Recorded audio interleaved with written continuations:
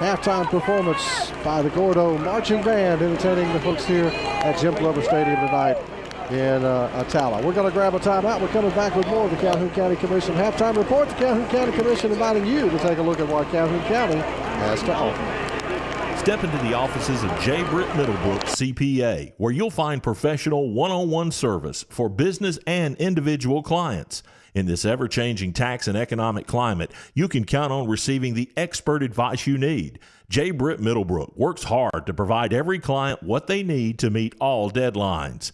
Tax season will be here soon. For all your accounting service needs, call or stop by at 1913 Berry Street in Oxford. That's J. Britt Middlebrook, CPA.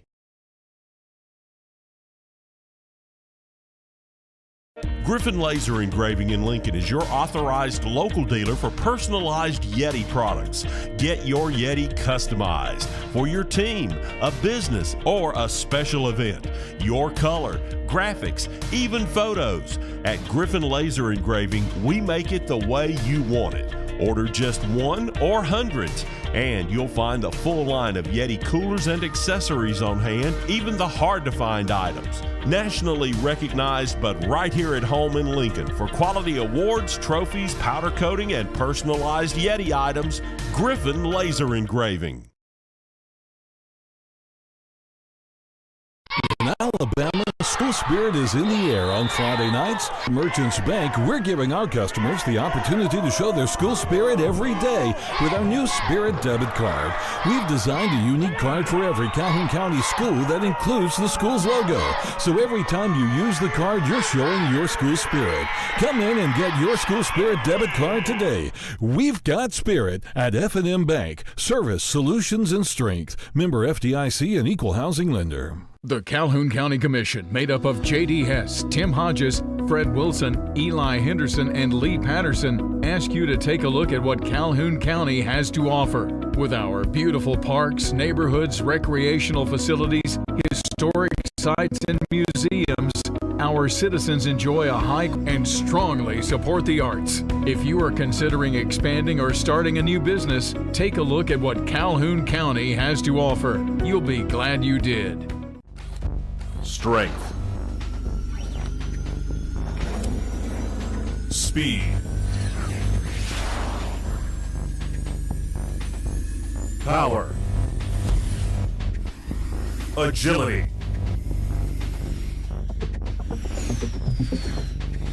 If you want to be elite, train with the elite. Creels at Elite Nation. Call for your free consultation today.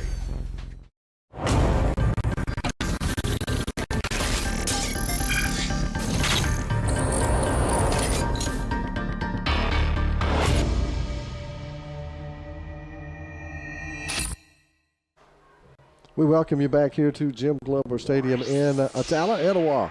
On the short end of that 14-7 halftime score, it is the Calhoun County Commission halftime report here on FNN on NFHS. The Calhoun County Commission inviting you to take a look at what Calhoun County has to offer. We're going to put some scores up on the screen from around the playoff action from around the state, and we'll be getting back and ready to go with third quarter action coming up here on FNN on NFHS.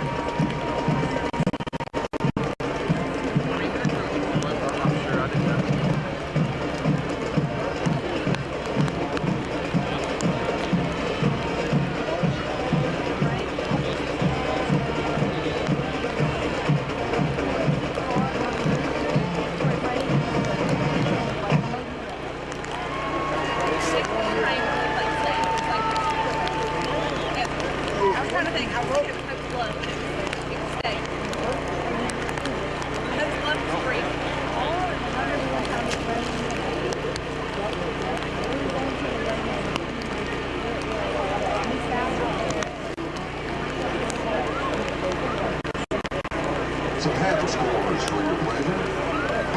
5-7. Piedmont 6.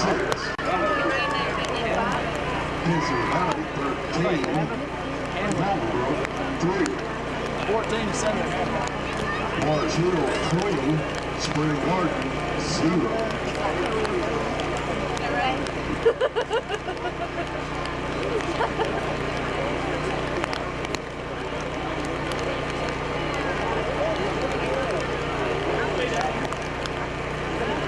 Yes, sir. Set.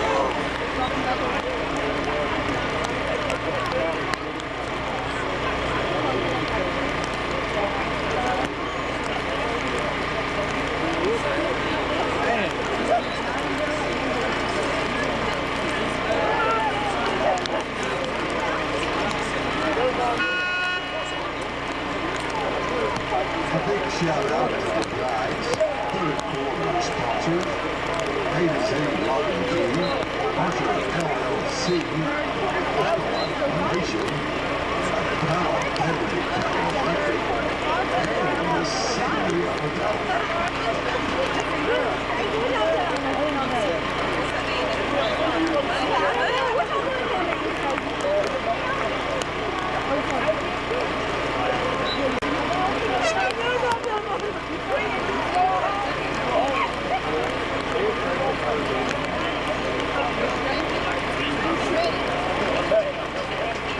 That's going to wrap up the Calhoun County Commission halftime report. The Calhoun County Commission inviting you to take a look at what Calhoun County has to offer. We'll grab a timeout. We're back with third quarter action next. It's on NFHS.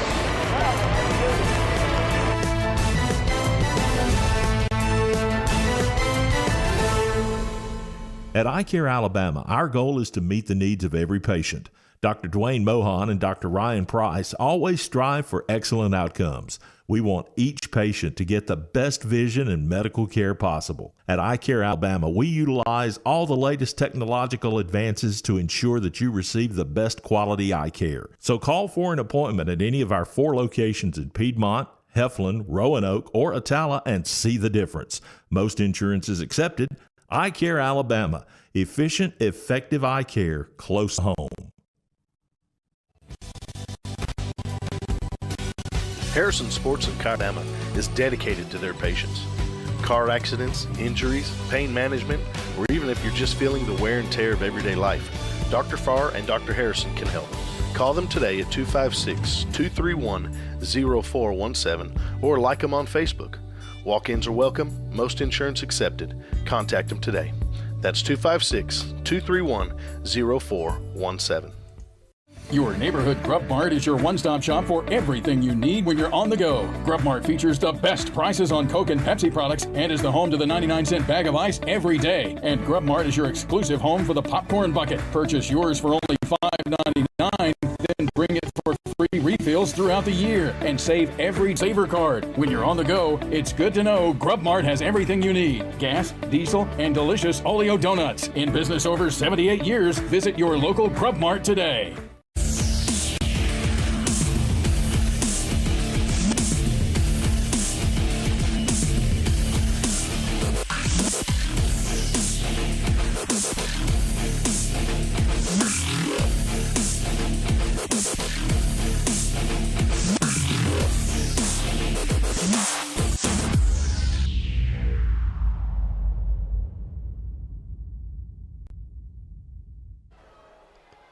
Welcome back to Jim Glover Stadium here in Attala as we are set for third quarter action. Gordo elected to receive to start the game, so Etowah will get the ball to start this third quarter. Grady Sample alongside the coach Eddie Bullock here, ready to roll with you. It is time for another Elite Nation kickoff. If you're looking for increased speed, strength, and athleticism, come check out one of the top sports performance facilities in the country. Creel's Elite Nation in Boaz, home to collegiate All-Americans, national and world champions, and numerous professional athletes. Give Coach Creel a call today at 256-506-7411 or visit Elite Nation on Facebook, Instagram, and Twitter. Here's the kick.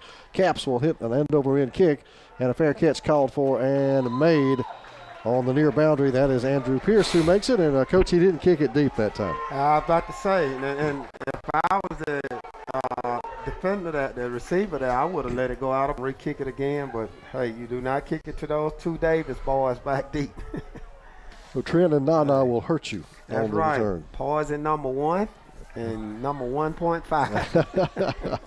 All right, so what do you want to see if you're looking for something out of Etowah here? You got behind just before the half ended, Coach. What do you need to do here? Well, you run the ball wide, get the ball in those scat backs' hands, and get them in ISOs. And I think Etowah has way more speed than Gordo, and they got to make Gordo run east to west. And they're going to run the Wildcat here. It's Trent Davis going to run a little option out here to Nana Davis, and that was well played.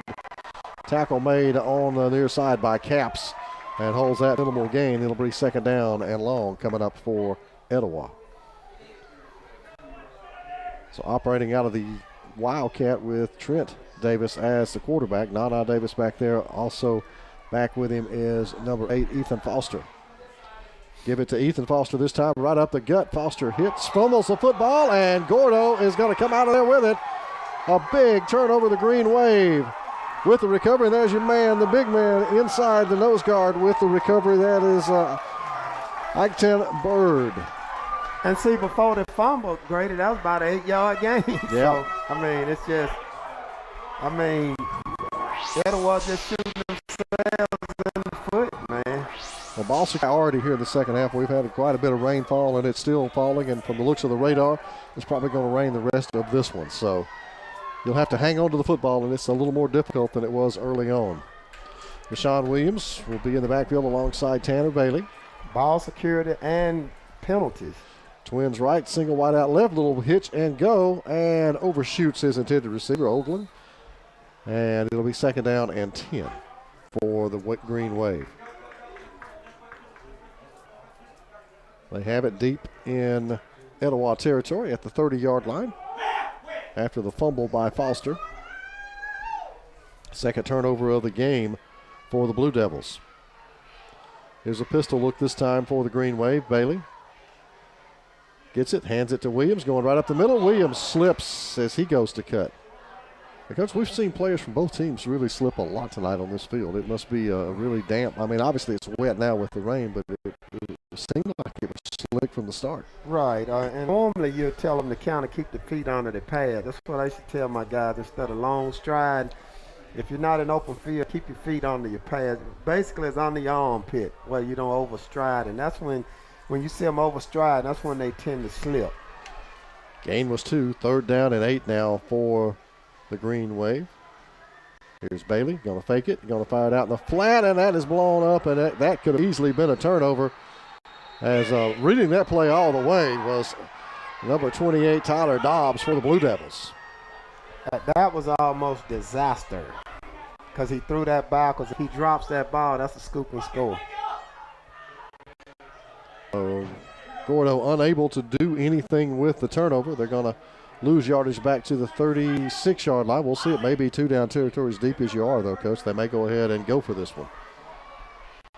And I think that's what they're going to do. I don't know if I would agree with that one on this particular situation with field conditions and being up a one complete touchdown. I might play field position on them. I might punt the football and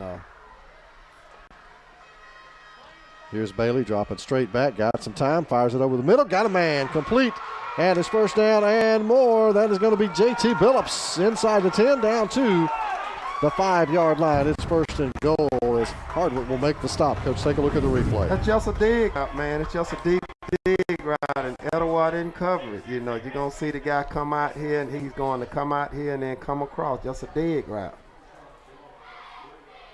It was a good there throw. It is right there. Yeah. Hit him in stride. Let me correct myself. Andrew Pierce on the stop that time for Etowah. And it is a Southern Barbecue Company trip inside the red zone, and there is a trip behind the line of scrimmage as Williams tried to run it wide, and Foster will take him down for a loss for the Blue Devils. Second and goal from the 7. We also had our first iCare Alabama of Atala. First down. Brady, you cannot run a cheetah running at him. That's true, Coach. Wise words. I do not think they will outrun Etowah running. They have to try to run. They got to use the strength on the inside, but I don't think they're going to get the edge on them. Etowah has too much speed. Give it to Williams again. He's going to try to run wide another time, and again, as you pointed out, he can't get the edge. Pierce is over there. Once again, also number 42, Jake Sanford over there to make the stop, and it's third and goal. And it's still back at maybe the 8-yard line. We'll call it the 7, just say no gain on the play. And I guarantee you what they're probably going to do. Now, you may see a play action with some kind of slant route right here where you see the wide receiver up at the top. He's probably going to run a slant. So the cornerback is playing the right. He takes it inside away. Well, they give it to Edwards, more of the speed back, and he tries the middle, and he is slammed down by Camp. And it's fourth and goal just like that. Are you surprised they've tried to run it 3 straight times? I am. I mean, Etowah stopped them. They've only had maybe 2 good runs all night. So I'm totally shocked that they would go 3 straight running plays.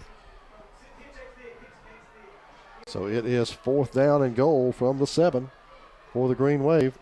They'll send the play in, and they will go for this, try to take advantage of the Blue Devil turnover. Empty backfield set for Bailey this time. And so you're not fooling anybody, because if you ran it 3 times, chances are you're going to throw it. Yeah. And here comes pressure, fires it quick, got a man, touchdown. Once again, that is Oglen. Hunter Oglen with the catch, and it is double digits now for the Green Wave. Just a deep dig route, man. He's going to take his outside.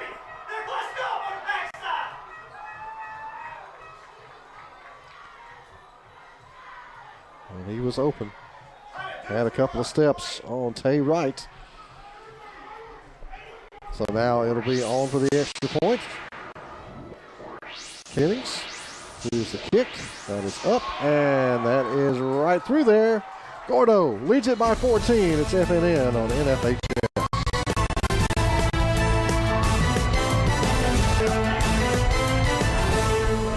Remodeling, great. How about laminate with a look of hardwood? Slate? Or maybe tile? An area rug? Okay. Traditional or contemporary? At Alley's, our experts can help sort through thousands of flooring options to find the look that matches your style. It's your choice, our pleasure. Shopping for hardwoods? Great. Natural, dark, timber, ash, or maybe maple, carpets, loop, twist, classic or bold, perhaps tile, stone, vinyl, or an area rug? At Alley's, our experts will help you determine the best flooring for your style. It's your choice, our pleasure.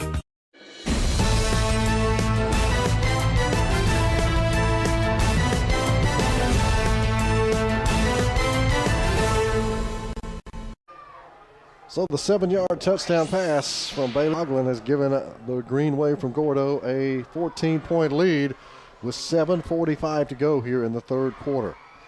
Caps once again on to kick it off. It's Davis and Davis back deep for the Blue Devils. And Coach, what are you not going to do? Kick it deep. And he does not. Again, a high end over end kick that's fielded kind of backpedaling this time. And the catch is made securely and put away there by number 19, Amarian Finch. Third quarter action tonight presented by Etowah Used Cars, where we finance your buy here, pay here used car headquarters for Etowah and surrounding counties. For your next pre-owned car, truck, or SUV, come see Dwayne at Etowah Used Cars at 200 5th Avenue Northeast in Atala. So it is 1st and 10 for the Blue Devils, and with over 4 minutes already gone off the clock in the third quarter. It's time to get moving, Coach. Absolutely. And you're talking down 2 touchdowns. So, and Etowah's capable now. Oh, extremely capable. Fake the reverse here as Trent Davis runs up his own blocker's back and gets it across the 35 out to about the 37-yard line. And that'll be it. It'll be second down coming up here for the Blue Devils, as that is Caps getting up off the bottom of the pile. And that gain was 6, so call it 2nd and 4 here for the Blue Devils. You just can't let it keep getting away from them. They're just letting it slowly creep away. Etowah has to score this possession right here to count to stay in the game. Here's a give again to Trent Davis, and Davis is going to lower the shoulder and lunge forward out to about the 39. And that'll bring up third down and short as the tackle made on the inside that time by number 58, and that is Bennett Davis for the Green Wave. Third and a couple for the Blue Devils on a rainy night in Attala.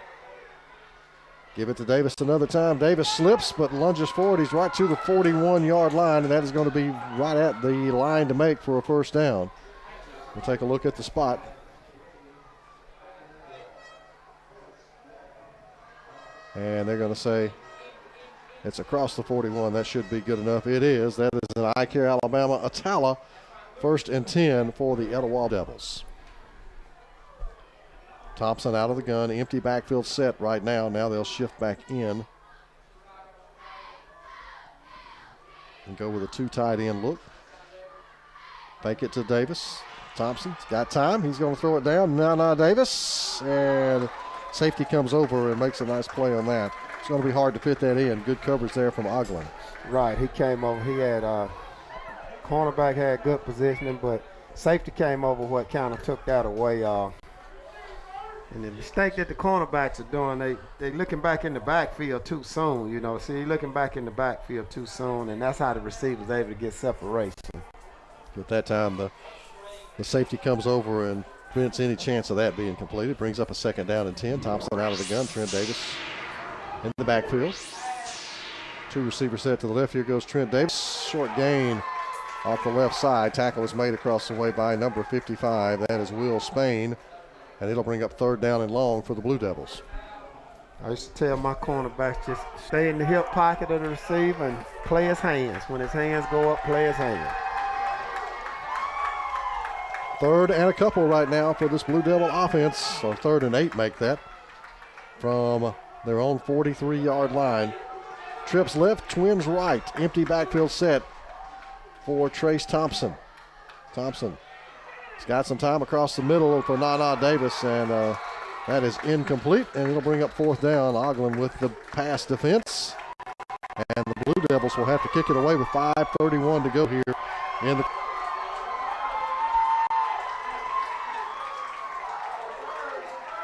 How do you like the Green Bay Packers look on the Gordo uniforms, Coach? Well, I remember that back when I was in college. You know, I went to junior college out of Walken. It's not too far from Gordo, and I used to watch them when I was in college. And actually, that's the first thing I said when I saw them. I was like, oh man, they done stole the Green Bay Packers. Yeah, look like the Packers. Yeah. Here's the kick from Finch. Gets it out of there. End over end. Fair catch called for and made up at around the 32-yard line by Oglen. And it'll be 1st and 10 for the Green Wave as they'll take back over, leading by 14 with 5:24 to go here in this 3rd quarter.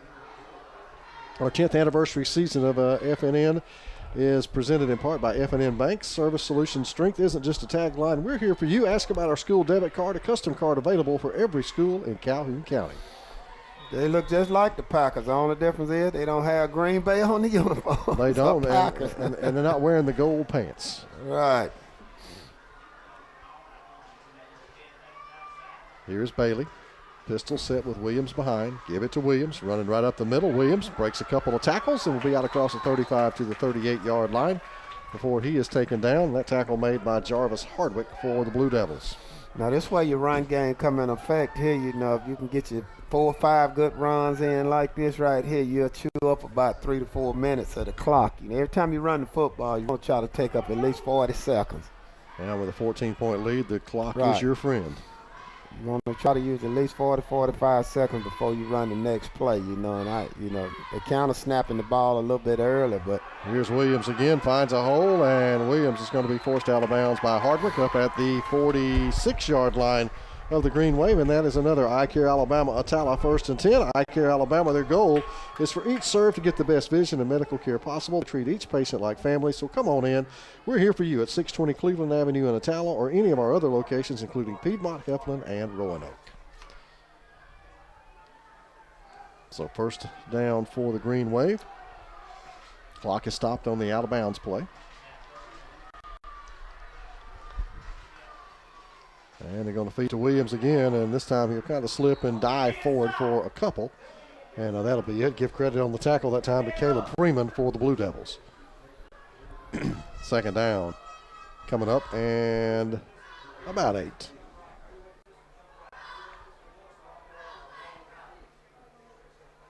That running game that didn't work at all in the first half, Coach, is starting to have a little effectiveness. right. But they still snapping that ball around 10 to 15 seconds, and I would have that play clock going down to about 5 before I even snap the football. They got the 7 that time. Here's Williams trying to get wide. He's got a block, and he's going to get the corner, and he will have close to another first down. Let's see where they spot him, and he will have another iCare Alabama Atala 1st and 10. The chains will move, and the drive stays alive. Gordo starting to stretch this one out a bit here in Atala. Etowah defense got to find a way to get a stop here, Coach. Right, and the Etowah defense was so dominant early. I don't know if they're just simply getting tired or what, but they don't have that fire like they had earlier when they first started. They just, Here's Bailey going to hand it off once again. I think this is Edwards this time who'll carry the ball down to the 40-yard line. Tackle's going to be made there by number 35 for the Blue Devils. That is Perry Byers. Gain was 3, 2nd and 7. Nothing fancy here, Coach. They're just lining up and running the football. Right, and that's what you do. I mean, with a 2-touchdown lead, that's what I do. As long as I'm up 2 touchdowns, I'm going to run it and be content and punt the football when I need to. And they are getting more and more deliberate. You're going to like that. Now the play clock is down to 10 before they even line up, Coach, so they're doing better. Eating clock up. Except for the fact it was an out-of-bounds play. Here is Edwards again. He's going to run wide or try to run wide, and he is going to be forced down, and that's going to be a loss as, again, hard to get the corner on this Etowah Blue Devil defense. Stringing it out that time, Trevor Gladden for the Blue Devils. You can't outrun a cheetah, Grady, running at it. It's hard to outrun him, run away from him. Yeah, but you sure can't outrun him, run him at him. That's right. Etowah has 5 or 6 cheetahs on that team. So that will bring up a 3rd and about 12. That's a loss of 5 for Edwards that time. We'll see if the Green Wave will let Bailey put it in the air here. Got trips over to the right side. Bailey's going to look right. He's got pressure coming. Now throw it back. A little tunnel screen in here in the middle. Edwards breaks one tackle, breaks another, and the ball pops out. I think he was down. Yeah, he was down. Absolutely. He was down. His elbow hit and the ball flew up. Gordo got it anyway, and he was down right at his first down mark as well. And it is another iCare Alabama Atala 1st and 10. It's a great hit, and he was right here. Football hits right there, and then as he spin over, it comes up. So, yeah. Yeah, they'll spot it there at the 32-yard line, make that. So the drive for Gordo will march on. Well, those big boys now, they're getting the best of Etowah's defensive line. Etowah's defensive line won the first half. Here's Williams straight ahead. Williams has got plenty of room inside the 20. Williams will be forced out over here on the near sideline by Jarvis Hardwick, and that will be another iCare Alabama Atala 1st and 10 for the Green Wave. And Gordo must have knew something we didn't know, because earlier I was ready to totally abandon. I mean, Etowah front four was just whooping Gordo so badly. I was like, why are they even trying to run the football? And now paying dividends. It is another Southern Barbecue Company red zone trip here for the Green Wave. Here is Bailey. He is going to hand it to Williams, cuts it back up the middle. This time, Perry Byers is going to wrap him up quick. Southern Barbecue Company, where you'll always get fresh smoked meat and delicious side dishes at an affordable price. Come eat with us soon in Boaz or at our Atala location at 215 Gilbert's Ferry Road.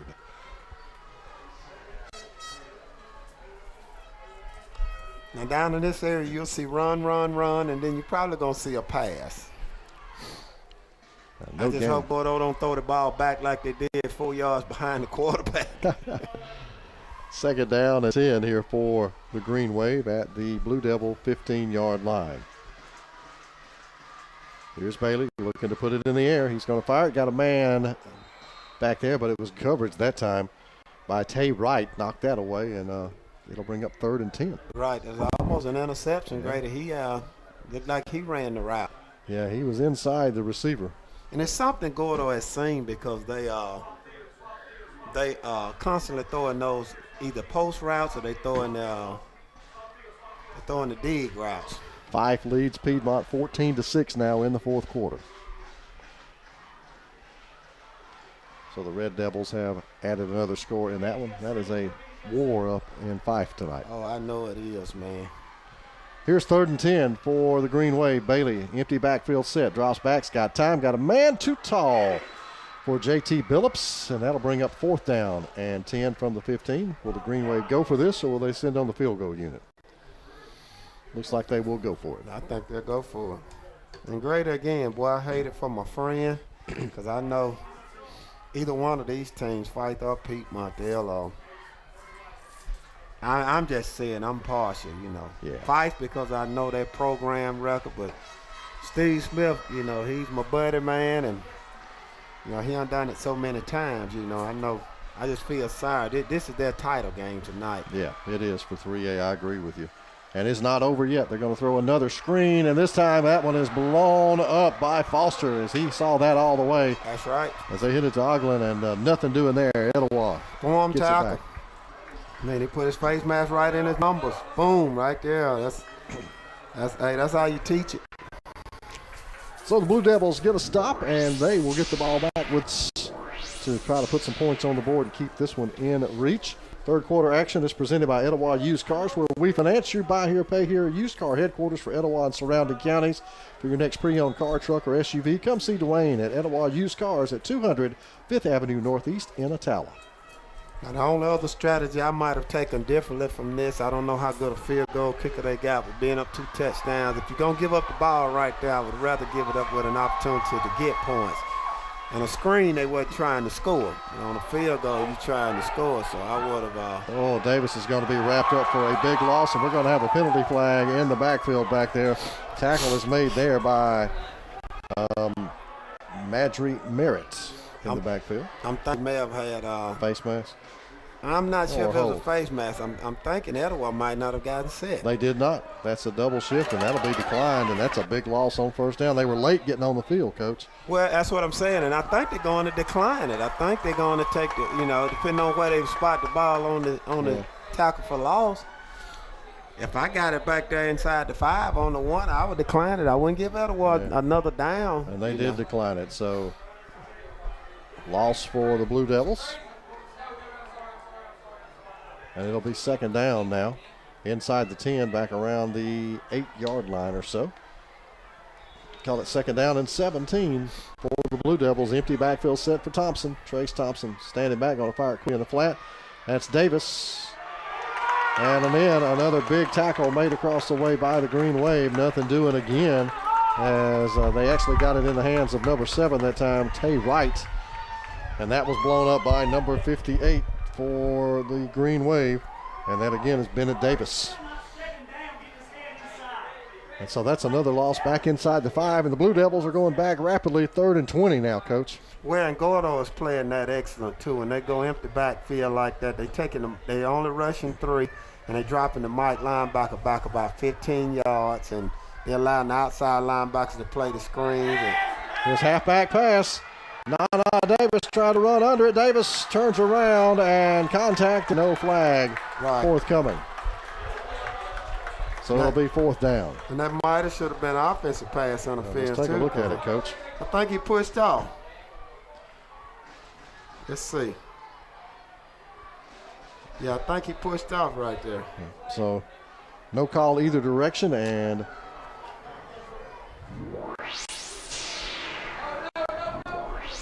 there is a flag back, I thought, down near the line of scrimmage, but I think, of course, that would be declined. 4th and 20 for the Blue Devils at the 5-yard line. Ineligible receiver was downfield was the call, and declined. And Etowah will have to punt this one out of the end zone. Finch be back there to kick it away.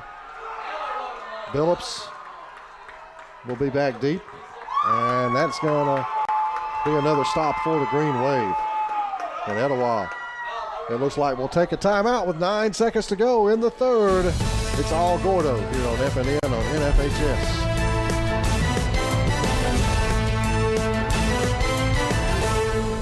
In Alabama, school spirit is in the air on Friday nights. At Farmers and Merchants Bank, we're giving our customers the opportunity to show their school spirit every day with our new Spirit debit card.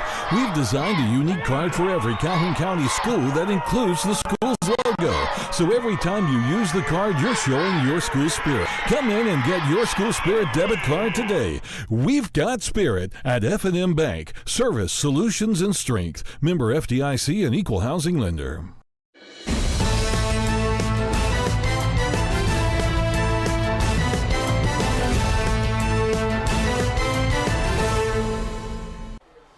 We've got 9.5 seconds to go here in the third quarter, and Gordo just takes their first time out of the half, and now Etowah with a 4th down and 20 back at their own 5-yard line, and Finch will try it out there and have to kick this away. Deep will be Chris Neal. Also back there is Hunter Oglen for the Green Wave.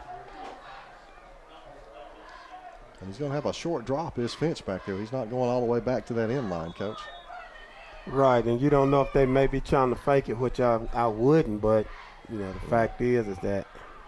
And they're just going to kick it. They played a safe, right, punt safe formation that time, and that ball will be downed, and that will be the end of the third quarter.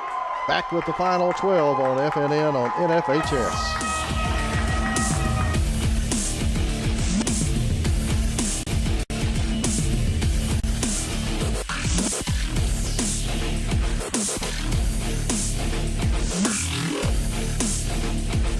The Calhoun County Commission, made up of J.D. Hess, Tim Hodges, Fred Henderson, and Lee Patterson, ask you to take a look at what Calhoun County has to offer. Our beautiful parks, neighborhoods, recreational facilities, historic sites, and museums, our citizens enjoy a high quality of life and strongly support the arts. If you are considering expanding or starting a new business, take a look at what Calhoun County has to offer. You'll be glad you did.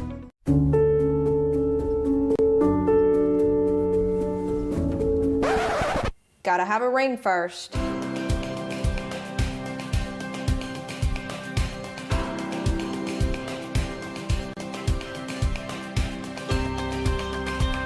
Remember, she has to say yes to the ring before she says yes to the dress. Rivers it better.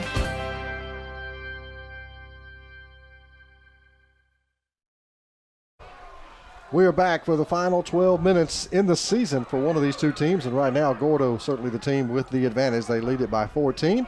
As we get set to start the fourth quarter, the Green Wave will have it 1st and 10 at the Etowah 48-yard line. It's been a dominant second half thus far by the Green Wave, but as they have established the run game. Williams will be in that pistol formation behind Bailey. And he's going to turn and give it to the big man. He's going to cut it up. And actually, that is not Williams. That is big number 10, Xavion Glass. And he rumbles down near the 40-yard line. That's right, and you said it correct. Number 10. You talking about 241 pounds. And he ran it with authority, Coach. Right, and a little bit of DB, you'd hate to see 241 pounds moving that fast coming at him.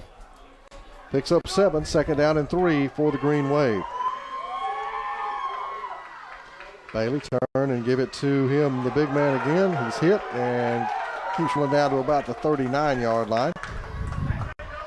As the tackle made first by number 7, Tay Wright for the Blue Devils, and that'll bring up 3rd down and 1.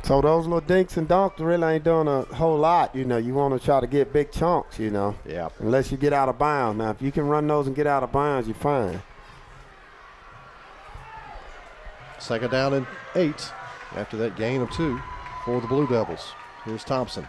Stands back, and he's going to loft it down the sideline and knocked away. Good defensive play by Oglen. And a big hit put on Nana Davis over there as well, and it'll bring up 3rd 8 for the Blue Devils. Well, he had 2 guys on him right there. It's just, you know, it's hard to get something against Gordo with single route receivers, you know, single receiver routes. I'm sorry, I said that backwards, but you got to have more guys so you can pull that safety off the top, you know. If they can something like a dig route or a post route and pull that safety out from over there, and you get Nana one-on-one like that, I'm going to bet my money on him. Yeah, Neal is just kind of drifting over. Right. Playing center field back there and was over there in position for that double coverage. 3rd and 8 now for the Blue Devils. Give it to Trent Davis right up the middle. There goes Davis inside the 35 and showing some strength as he gets down near the 33-yard line. It'll bring up 4th down once again for the Blue Devils. So another do-or-die play here. Neal comes up from the safety position to assist on the tackle. And they're putting the big man back in. Bird will trot back in at the nose guard position. 4th. And see, that gives you a key right there. Now they got to try to run it outside because Big Boy going to clog the middle now. Yeah, they're going to throw the ball. And to nope. Looked like he was going to try to hit Nana Davis and well overthrown, and Etowah will turn over on downs. And see, that's smart on Gordo. You put the big man in the middle. And I'm telling my linebackers, hey, y'all play football, have a field day. The outside linebackers. Because it's hard to move 375 pounds, Gray. Yes, sir. You can be a professional bodybuilder. It's still hard to move 375.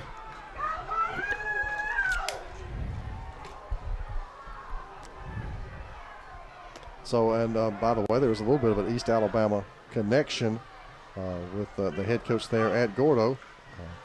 Was hired by a Munford guy, David Todd, for the program. And here they are, 8 minutes from heading to Tuscaloosa to play for a state championship. Absolutely. Now, you say he was hired by a Munford guy? Yep.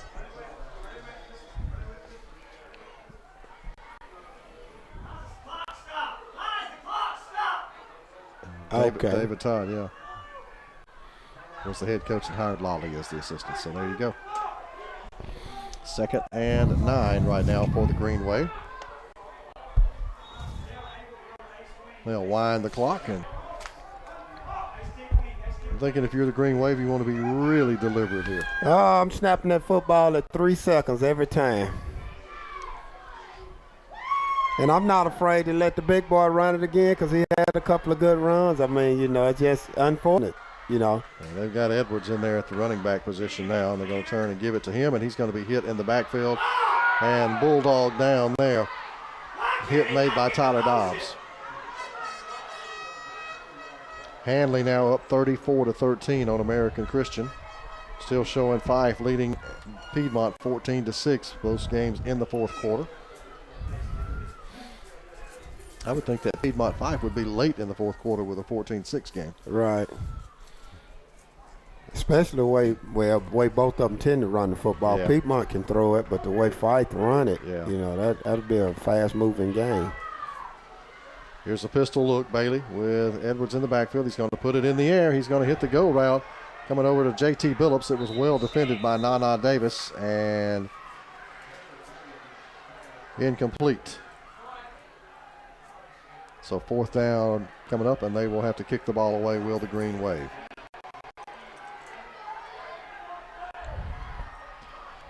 It's Tanner Bailey, the junior quarterback, our spotlight player for Gordo, and he's had a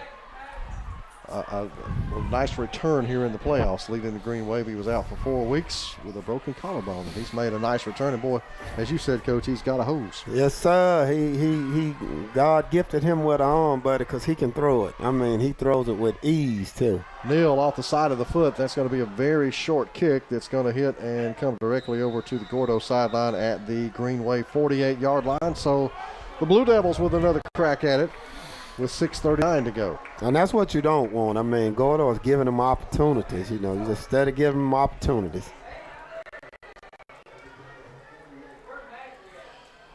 So once again, fourth quarter action presented by McMichael Waste Service on Highway 431 in Gadsden. Your go-to source for roll-off dumpsters and portable toilets. McMichael Waste Services provides waste collection, recycling, and disposal services for commercial, industrial, and residential customers. Visit them on Facebook, online, or call 256-295-3945. First and 10 for the Blue Devils. Trace Thompson stands in the gun, trips right, twins left. Empty backfield look. Thompson sits back there. He's got some time now. He's going to tuck it, and he's going to look to fire it up and tries to hit Knight and just throws it out of bounds. He doesn't look comfortable in the pocket to me, Coach. He doesn't. When we watched him early, he definitely doesn't want to run. I know he's a young quarterback. I believe he's in, 10th grade? I think so. Yeah, he's a sophomore. Yeah, but I know he definitely does not want the ball, period. Out of all the games I've seen him play, for some reason, he just will not run it. He won't tuck it and run it. And once he went through his progressions, which looked like he's only going maybe too deep, he's yeah. And now he's going to escape the sack momentarily. Now he's going to still doesn't want to run. Throws it down. Got a man wide open. Big play. Thompson is going to have a receiver down inside the 10-yard line. It'll be first and goal as he finds Tay Wright deep, and a big play for the Blue Devils. Yeah, just actually should have been sacked twice, and DBs went to sleep. That's one. That's 2 times he got should have been down right there, and the safety just kind of came up. Safety did a good job hustling, getting back door, and then open field tackle. That's a great job. You cannot fault the effort right there, but the Caps made the stop, and that is an iCare Alabama attack. First and 10, give it to Trent Davis, and Davis is going to be hit and stopped after maybe a gain of a yard. Tackle made there by Madry Merritt, and we have another Southern Barbecue Company red zone trip here for the Etowah Blue Devils, and Coach, they've got to cash this in. Second and goal at the 7. Well, if they want any kind of chance at this game, they got to score here.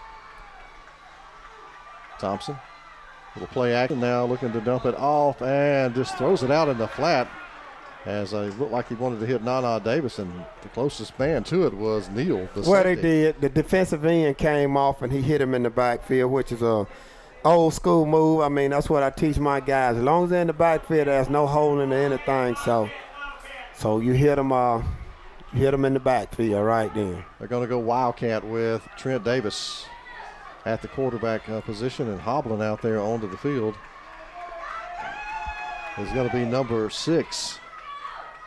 That's Ollie Finch, and he doesn't look anywhere near 100% for the Blue Devils. Third and goal from the 7. Davis will have Sanford in the backfield now. They will shift. Davis with a deep drop, and now a timeout taken as the play clock was down to 1. And boy, you hate to burn that timeout. You want to have all 3 of them to try to get the ball back. We'll take a timeout as well. It's FNM on NFHS. At iCare Alabama, our goal is to meet the needs of every patient. Dr. Dwayne Mohan and Dr. Ryan Price always strive for excellent outcomes. We want each patient to get the best vision and medical care possible. At iCare Alabama, we utilize all the latest technological advances to ensure that you receive the best quality eye care. So call for an appointment at any of our 4 locations in Piedmont, Heflin, Roanoke, or Atala and see the difference. Most insurance is accepted. iCare Alabama. Efficient, effective eye care close to home.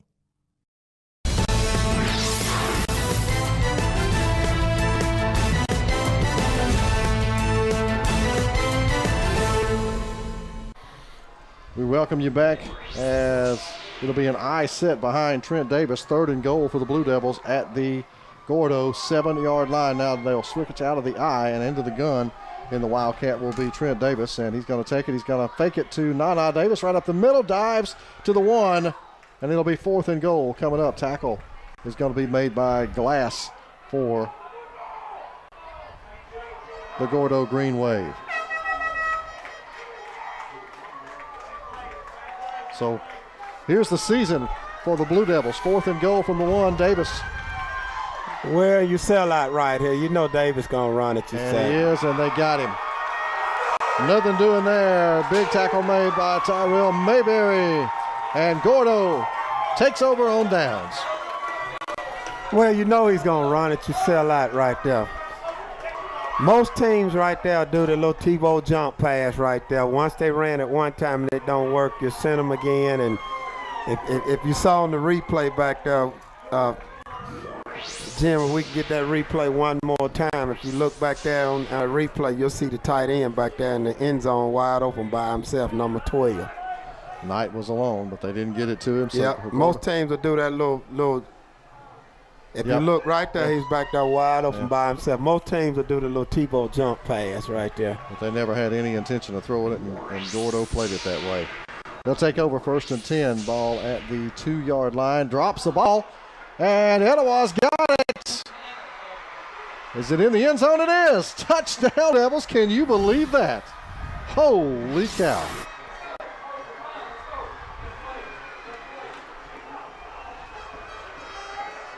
As we'll take a look at the replay.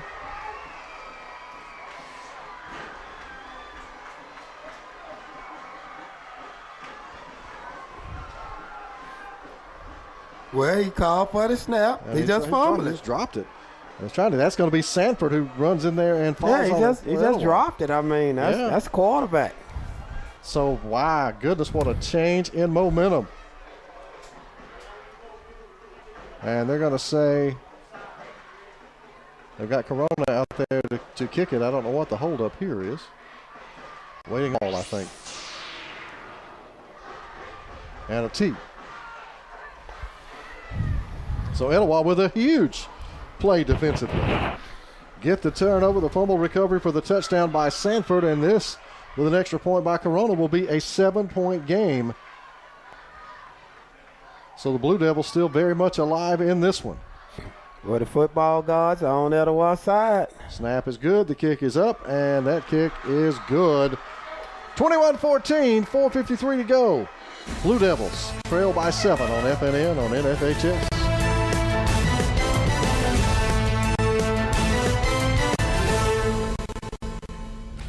Strength. Speed. Power. Agility.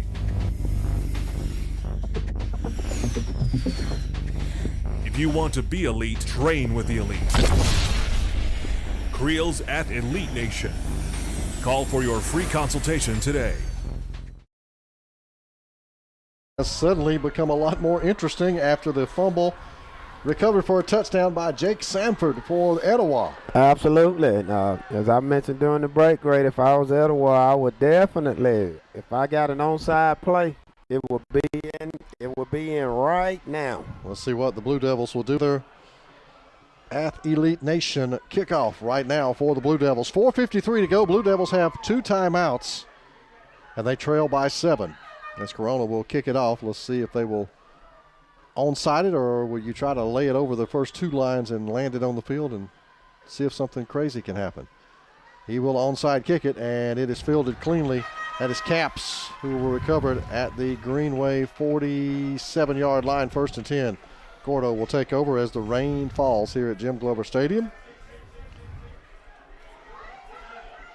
So you got 2 timeouts, but you've got to get a stop on defense. Right, they did a good job too. Etowah did. Hey, I'll be jumping for joy right now, especially as well that defense played early, now.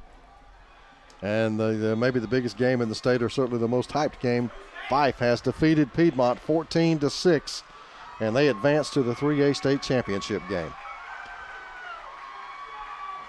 Sounds like that game lived up to the billing, Coach. That's right. We got a good one here. Going to give it to Williams, trying to get the edge. Breaks one tackle, but he's not going to break the others, as he's going to be taken down right around midfield 49-yard line. Your neighborhood Grub Mart is your one-stop shop for everything. Alabama School Spirit is in the air on Friday night.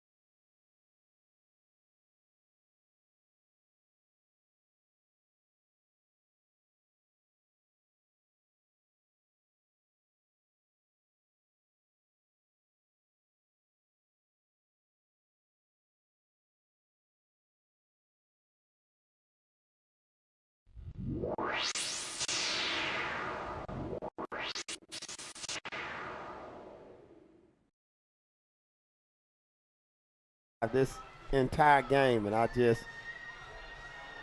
trying to figure out what is the illegal shift that they are doing. They have loved that call because they've made it starting in the first quarter, and they have called it all night long. And it's got to be somebody moving at, it's got to be same time or not letting them set long enough. Now it's 3rd and 6 for the Blue Devils. They do a little hard count, almost get Gordo to come across.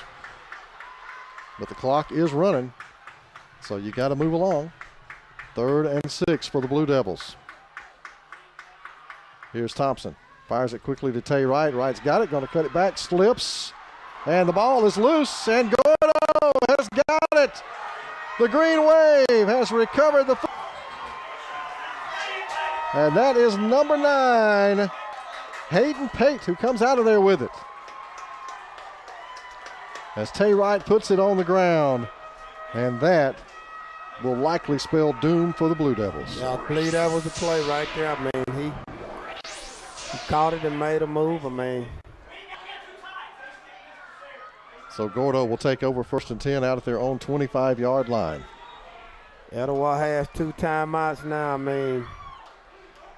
Etowah has had more chances. My prayer tonight would be thank you, Lord, for the chances that you gave me. But they just did not take advantage of them. We'll see. That's, I think, the 3rd turnover on the night for the Blue Devils, and they'll give it to Williams, and he's going to be tackled behind the line of scrimmage. Law loses a couple, and Etowah will quickly take the timeout. As Trevor Gladden will make the stop. We're back with more coming up. It's FNN on FHS.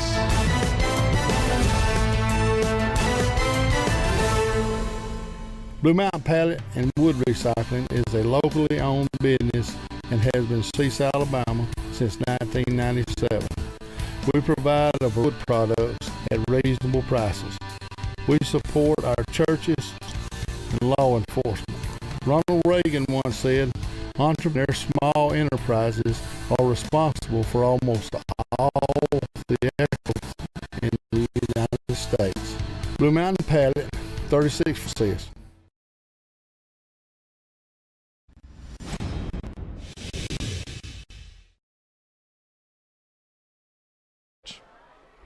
Right. Yep. He lost it. He had it. He had made several steps with it. So, he made a football move. Here's Gordo. Going to hand it off to Williams, and Williams has got the corner this time. He's going to be caught and dropped by Gladden as he gets up near the 29-yard line. That'll bring up 3rd down and 6 and another quick timeout for the Blue Devils. Their final one. They can't stop it again, and Gordo will have a 3rd and 6 upcoming here, Coach. So we'll grab a quick timeout. We're back with more coming up at FNN on NFHS.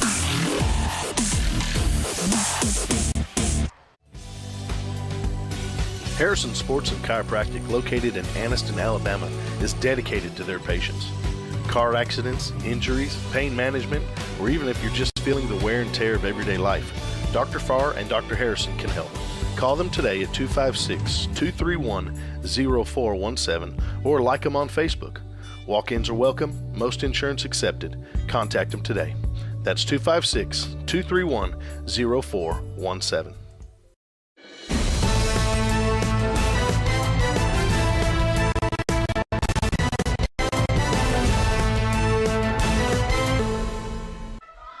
It is 3rd and 6 now for Gordo from their own 30-yard line. 1:23 to go. No more timeouts left for Etowah. They can't stop the clock again.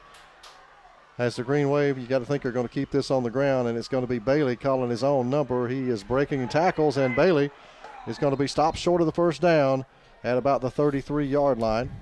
Up to make the tackle. Camp is over there. Also over to make the stop is Bennett Nance for the Blue Devils. And of course, Coach, the way the punting game has gone lately, I don't know that Gordo, they act like they're going to line up and maybe try to draw them off sides here. Surely you're not going for this on 4th and 2. I wouldn't go for it. Not this close in the game, man. I wouldn't,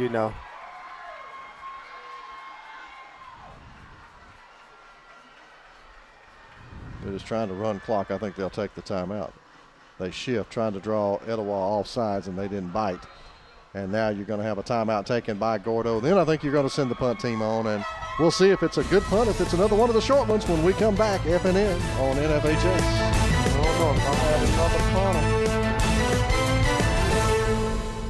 The Calhoun County Commission, made up of J.D. Hess, Tim Hodges, Fred Wilson, Eli Henderson, and Lee Patterson, ask you to take a look at what Cal County has to offer. With our beautiful parks, neighborhoods, recreational facilities, our citizens enjoy a high quality of life and strongly support the arts. If you are considering expanding or starting a new business, take a look at what Calhoun County has to offer. You'll be glad you did. 35 seconds to go, and another punt forthcoming here for Gordo. That'll be Chris Neal who'll trot back out there, and he has struggled on the past couple of punts. And it looks like Etowah is going to sell out and go after this one. Now they'll send Nana Davis back. Yeah, I would rather go with the return, having him back there to return it. Plus, Neal hasn't hit a good one. They're going to go after it, and they almost get it. This time he hits it a mile in the air, and it's going to hit and out of bounds at the Blue Devil 49. So Etowah takes over with 27.8 seconds, no timeouts, up at their own 43-yard line. And Grady, they almost blocked it. I mean, who does not? You got three guys back there. Why don't you block the middle rusher? Yeah, that's what those three guys there for, to block the middle rusher. He didn't miss it by much, did he? Mm-mm. So Etowah, you can't stop the clock, so you've got to throw it, obviously, at this point. But you've got some guys, as Jim said when we were in the break, that give them a touch and anything can happen. That's right. You got to tackle them in bounds. You can't let them get anything on the outside. You got to tackle them in bounds. If you tackle them in bounds, they got 3 plays at the most. They'll go trips right. Trent Davis will stay in the backfield with Trace Thompson. He's going to drop back, and he's going to fire it to Davis incomplete, and it's probably just as well. That's just not going to do anything for you. That's going to be tackled right there short of a first down. The clock's going to roll, and you're going to be lucky to get 2 more plays off. I think you got to throw it deep. You got to throw it deep. I mean, you might get a pass interference call. I mean, you might make the catch. Who knows? But throwing it 6 yards up the field, that's not going to do you any good at all. Gordo has to get a rush, though, because if you don't get a rush, then you give him time to make the Hail Mary throw.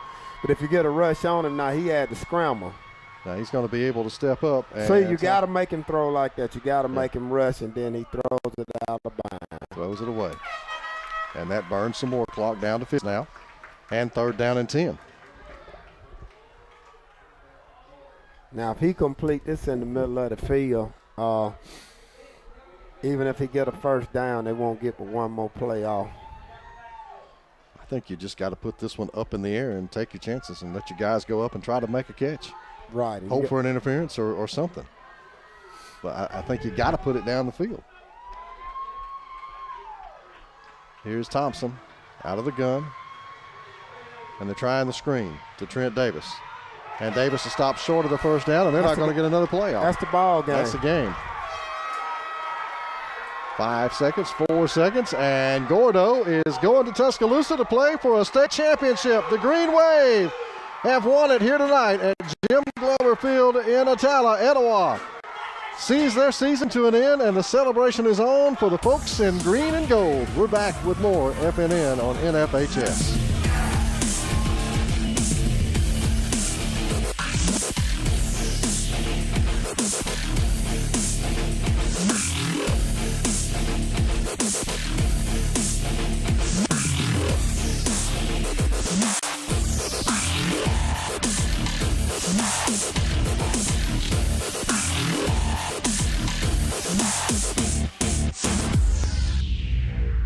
The Calhoun County Commission, made up of J.D. Hess, Tim Hodges, Fred Wilson, Eli Henderson, and Lee Patterson, ask you to take a look at what Calhoun County has to offer.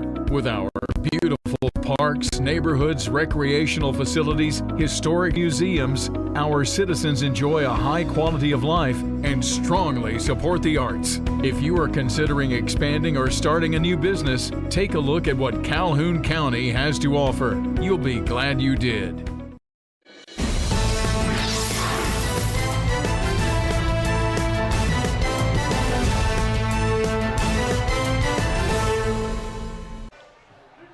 Well, we had a good one tonight to wrap up the 10th anniversary season of the Friday Network in Attala tonight, as the Gordo Green Wave coach have defeated the Etowah Blue Devils. And as you see the celebration on one side, you see the heartbreak on the other. That's right. Hey, been there and done that, man. It's about the exact same score. I remember 2012. Lost Naniana 21-14 at home, just like Etowah. So everything they're going through, I've been there. Well, I want to thank all of our crew, all of our camera guys, of course, Jim and Jake in the production trailer, and of course you, my friend, for another fun season of high school football here on the Friday Night Network. And we'll look forward to 2021. Hopefully with COVID. Hopefully without COVID. And it's going to wrap it up for the 10th anniversary season of the Friday Night Network for all of the crew. I'm Grady Sapp. Good night, everyone.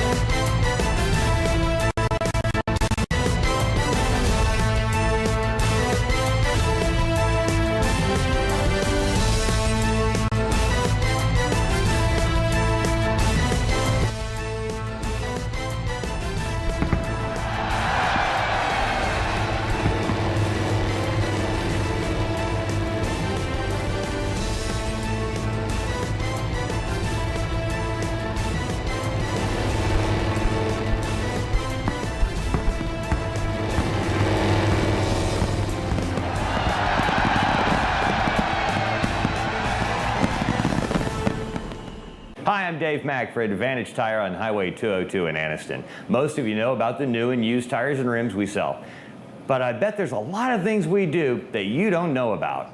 We have a full lineup of ASE certified mechanics that are ready to take care of just about everything you can imagine, like this. He's working on a brake job right here. At Advantage Tire, we've got the latest diagnostic tools. These are all digital. This is wireless. Most people have a wired. We got wireless. But on top of that, when it comes to diagnostics, we still handle your alignment with the latest technology available. And don't forget, we do shocks and struts too. So the next time this happens to you, you know where to go. Advantage Tire, Highway 202 Anniston.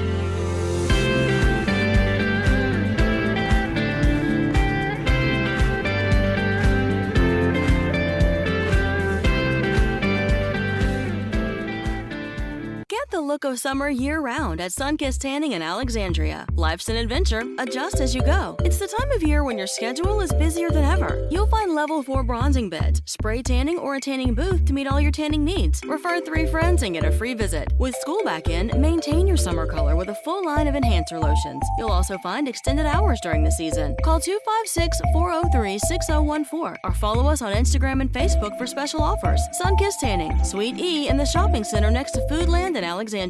Today's real estate market requires expertise to navigate the buying and selling of property. You need a realtor that looks at you like family and not a dollar sign. If you've been thinking about buying, selling, or investing in real estate, contact the trusted agent, Alan Ray. He can educate you and walk you through the process from start to finish. And Alan Ray is here for support after the sale. His customers have access to him years later. You're more than a number, and you should be treated that way. And you are with Realtor Alan Ray. 10, 9, ignition sequence start. 6, 5, 4, 3, 2, 1, 0. All engine running. Liftoff.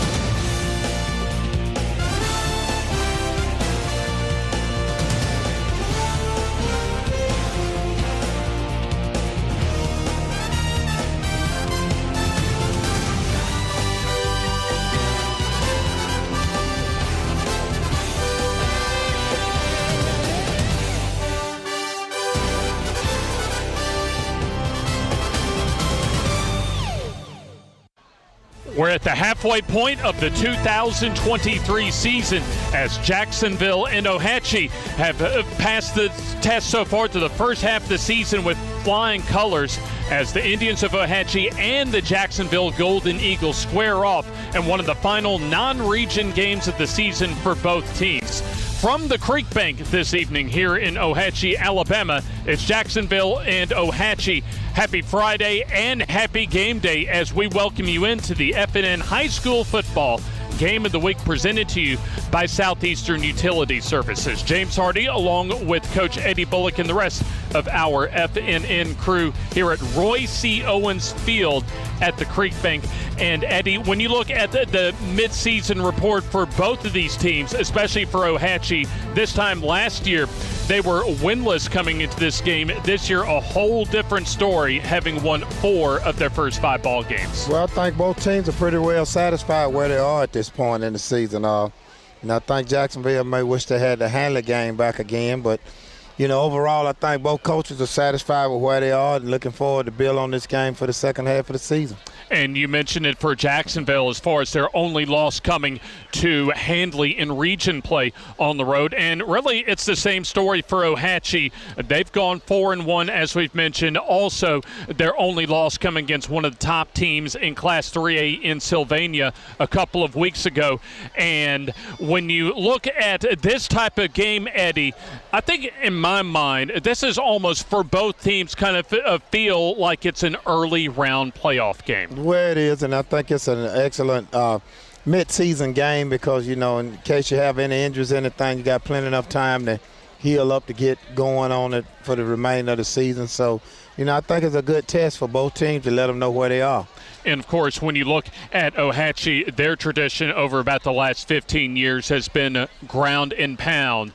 And really, they've been able to kind of diversify their offense when it comes to opening up their offense. And they've had some pretty solid performance at quarterback from Jake Roberson. Well, and I think tonight will be a test of actually two opposites because – you got Ogle at Jacksonville, and Jacksonville like to spread the ball around. They'll run it, but Jacksonville is mainly known for throwing the ball, passing.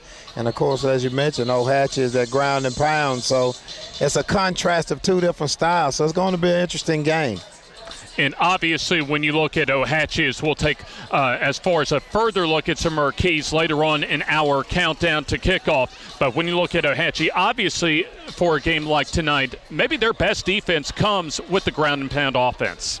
Well, you're absolutely correct. And that's going to be the test both defensive coordinators going to have because Jacksonville probably is used to defense is used to playing against a lot of pass scale in practice, and, of course, Ohatchee defense is used to playing against a lot of runs, so that typically means the defensive backs are not going to get as much work at Ohatchee, and that means the defensive linemen are not going to get as much work in Jacksonville. So it's going to be interesting to see who makes the better adjustments.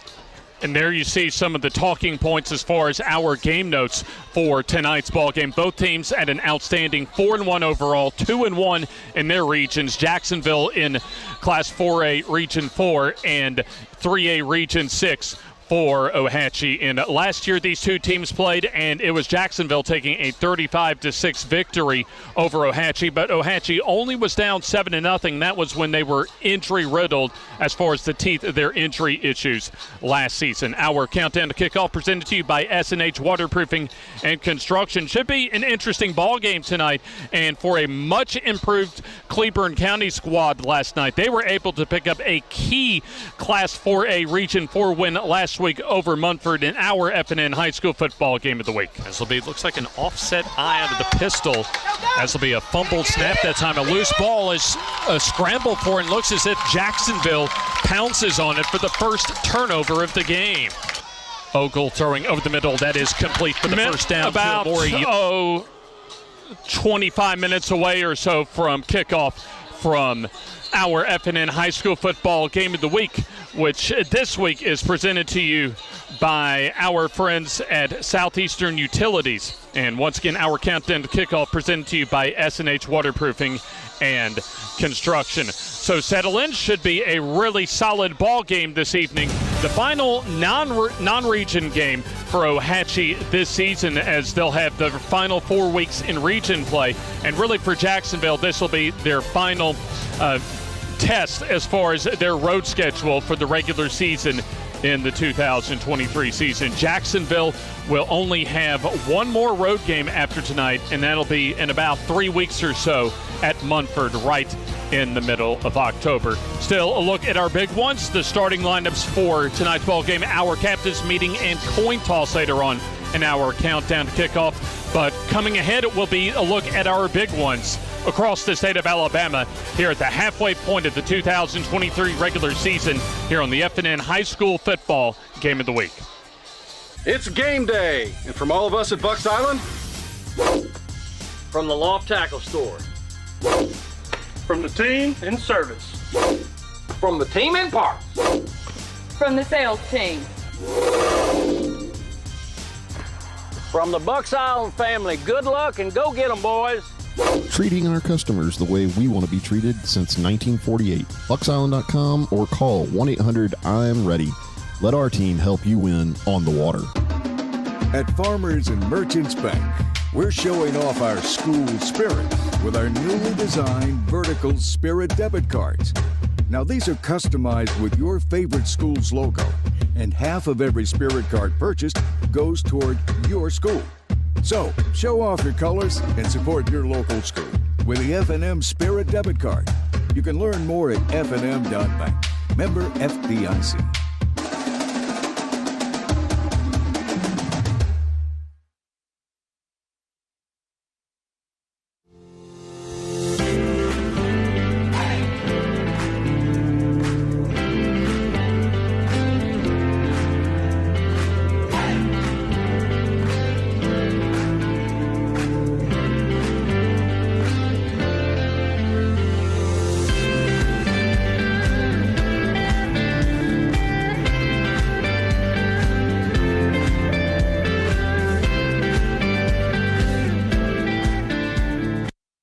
The Food Barn in Raglan offers the best in good old-fashioned hometown service when you're shopping for groceries, plus the latest ways to get great food specials your way. Click on RaglanFoodBarn.com. Follow the Food Barn on Facebook and listen to the River for weekly specials. Where you can get everything you need from down on the farm and it won't cost you a leg or an arm. And they're open 7 days a week. For the best cuts on quality meats, great service, and great prices, it's the Food Barn in Raglan. The Calhoun County Commission, made up of Fred Wilson, Danny Shears, Carolyn Henderson, Terry Howell, and Lee Patterson, ask you to take a look at what Calhoun County has to offer. Our beautiful parks, neighborhoods, recreational facilities, historic sites, and museums. Our citizens enjoy a high quality of life and strongly support the arts. If you're considering expanding or starting a new business, take a look at Calhoun County. You'll be glad you did.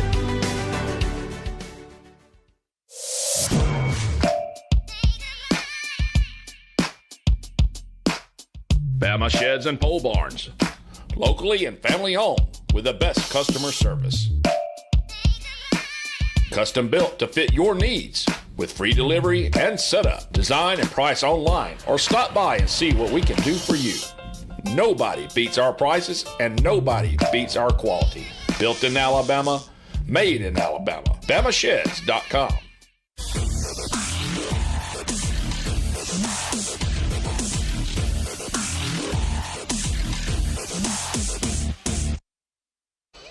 Anderson he wants to go deep down the field, and that's intercepted at the 9-yard line. Snap. And this will be the give right up the middle, and a fumble on the play, and Munford says that they have it. Gore under center. Going to give to Adams, streaking off the left side and diving into the end zone. Give him 6. Checking in. This will be Dingler off the right side, somersaulting toward the end zone, and he's in for the touchdown. This will be Dingler on his 3rd consecutive carry, and he's going to go in untouched for the touchdown. Hughes gets the call, gets the first down, and he's in the open field, and he's going to try and take it to the house. Trying to beat Denson to the end zone, and he's going to be stopped just shy of the goal line. Under some pressure, and the jump pass on the screen pass complete to Denson as he'll try and juke around, and does so a couple of defenders, and he's in the open field near boundary as he'll get taken out of bounds with a flag on the play. It'll be the give off the right side, and a fumble and a recovery for Munford as they'll try and get a scoop and score, and going all the way back for the touchdown is Jacob King. For the Munford Lions, it'll be Maury Edmondson going off the right side, and he'll scamper into the end zone for the touchdown. Our highlights from last week's FNN High School football game of the week, which saw Cleburne County take care of Munford 37-21 for a key region win for Cleburne County. James Hardy, Coach Eddie Bullock, and the rest of our FNN crew as we continue with our SNH Waterproofing and Construction LLC countdown to kickoff. And there you see the countdown to kick off to our final game of the month of September. And we'll bring in our very own Jim Jacobs to take a look at our first big one from around the state of Alabama, and a huge non-region game tonight for Pleasant Valley taking on Raglan. Absolutely. Good to have you guys with us here. Absolutely. All right, Eddie, Pleasant Valley hadn't lost. Raglan's coming to town. Pretty decent team. What do you think? Well, I think the trail that Pleasant Valley is on right now, even though Raglan has a lot of athletes and pretty good, I think it may be a little tough for them. So I'm going to lean toward the home team at home. All right, so you're going with the Raiders to go 5-0. PV, I'm going with PV. Going with the new helmets and everything. James, what do you think? I think as long as Pleasant Valley's on their roll, I'm going to keep going with them. All right, I like the Raiders as well, but don't be surprised. All right, next up, Cedar Bluff at Spring Garden. Both of these teams have been kind of off to a slow start, guys. Yeah, I think Spring Garden kind of has Cedar Bluff number right now. And, even though they both are struggling, I still would have to lean towards Spring Garden at home. So, as you always say, go Garden, go. I'm going with Eddie here as well. Spring Garden has Cedar Bluff's number, and that'll continue. Well, now look, guys, we can't all agree on all of them, but I'm with you on this one. GGG. Here we go. Next up, boy, this is a big one. Oxford at Hartselle tonight. Jackets undefeated, and I think if they can get this one tonight, Eddie, they will face Clay Chalkville in a few weeks, undefeated, battling for the region as Clay Chalkville and, coming off that big win last night at Thompson. I think we're getting close to the national anthem, so we'll hold it there and send it for our national anthem.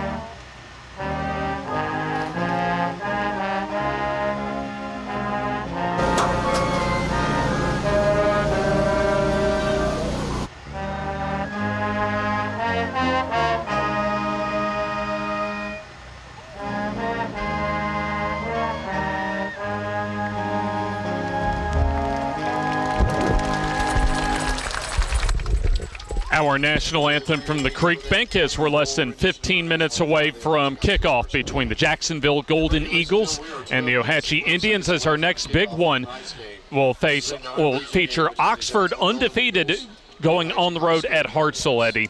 Okay, and Jim, I'm back to Oxford there. I think they kind of playing pretty well, and I'm going to go with my heart. I'm going for the county school. I think Oxford going to go in there and steal one.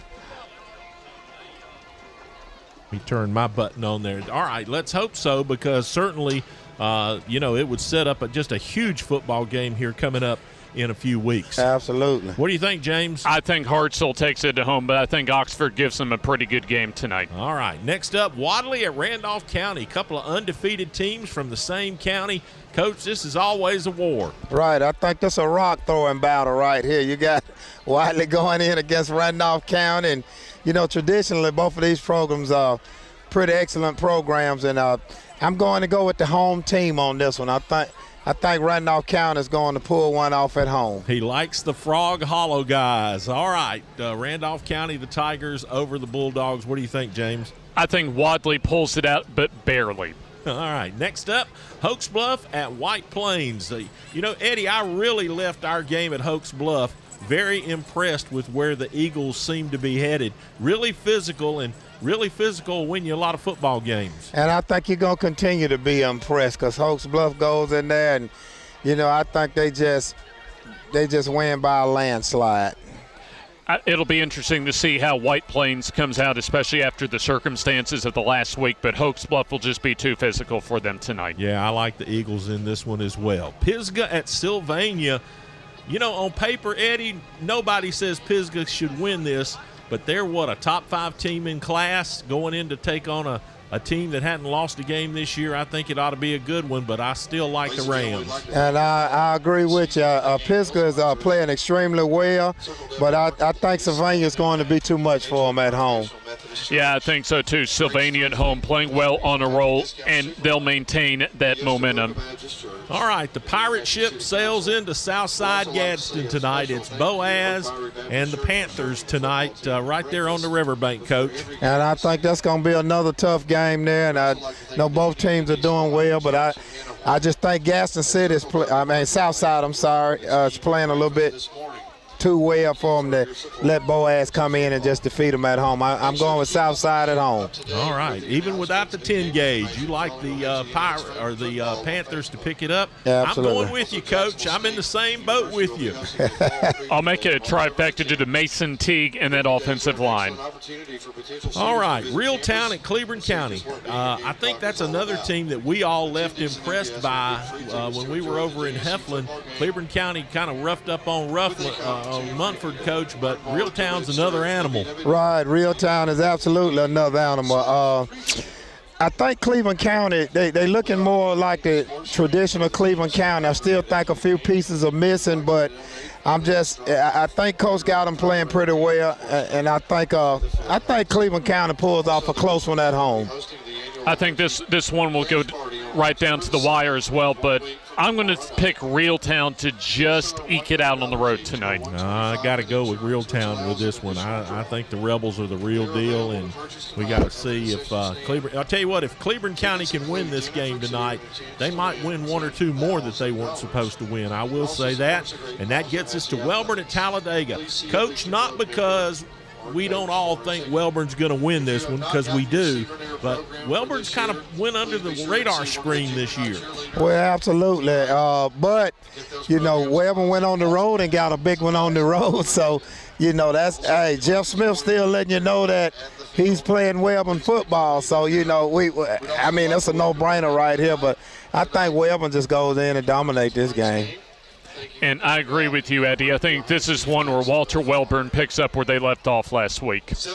All right. Well, of course, I'm going with the Panthers on this one as well. And, guys, that gets us to our game. I'll duck out here and get ready to push all the buttons as we get set for Jacksonville and Ohatchee. In fact, 10 minutes away from kickoff in this final non-region game of the season for Ohatchee, and one of two remaining in non-region play for Jacksonville. In fact, there you see Jacksonville going 8-4 a season ago and making it to the second round of the Class 4A playoffs, while Ohatchee struggled with injuries last year, losing their first 7 games of the 2022 season, winning their final 3 region games to sneak into the Class 3A playoffs, where they lost in the first round at Gordo a season ago. A much improved Ohatchee team this year, and a Jacksonville team that could be a factor in the postseason season when it comes to the 4A playoffs later on in this 2023 season. So the captain's meeting and the coin toss still to come, so let's go ahead and take the time out,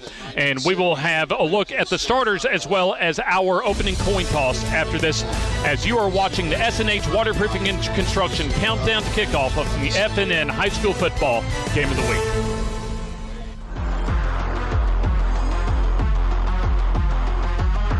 That Joe Biden and Hunter Biden were paid $10 million in bribes. The floodgates are literally open here. Mike Rogers is standing up to crooked Joe Biden in D.C. Mike Rogers is our way of fighting back. Your neighborhood Grub Mart is your one-stop shop for everything you need when you're on the go. Grub Mart features the best prices on Coke and Pepsi products and is the home to the 99-cent bag of ice every day. And Grub Mart is your exclusive home for the popcorn bucket. Purchase yours for only $5.99, then bring it for free refills throughout the year. And save every day with your Grub Mart Super Saver Card. When you're on the go, it's good to know Grub Mart has everything you need. Gas, diesel, and delicious Oleo donuts. In business over 78 years, visit your local Grub Mart today. Advantage Tire and Alignment on Highway 202 in Anniston is so much more than just a new tire and rim shop. There's not enough time in this ad to tell you all the many things they can do to help keep your car in tip-top shape. Advantage Tire uses ASE certified technicians, so you know any work done is top-notch. Bottom line, if it needs repaired or replaced, they can probably do the job and save you money. And when it comes time for new or used tires and rims, Advantage Tire and Alignment prices just can't be beat. Stop in and see Bruce and the crew today. Advantage Tire and Alignment.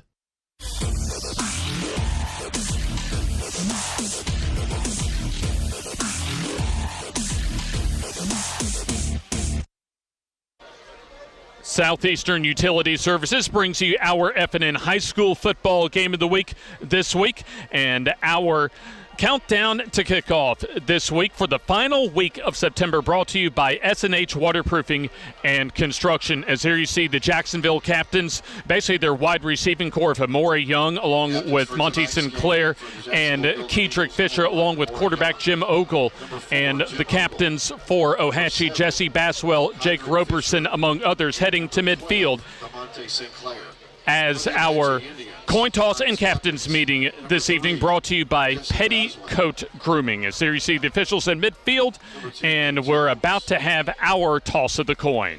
Number 71, and number 8, Jake Robertson. Have a good time. All right, ready to go. Also a look at the other captains for Ohatchee, Nathan Jones, as well as Aiden McNair, and looks as if from at least our view, as there you see Petticoat Grooming presenting our captains meeting and coin toss. As far as Jones and McNair, did talk with Coach Chris Findley earlier this week, and he mentioned that those were game time decisions, and looks as if both of those will not be playing this evening. So there's your toss of the coin. And looks as if that Jacksonville wins the coin toss, and they are going to receive the football to begin this evening's ball game. So, Eddie, when we look ahead to tonight's ball game, give us at least an idea of your keys to victory for both of these teams tonight. Well, I think Jacksonville is going to have to test the secondary of Ohatchee. They throw the ball well, and, you know, as I mentioned earlier, it's a contrast of styles, two different styles. You got one spread team, and you got one basically wing T team. So, you know, I think they're going to have to do that. They're going to have to be able to protect Ogle, block for him. And a key for Ohatchee is that they're going to have to be able to establish the run. That means they're going to have to dominate the line of scrimmage, because Jacksonville guys are used to playing against the pass in practice. So, you know, Jacksonville going to have to establish the pass, and Ohatchee's going to have to establish the run. And both teams are going to have to take care of the football, keep the penalties down. There comes the Jacksonville Golden Eagles out of the far side. It's occupied the far sideline as the visiting team here at the Creek Bank. 8-4 a season ago, 4-1 so far this year as they are 2-1 on the field as far as their 2-1 as far as their region schedule. As here comes the Ohatchee Indians out of the pregame locker room. 3-8 a season ago, but already surpassed that win total from 2022, as they're already 4-1, coming off of one of their best wins of the season, 38-21, with a strong fourth quarter at Piedmont as they took home the W at the Field of Champions last week.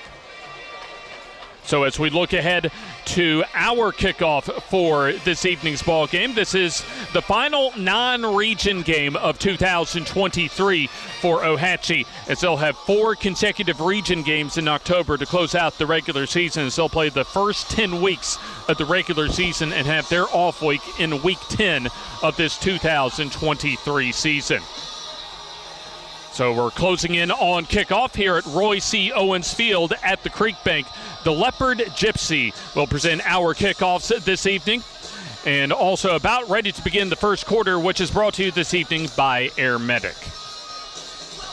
There you see Jacksonville as they'll be receiving the football to begin tonight's matchup here at the Creek Bank. And looking at as far as the series history, Jacksonville has a comfortable series margin, 22 wins, 8 losses, and a couple of ties thrown in, as they were able to take home a 35-6 win in Jacksonville a season ago. So Ohatchee will come out onto the field to begin this evening's game. They'll be hosting Geraldine next week as far as another key region game in Class 3A Region 6 for them. It'll be Ethan Jones to kick off, as here you see the Leopard Gypsy, as you can give them a call at 256-310-2350. It'll be Ohatchee to kick off to begin tonight's final game in the month of September. Ethan Jones getting ready to kick things away as Kedrick Fisher deep to receive for Jacksonville. Tonight's final non-region game of the 2023 season, moments away from getting things started. Jones approaches the ball, meets toe to leather, and we're underway. It'll be received at the far side as Jacksonville will advance it ahead. Luke Jackson across the sideline, across the 35 to about the 36, maybe the 37-yard line, as it'll be a first down and 10 coming up. Congressman Mike Rogers presents our starting lineups each and every week, as Jim Ogle, obviously one of the impact players for this evening, the Troy University commit. The last time we saw him a couple of weeks ago, Eddie, 4 touchdown passes in a key region win at home against Anniston on Jacksonville High's homecoming. Yes, he did a fantastic job, man. I mean, he scrambled around, great leader, so he did a great job, moving around in the pocket. So it'll be a first down and 10 from their own 36 to begin tonight's ball game. Delay give goes to Zay English as he'll reverse field, go up the middle, have big running room, and get the opening first down of tonight's ball game. So it'll be the first time that Jacksonville will be into Ohatchee territory as Anthony Brown Construction presents our first downs. Air Medic presents you our first quarter as the football at the 49-yard line after a 15-yard gain from Zay English. Rest of the lineup for Jacksonville, Fisher, Sinclair, and Young, the wide receivers, and Jackson Bonner and Will Greenwood will alternate at the tight end spots. Snap and like give to English up the middle with big running room and the first down and more as he's in the clear going down the far sideline, still on his feet as he'll go into the end zone for the touchdown. 49 yards on the touchdown by Zay English, as it only took 2 plays to go 64 yards on Jacksonville's opening drive. That's just great blocking right there. They run their little trap right there. They run the kick out, and he got in behind. He reversed field, and nobody was back on that side. And it's just too much speed for him to catch up with. The city of Ohatchee presenting our replays this evening, as was Zay English basically going literally to the Creek Bank for the first opening touchdown of the night, as John Ducar's kick is up and good. So we'll take the timeout. Less than a minute played here in the first quarter, and Jacksonville already up 7-0.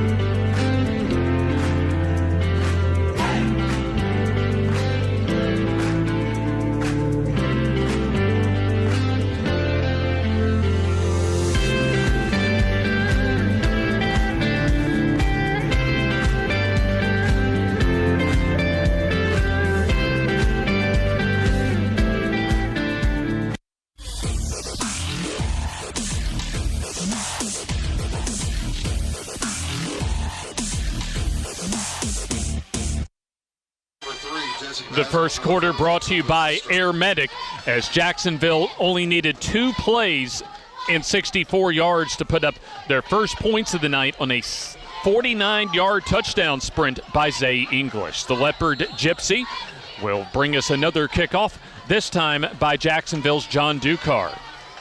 It'll be a low line drive. I'll be right in the middle of the field as Hester fields inside his own 15-yard line, as he'll get wrestled down just shy of the 20 at about the 21-yard line. We'll see Jake Roberson, the quarterback for Ohatchee. Normally, you'd see Nate Jones at running back and also Gus Hunter at a fullback spot, but we'll still see Jesse Baswell as far as the leader on the team, especially defensively, at tight end, and Colby Hester at wide receiver. So basically expect a running back by committee for Ohatchee this evening.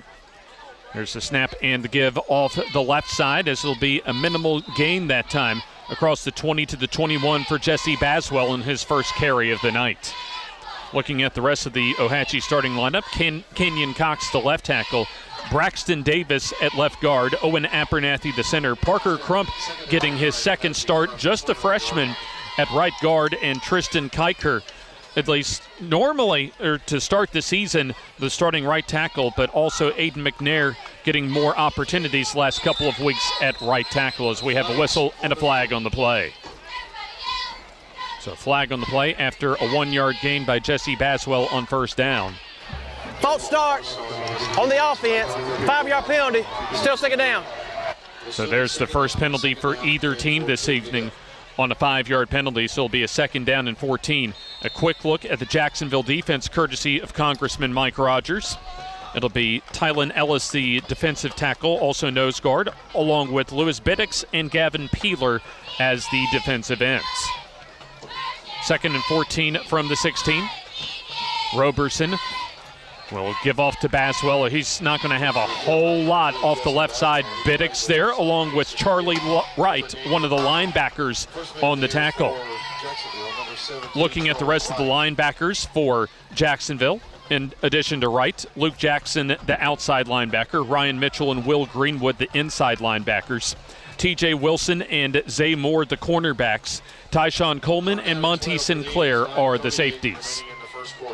Our lineups presented to you by Congressman Mike Rogers, Alabama's conservative Republican leader. Pressure for Roberson as he'll throw it down the field right in front of our location. It's just a sliding catch for the first down for Ohatchee.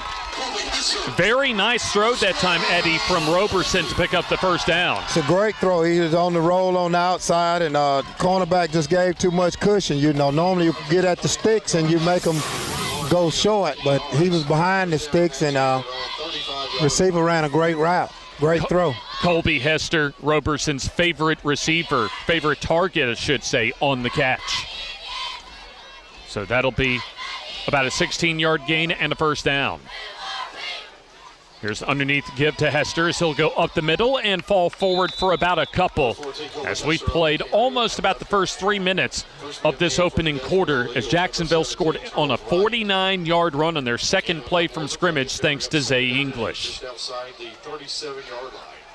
So Ohatchee looking to at least get off the mat early here, as they're already down 7-0. So Ohatchee obviously looking to shorten the game by using the clock and trying to keep the ball on the ground.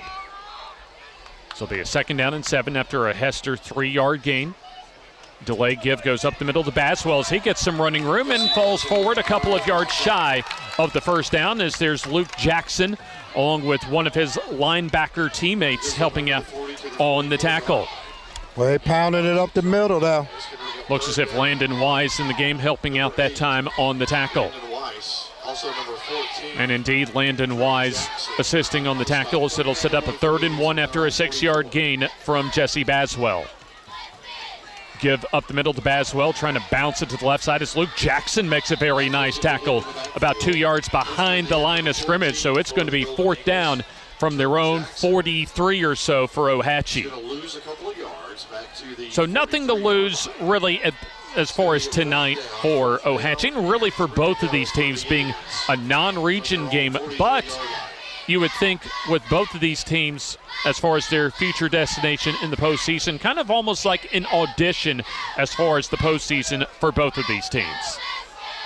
And for Jacksonville, this is really the toughest test they have remaining on the road, that is, until they get to the postseason. 4th down and 2 as Baswell lines up at the Wildcat quarterback spot, trying to go off the left side. He turns the corner and gets the first down and a lot more as he'll get into Jacksonville territory. So Ohatchee rolls the dice and comes up with boxcars and gets the first down. Well, they confused them earlier. They were moving around. It was like they couldn't get set. And Jacksonville, in essence, was unable to get set. And Ohatchee made a great call, great run. So the first down, thanks to Anthony Brown construction for Ohatchee, as the gain takes it to the 37 of Jacksonville. So that'll be a gain of 20 yards. On the right side, here comes Baswell. Not as much running room this time, as he'll still get a couple of yards, as Charlie Wright, already busy with a couple of tackles on this drive, makes that stop for Jacksonville. So it'll be 2nd down. They'll actually say 9, so just a 1-yard gain for Jesse Baswell. Approaching 6.5 minutes remaining in the opening quarter, as this is Ohatchee's opening drive of the evening.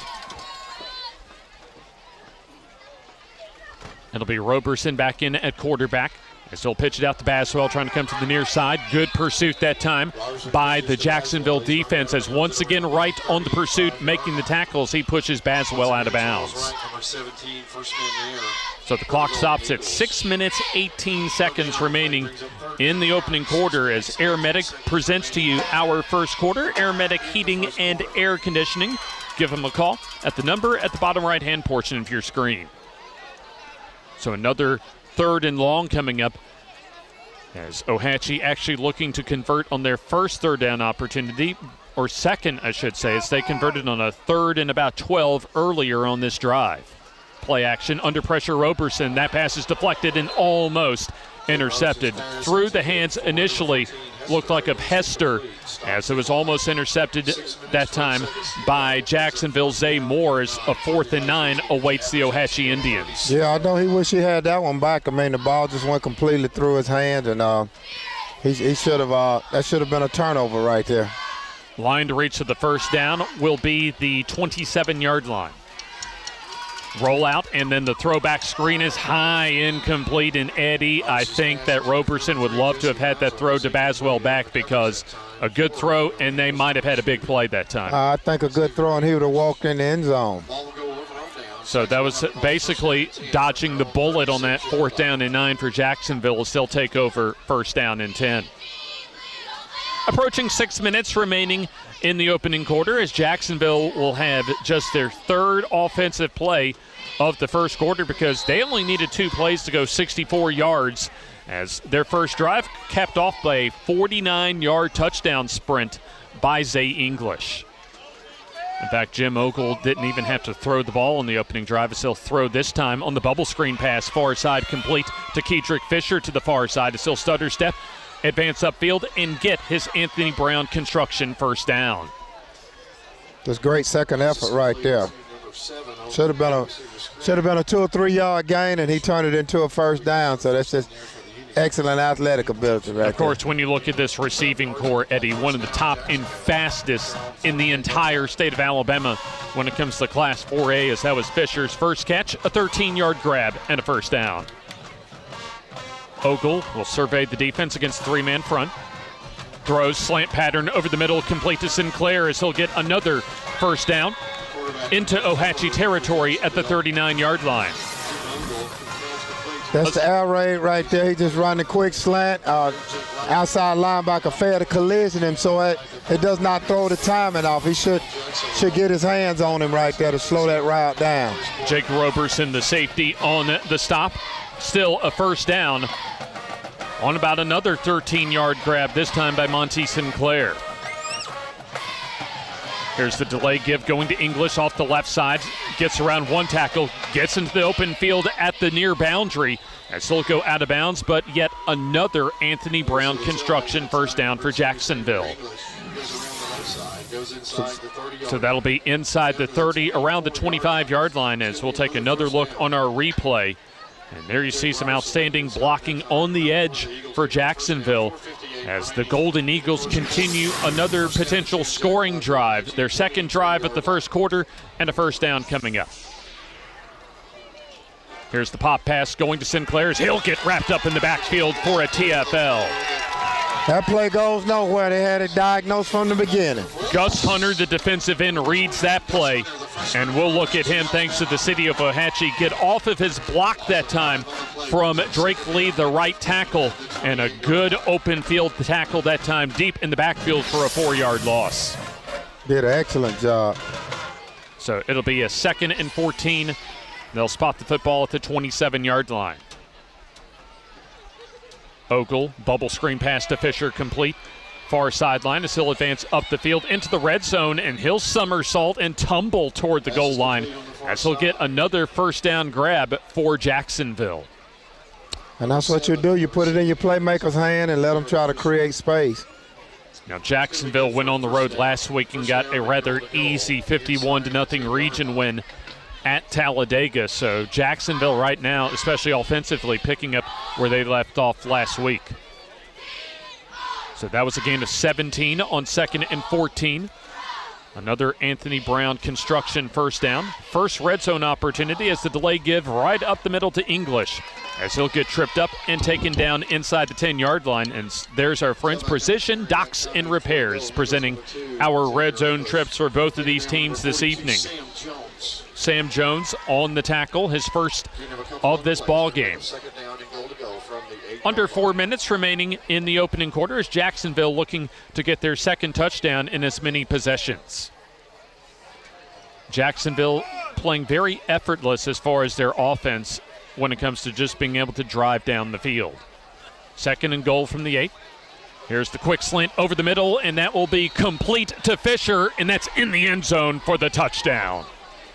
Cornerback just giving too much leverage right there. When you're on the outside and you're that down, when he get a split that wide, if you look, he has a split all the way out here. So when they get a split that wide, then you need to get inside leverage and don't let him to the end, because he can't run anything from the outside. And if you can see, he actually, that was no effort by the cornerback on that play. He kind of shuffled back and let him just stick his foot in the ground and run the slant. That was Will Folsom on the coverage as the PAT from Ducar is good. 3:35 remaining in the opening quarter. Jacksonville 14 and Ohatchee nothing.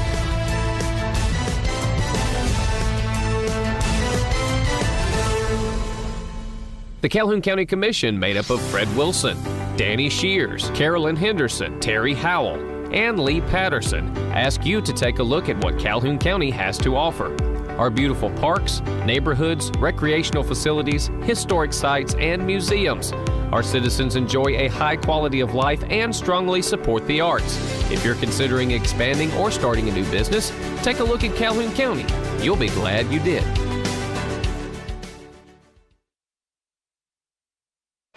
$14-0, Jacksonville with the lead as they've scored on their first 2 offensive drives of this first quarter.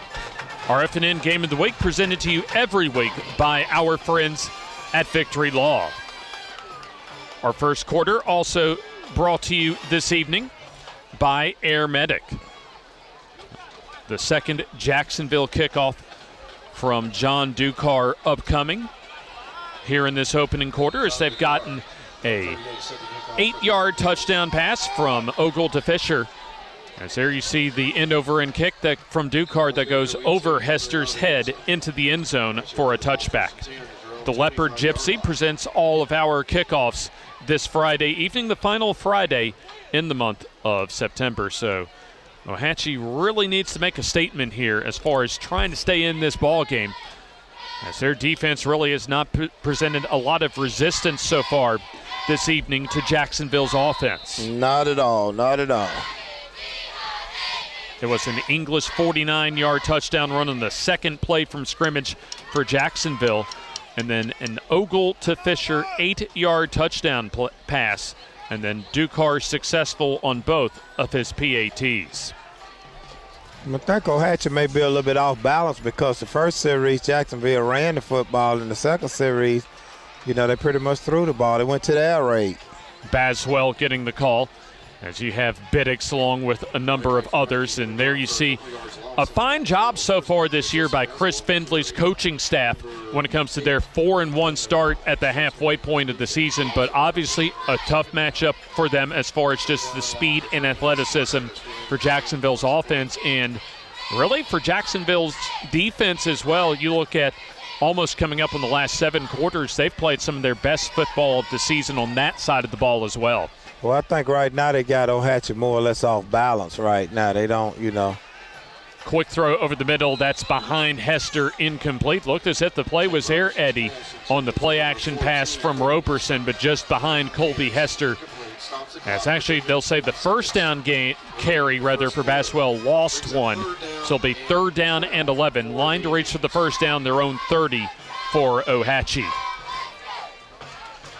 I think it was a little confusion on the route. So you had 2 guys in the same area right there. So Ohatchee will remain at home next Friday to begin October against Geraldine, as here comes the 3rd and 11 pass as the intended for Hester, incomplete. There's Tyshawn Coleman there on the coverage from the cornerback spot for Jacksonville. So a 3 and out for Ohatchee as the Indians set to punt. It'll be Baswell back to punt, basically in the shadows of his own goalpost. Kedrick Fisher lining up to receive almost right at midfield.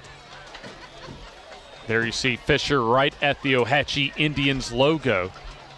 As Baswell, the team leader according to Coach Chris Findley, ready to punt and gets it off. That's a good spiraling punt. That will take an Ohatchee roll inside the 40, and so that's an excellent kick right now early on. That's one of the best plays we've seen from Ohatchee, as that'll be touched around the 35-yard line of Jacksonville. That's a beautiful punt. I mean, great coverage as well. He kind of kicked it away from the returner, and it was enough hang time to allow its coverage to get there. So they did a great job.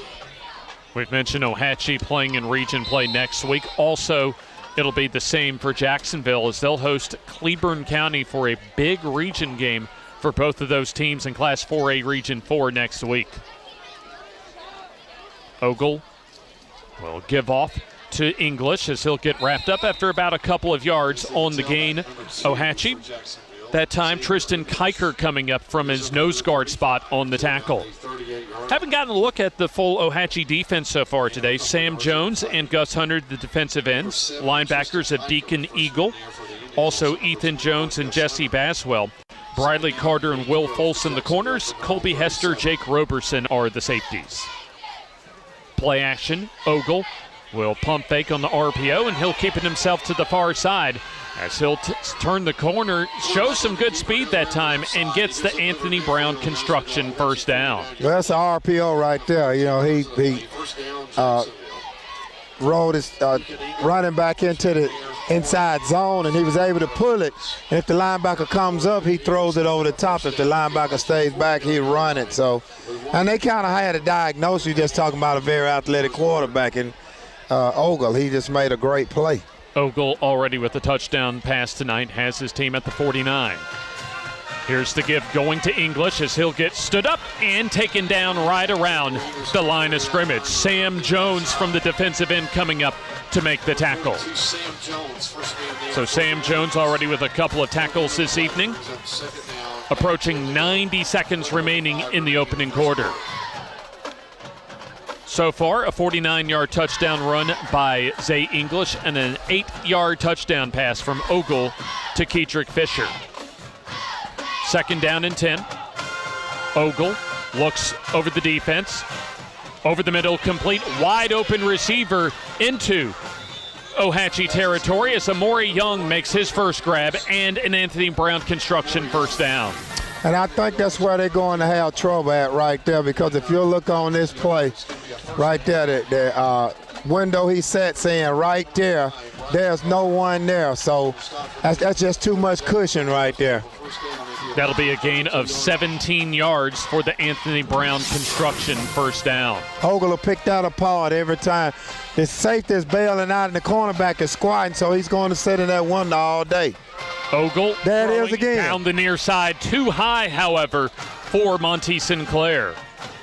He had him, though, right around the 10-yard line, Eddie. Had him right there on the outside, and he's too good a quarterback to give him that much time and allow those receivers to run those routes. I mean, they're going to pick that apart, and that's part of the problem I told you when you got a predominantly running team. The secondary is usually weak. I tell you, it's a little different as well looking at a D1 caliber quarterback down almost at field level rather than around the press box.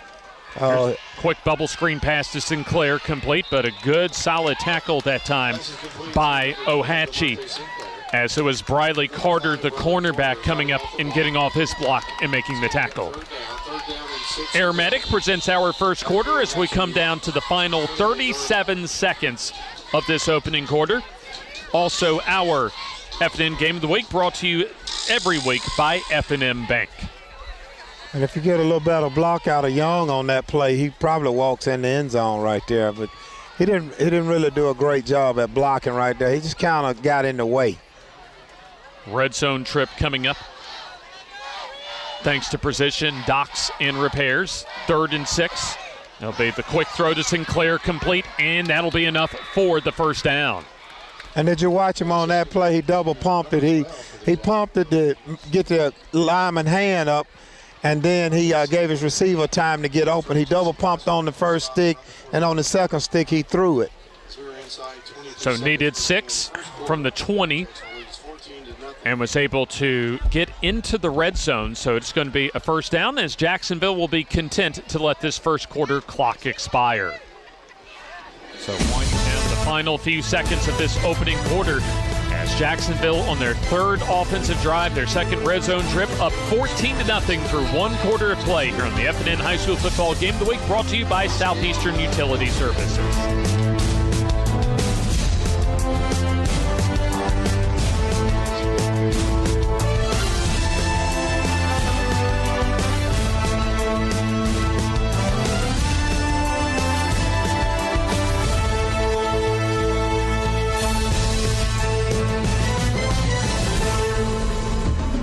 At Farmers and Merchants Bank, we're showing off our school spirit with our newly designed vertical Spirit debit cards. Now, these are customized with your favorite school's logo, and half of every Spirit card purchased goes toward your school. So, show off your colors and support your local school with the F&M Spirit debit card. You can learn more at fnm.bank. Member FDIC.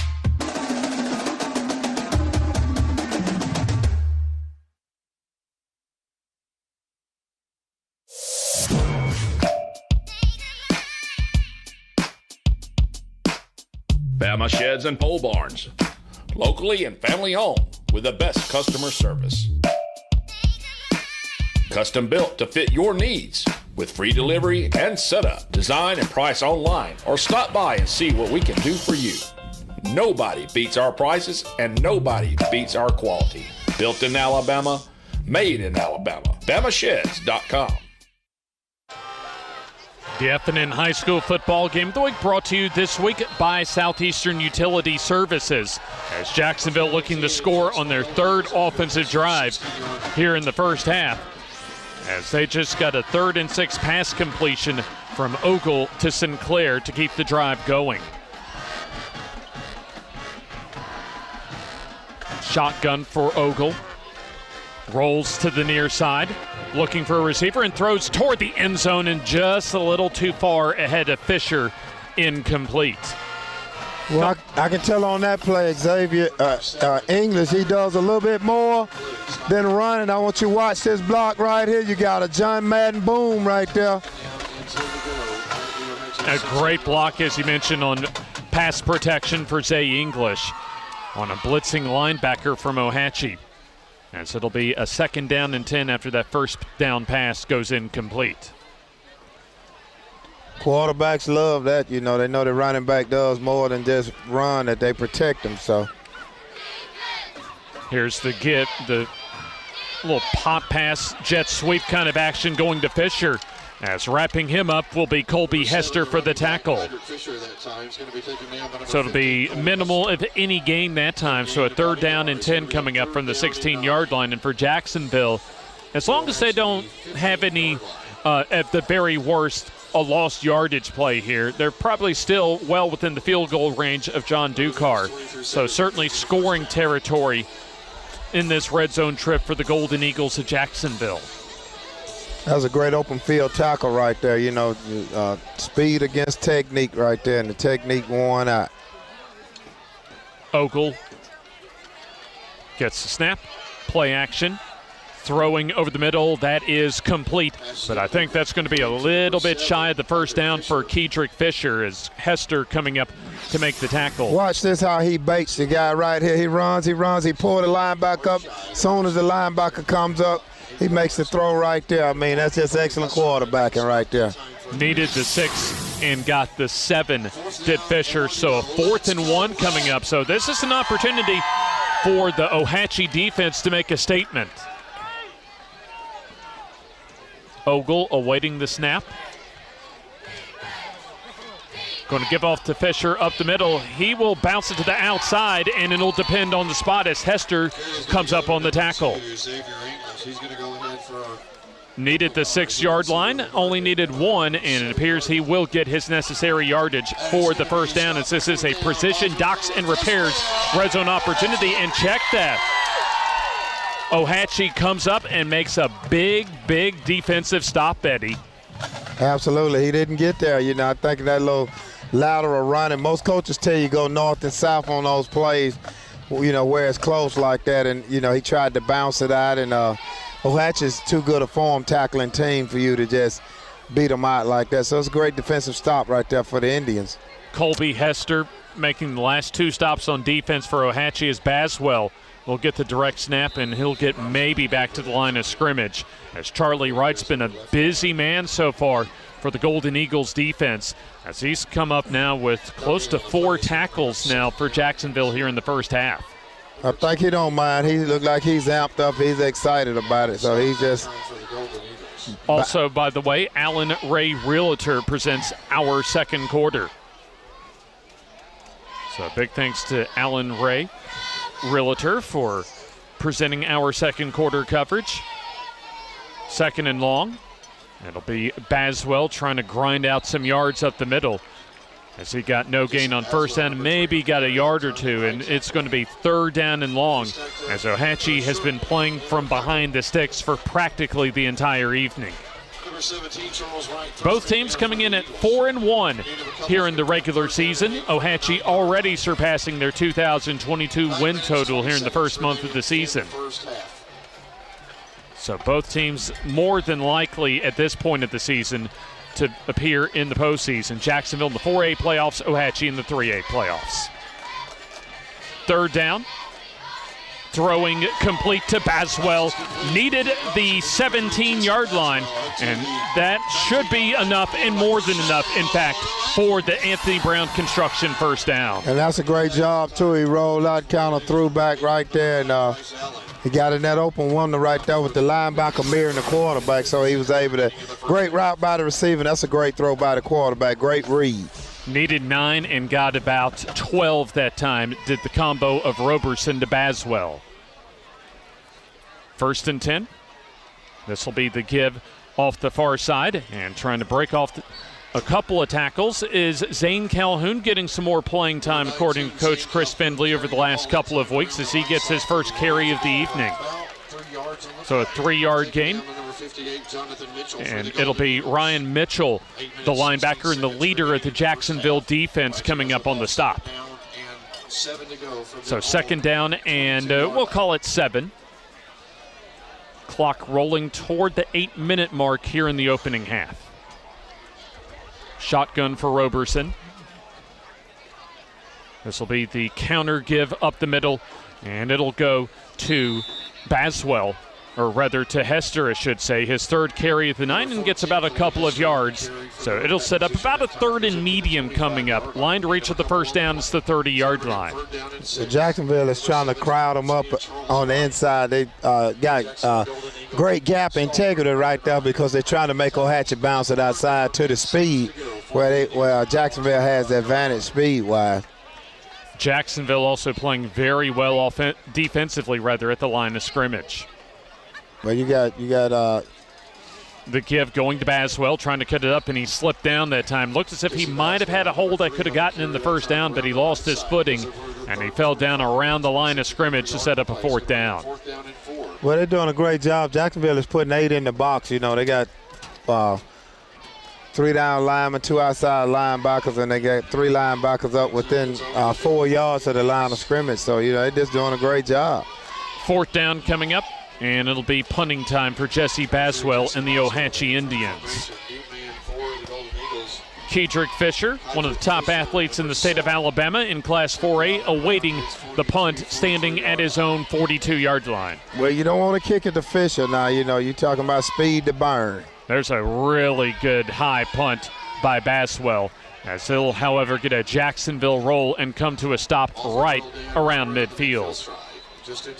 So Ohatchee's Quinn Nunley coming up to touch the ball on special teams, as he'll officially spot the ball at the Jacksonville 49-yard line, around the 6.5-minute mark remaining in the opening half, on just a perfect weather evening, a clear night here at the Creek Bank in Ohatchee.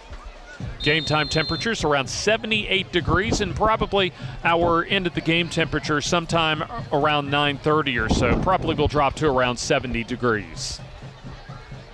So Jim Ogle and the Jacksonville offense return to the field, 1st down and 10. Scoring on 2 of their first 3 possessions. Delay give going to English right up the middle as he'll break through the line. He's in the open field as he'll bounce off of a couple tacklers and get the 1st down inside the 30, around the 27-yard line. It's a great job right there. You'll see the lead blocker leads up in there, makes a play right there. And it was Roberson that time, the last line of defense for Ohatchee to save the touchdown. So that was about a 24-yard gain for English, as he's closing in on 100 yards already here in the opening half. Delay give, bouncing, or at least trying to bounce to the far side, as English will carry a couple of tacklers with him for a modest 3 yards or so, maybe 4 yards, as we're halfway through the opening half here. At least halfway through the second quarter, about to go toward halftime here in the halfway point of the 2023 season for both of these teams. Ohatchee playing 10 consecutive weeks. Their off week will come in the very final week of the regular season here in the 2023 season. Ogle with the snap, giving off to Fisher, trying to roll to the near side. He'll get strung out and wrestled out of bounds by Jesse Baswell. Very good defense that time, Eddie, for Ohatchee, especially from the secondary in support to string out that perimeter run for Kedrick Fisher. Well, they float to that play because you got a cornerback and a safety already outside it. Jacksonville is having more success when they line up in the single backfield, what we call the ace, and they run the bend or they pull, and they start the running back one way, run the counter, and kick out. Football at the 23-yard line to reach at the 1st down to 17. Fisher going in motion to the far side. Ogle giving to Fisher, trying to break off a tackle and gets wrestled down inside the 20, about a yard and a half shy of the 1st down. Helping out one of the Ohatchee linebackers, looks as if number 62, Braxton Davis, making the tackle. They'll say 1 yard shy of the 1st down. So another repeat of a 4th and short that Jacksonville was stuffed on a English perimeter run their last drive.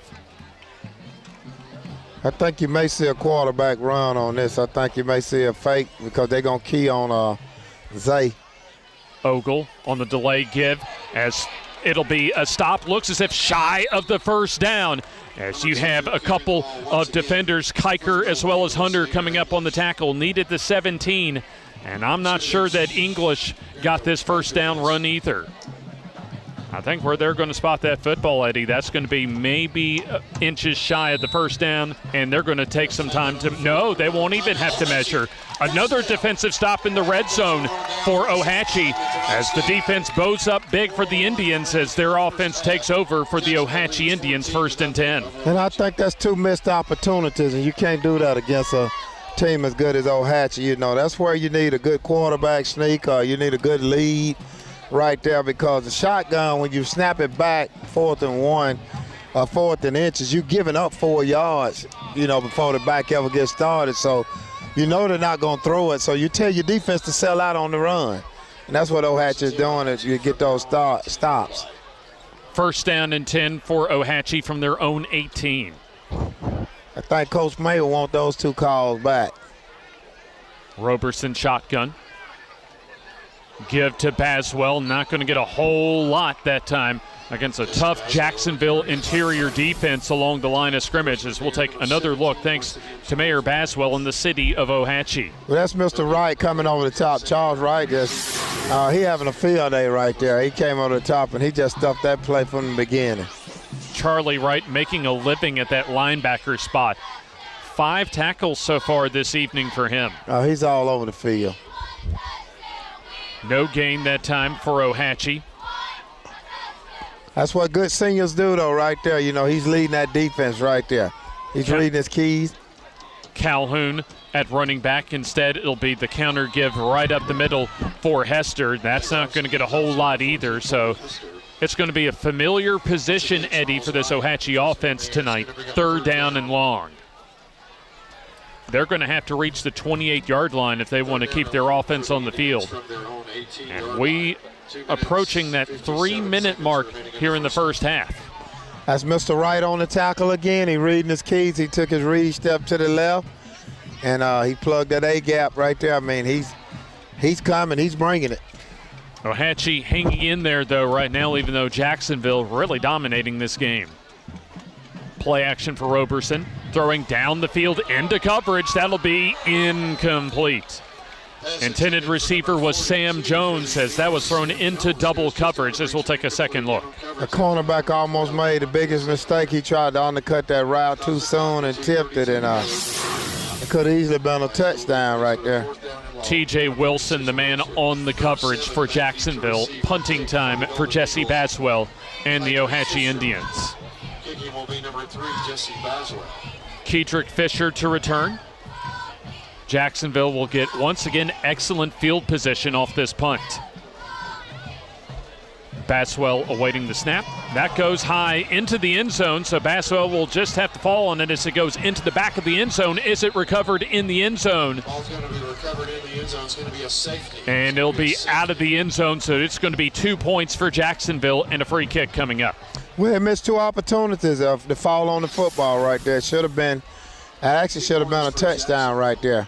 So we'll take a second look, as that was just a little bit high, but mishandled more so by Baswell.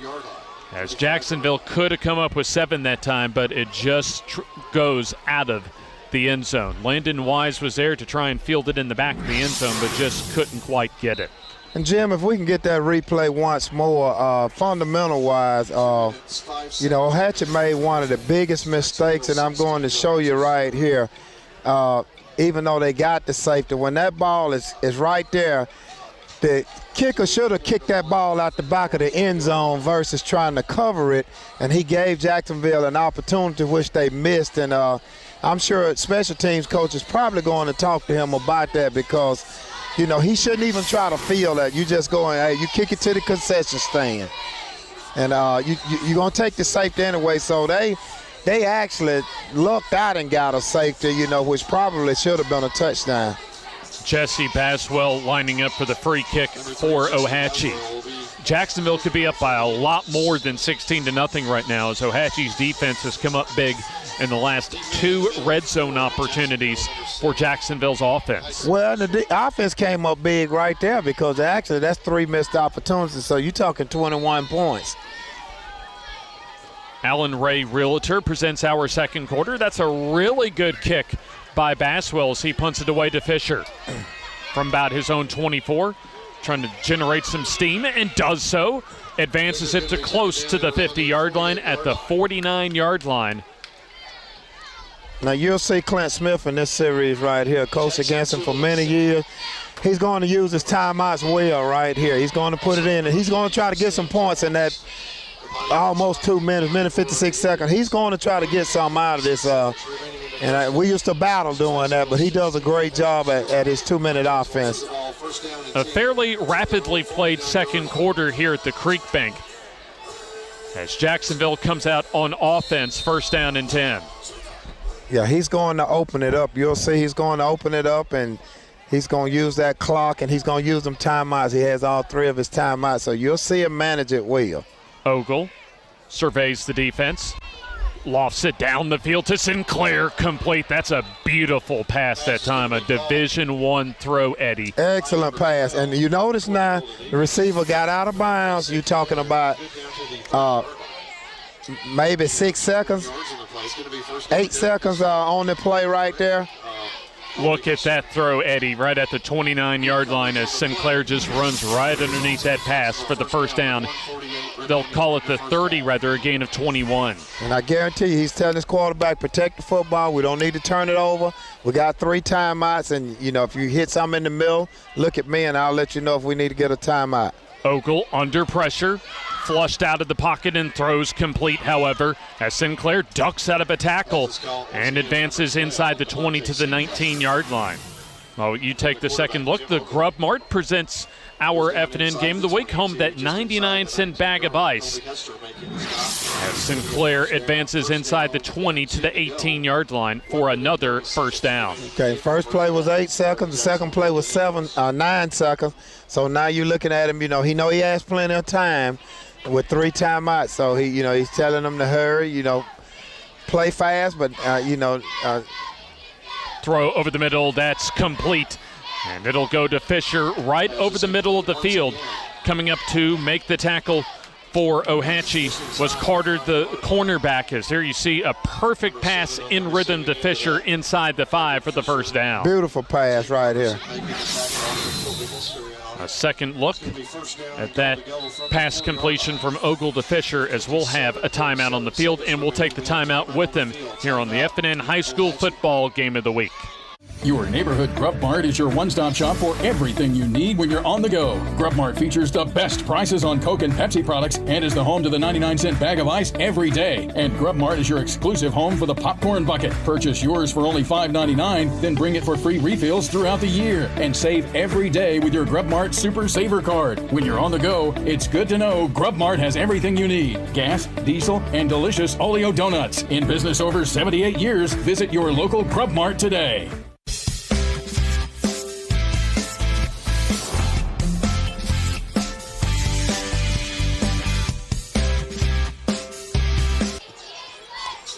The F&N Game of the Week this evening brought to you by Southeastern Utility Services. Also, our friends, the all-in-one vendor mall under one roof at Urban Rustique on Highway 78 in Oxford, bringing you the F&N High School Football Game of the Week and their big fall festival coming up in less than 1 month. Actually, about this time next month, Urban Rustique will be throwing their big shindig over in Oxford for their 2023 free fall festival, by the way.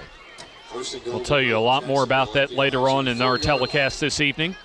However, a 1st and goal coming out of the timeout, which was called by Ohatchee's defense. English and Ogle in the backfield. Ogle awaiting the snap. Tosses over the middle, and that's complete for the touchdown to Monty Sinclair. Just like taking candy from a baby that time, Eddie, on that basically pitch and catch from 4 yards out. It's just too much cushion. If you look at the play initially, he has outside leverage right here. You just asking for a touchdown play right there. I mean, and he just steps inside right there. The safety can't get there. The outside linebacker was on him, but he blitzed. And, he can't get there. The safety just can't get there. 2 touchdowns this evening for Jim Ogle as Ducar's PAT is good. We'll take the timeout. 52 seconds remaining until halftime as Jacksonville increases their lead to 23-0.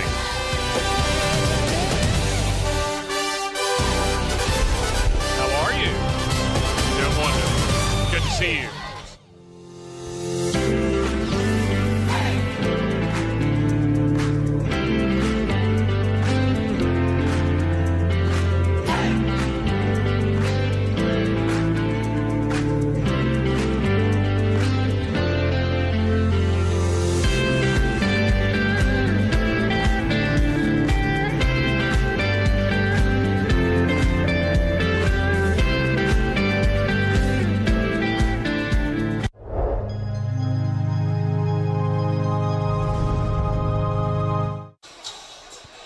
$23-0, Jacksonville leading Ohatchee at the Creek Bank.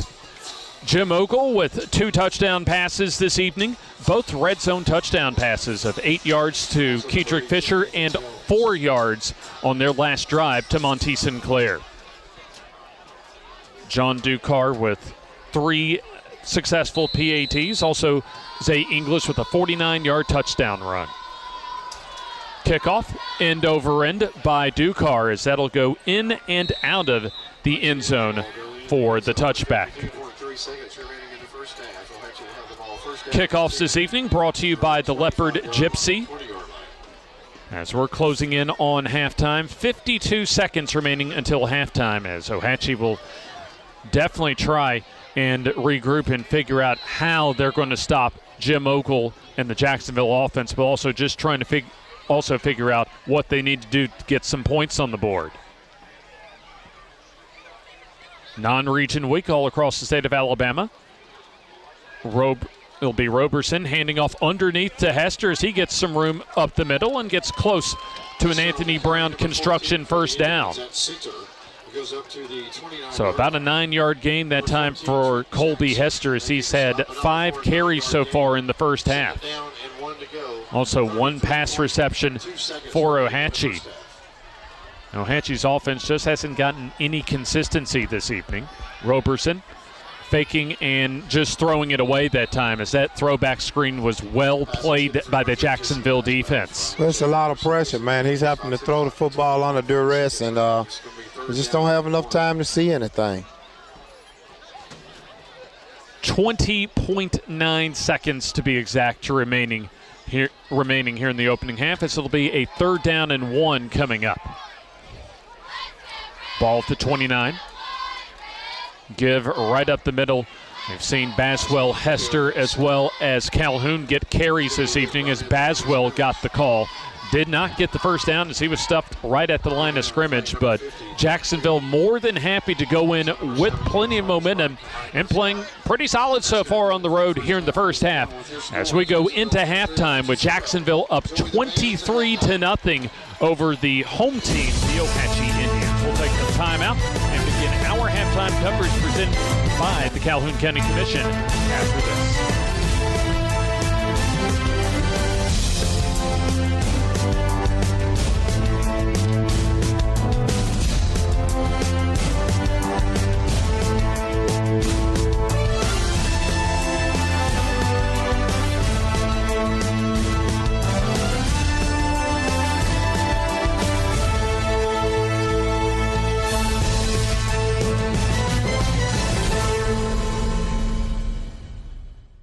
As we're at halftime and have our halftime coaching visit as Jacksonville up 23-0. And Coach Findlay, your thoughts on the first half?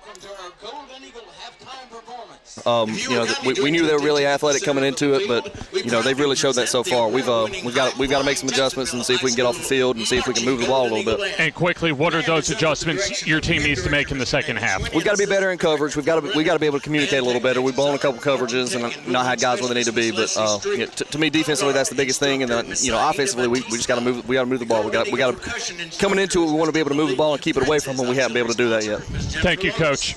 Yes, sir. Coach Chris Findlay from Ohatchee visiting us at halftime. We'll hear from Coach Clint Smith later on as we are at halftime from the Creek Bank. Jacksonville leading 23-0 here on the FNN High School Football Game of the Week.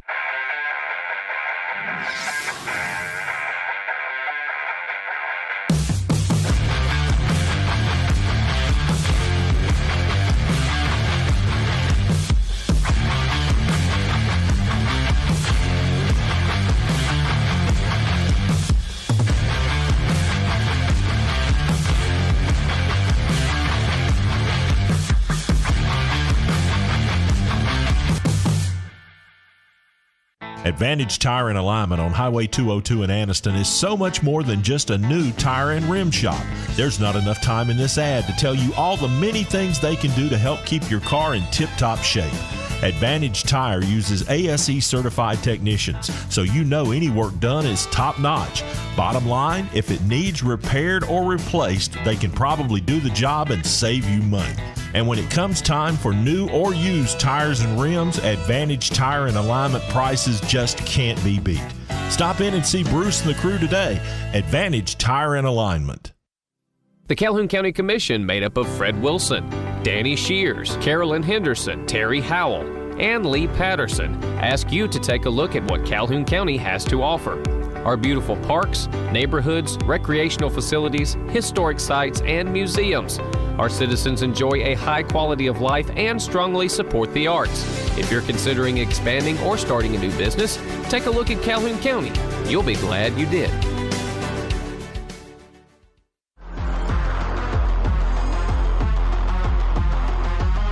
That Joe Biden and Hunter Biden were paid $10 million in bribes. The floodgates are literally open here. Mike Rogers is standing up to crooked Joe Biden in D.C. Mike Rogers is our way of fighting back.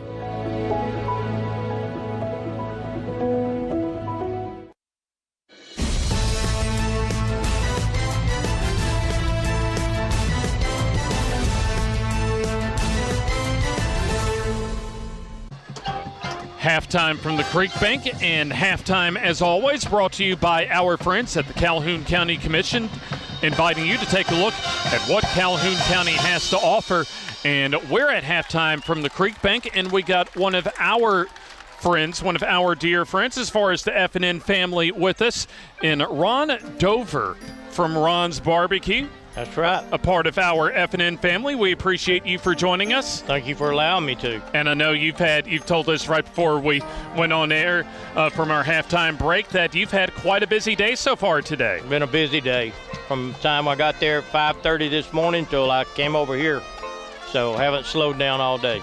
And I found out prior to today's ball game, of course, the Creek Bank is one of our favorite environments as far as the FNN high school football circuit around our coverage area to come to, but I believe there's going to be something very special involving this field here at the Creek Bank coming up very soon. Yes, very much. Next Friday night, we will do a pregame ceremony, and it'll be dedicating our field, our stadium, to Reagan Clark Stadium.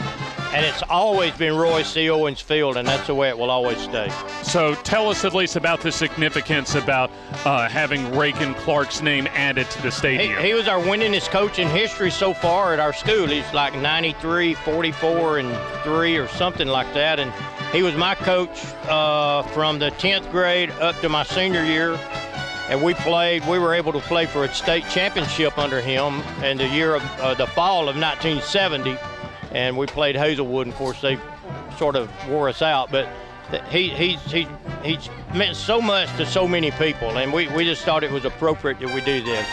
And I know when we come here every time as far as covering an Ohatchee game, that generally like a lot of communities around this part of Alabama, and really across the state of Alabama for that matter, that the town shuts down and comes out in force. Just kind of talk about just the atmosphere, how special the atmosphere is, and really what the high school football program, the Ohatchee Indians football program, means to the community. Even back, the thing with Roy C. Owens also goes back to the early 60s when a bunch of guys were wanting Dr. O. He was a chiropractor here in Anniston, and he ended up being our team doctor. And that started out in the 60s when I was a little guy. And then it carried on, and then once I got out of high school, I was able to help him. But the whole thing with Ohatchee is we've always had a tradition here, and it's hard-nosed, tough football, and it's never changed, and it never will change. And so it's just special. It's just a special place. And so even though it's obviously Ohatchee on the short end of a 23-0 halftime lead, but you look at the totality of this season, and so far, at least at the midway point, when you look at that midterm assessment, so to speak, that Ohatchee under Coach Chris Findlay is looking pretty solid so far this year. Well, we've accepted the challenge, or he has, and this bunch is real young. We only have 3 seniors, if I'm not mistaken, and he's got like maybe 13 or 15 juniors that also played last year because we were so hurt with injuries and everything last year when the season started. But he's really done a great job so far. So the rest of the season will be people. I mean, we're playing Jacksonville tonight. They're a 4A power, ranked number 4 in the state. And, we don't have the weapons to contain that, but they'll play hard all night. Well, and obviously a lot more home games still to come. As far as for the community, Ron, does this feel like, as far as this is now, when it comes to the 3rd season for Coach Chris Findlay, his program, when it comes to the community vantage point of the Ohatchee football program? Yes. Chris doing a great job. He's got as far as I can tell, a great relationship with the kids, his coaching staff. He, had several coaches. Blake Jennings goes to White Plains, and we lost a couple other coaches and stuff. So it's a rebuilding process for him, and he's happy with his coaching staff from what I can understand. And so it's just I guess an old cliche Coach Saban would use. It's a work in progress. So Ron Dover joining us. A big thanks for you for joining us. Thank you very much for having me. Ron Dover of Ron's Barbecue, part of our F&N family that you see as far as our presentation of high school football in the state of Alabama, and our part of the Yellowhammer State each and every week. We'll take some time out, and we'll have more as part of our halftime coverage here at the Creek Bank after this.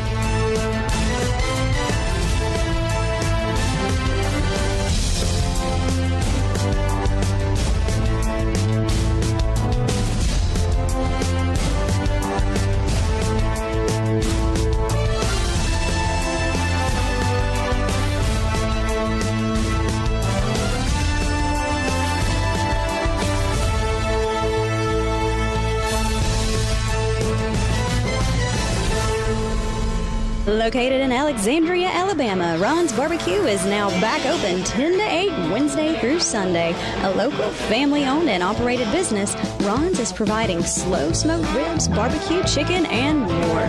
Known for the huge buffalo chicken tenders and the delicious smash burger, Ron's is perfect for the family night out or a lunchtime meeting.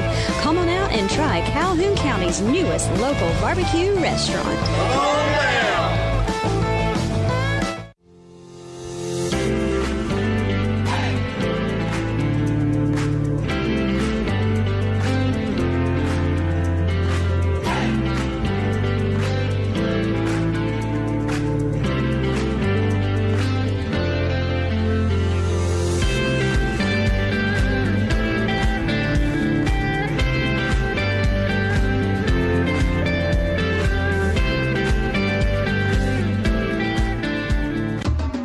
At Farmers and Merchants Bank, we're showing off our school spirit with our newly designed Vertical Spirit debit cards. Now, these are customized with your favorite school's logo, and half of every Spirit card purchased goes toward your school. So, show off your colors and support your local school with the F&M Spirit debit card. You can learn more at fnm.bank. Member FDIC.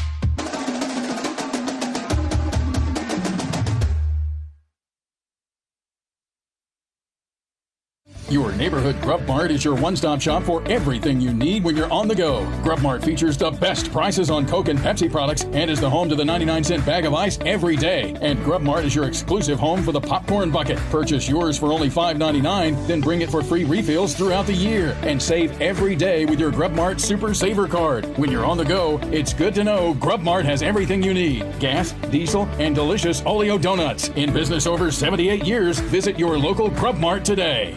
It's game day, and from all of us at Bucks Island, From the Loft Tackle Store, from the team in service, from the team in parts, from the sales team, from the Bucks Island family, good luck and go get 'em, boys. Treating our customers the way we want to be treated since 1948. BucksIsland.com or call 1-800-I'm-READY. Let our team help you win on the water.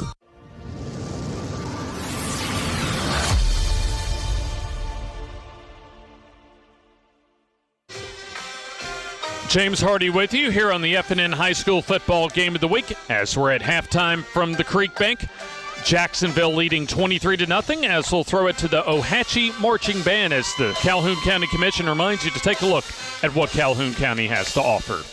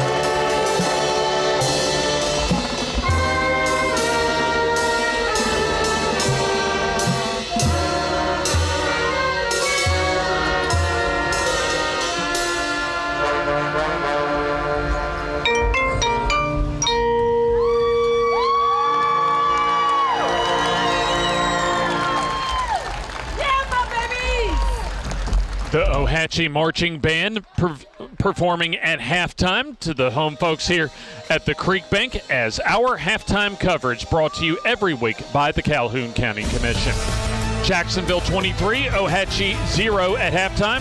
Southeastern Utility Services presents our FNN High School Football Game of the Week. The Calhoun County Commission, made up of Fred Wilson, Danny Shears, Carolyn Henderson, Terry Howell, and Lee Patterson, ask you to take a look at what Calhoun County has to offer.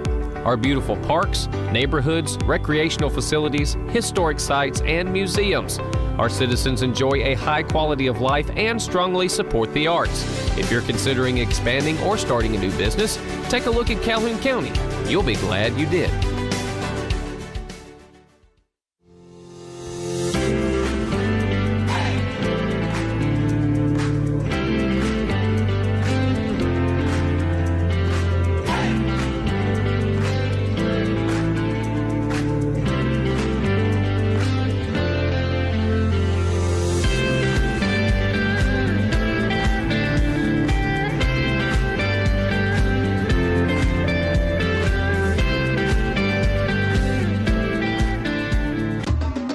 At Farmers and Merchants Bank, we're showing off our school spirit with our newly designed Vertical Spirit debit cards.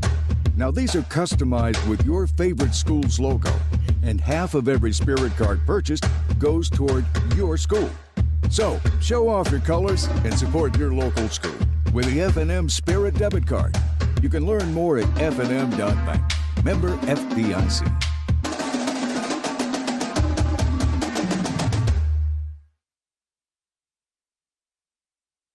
Located in Alexandria, Alabama, Ron's Barbecue is now back open 10 to 8 Wednesday through Sunday. A local family-owned and operated business, Ron's is providing slow-smoked ribs, barbecue chicken, and more. Known for the huge buffalo chicken tenders and the delicious smash burger, Ron's is perfect for the family night out or a lunchtime meeting. Come on out and try Calhoun County's newest local barbecue restaurant. Tonight's FNN Game of the Week is sponsored in part by Advantage Tire and Alignment, Raglan Food Barn, Couches Jewelers, Law Pools and Patio, Ron's Good Barbecue and Cutter's Pizzeria, and by attorney Stephen R. Morris. Now, back to more of tonight's Game of the Week on FNN.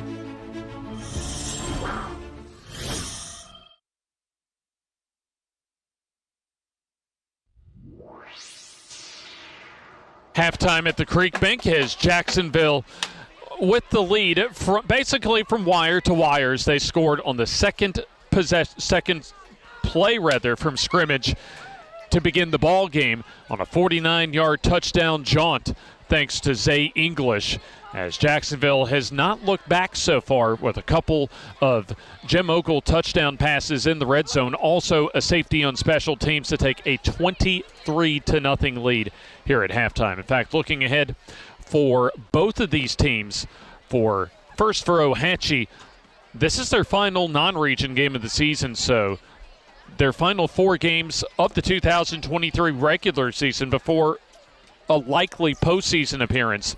They'll have Geraldine, Hokes Bluff, Glencoe, and Plainview. As far as Geraldine and Glencoe here at the Creek Bank, and then Hokes Bluff and Plainview on the road to close out the regular season. We'll take a look back as far as the journey for these two teams tonight in the first half. In the second play from scrimmage, Zay English breaking off of one tackle and then advancing down the sideline, far side, for the 49-yard touchdown. John Ducar's PAT made it 7-0. And then on their very next drive, Jim Ogle and company marched down the field, and you're going to see the first of 2 touchdown passes. Just a simple play-action pass and a sliding Kedrick Fisher in the end zone, around the level of the numbers in the end zone for the touchdown. PAT from Ducar made it 14-0. And then English, continuing his big first half, was able to get free and rip off another big gainer into Ohatchee territory. That was toward the beginning of the second quarter. And then not a whole lot of highlights for Ohatchee offensively. As there you see a big hit from Charlie Wright, who had close to half a dozen tackles in the first half. And then this was one of the mistakes, one of many mistakes actually, from Ohatchee, as that snap a little bit high to Jesse Baswell As the Indians of Ohatchee, fortunate that was not covered in the end zone by the Jacksonville special teams. Resulted in a safety to make it 16-0. Then Ohatchee had a couple of highlights defensively. As we'll see before one of those two red zone stops from the Ohatchee defense, Ogle get the snap. As he had excellent throws throughout the first half, and this, in my mind, was his best throw of the night in rhythm to DeMonte Sinclair around the 30-yard line for a first down late in the first half. And then this is close to the end zone that time on a RPO pass to Kedrick Fisher for a first down to the 4-yard line. And then the very next play to close out the first half, it was Ogle finding one of his favorite receivers, Monty Sinclair, in the end zone ahead of Colby Hester's defensive efforts for the touchdown. So Jim Ogle, who we saw a couple of weeks ago toss 4 touchdown passes against the Anniston Bulldogs in a key region game in Class 4A Region 4, already with a couple of touchdowns this evening. And really Jacksonville could have had a lot more points on the board, but Ohatchee's defense was able to throttle the Golden Eagles offense of Jacksonville inside the 20-yard line a couple of times, midway and late in the first half. So obviously when you look at Ohatchee, just trying to find some sort of momentum, some sort of angle that they can be able to exploit some weaknesses for Jacksonville. But really for the Golden Eagles, I think just as much as defense impressively on the defensive end as on the offensive end in the passing game, the Jacksonville defensive line has been able to establish that line of scrimmage from the get-go.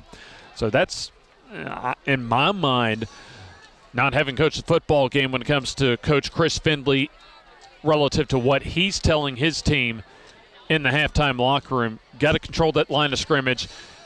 Still plenty of football here in the second half to play, but they've got to be able to find some sort of rhythm and be able to control that line of scrimmage really on both ends of the football.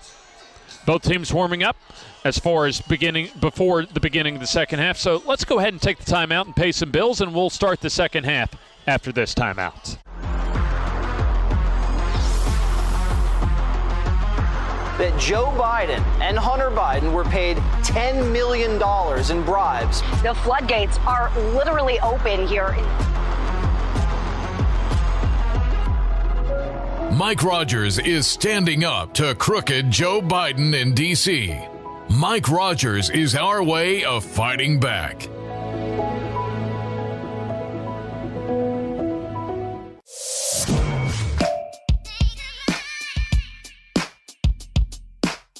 Bama Sheds and Pole Barns. Locally and family owned with the best customer service. Custom built to fit your needs with free delivery and setup. Design and price online or stop by and see what we can do for you. Nobody beats our prices and nobody beats our quality. Built in Alabama, made in Alabama. BamaSheds.com. Advantage Tire and Alignment on Highway 202 in Anniston is so much more than just a new tire and rim shop. There's not enough time in this ad to tell you all the many things they can do to help keep your car in tip-top shape. Advantage Tire uses ASE certified technicians, so you know any work done is top-notch. Bottom line, if it needs repaired or replaced, they can probably do the job and save you money. And when it comes time for new or used tires and rims, Advantage Tire and Alignment prices just can't be beat. Stop in and see Bruce and the crew today. Advantage Tire and Alignment.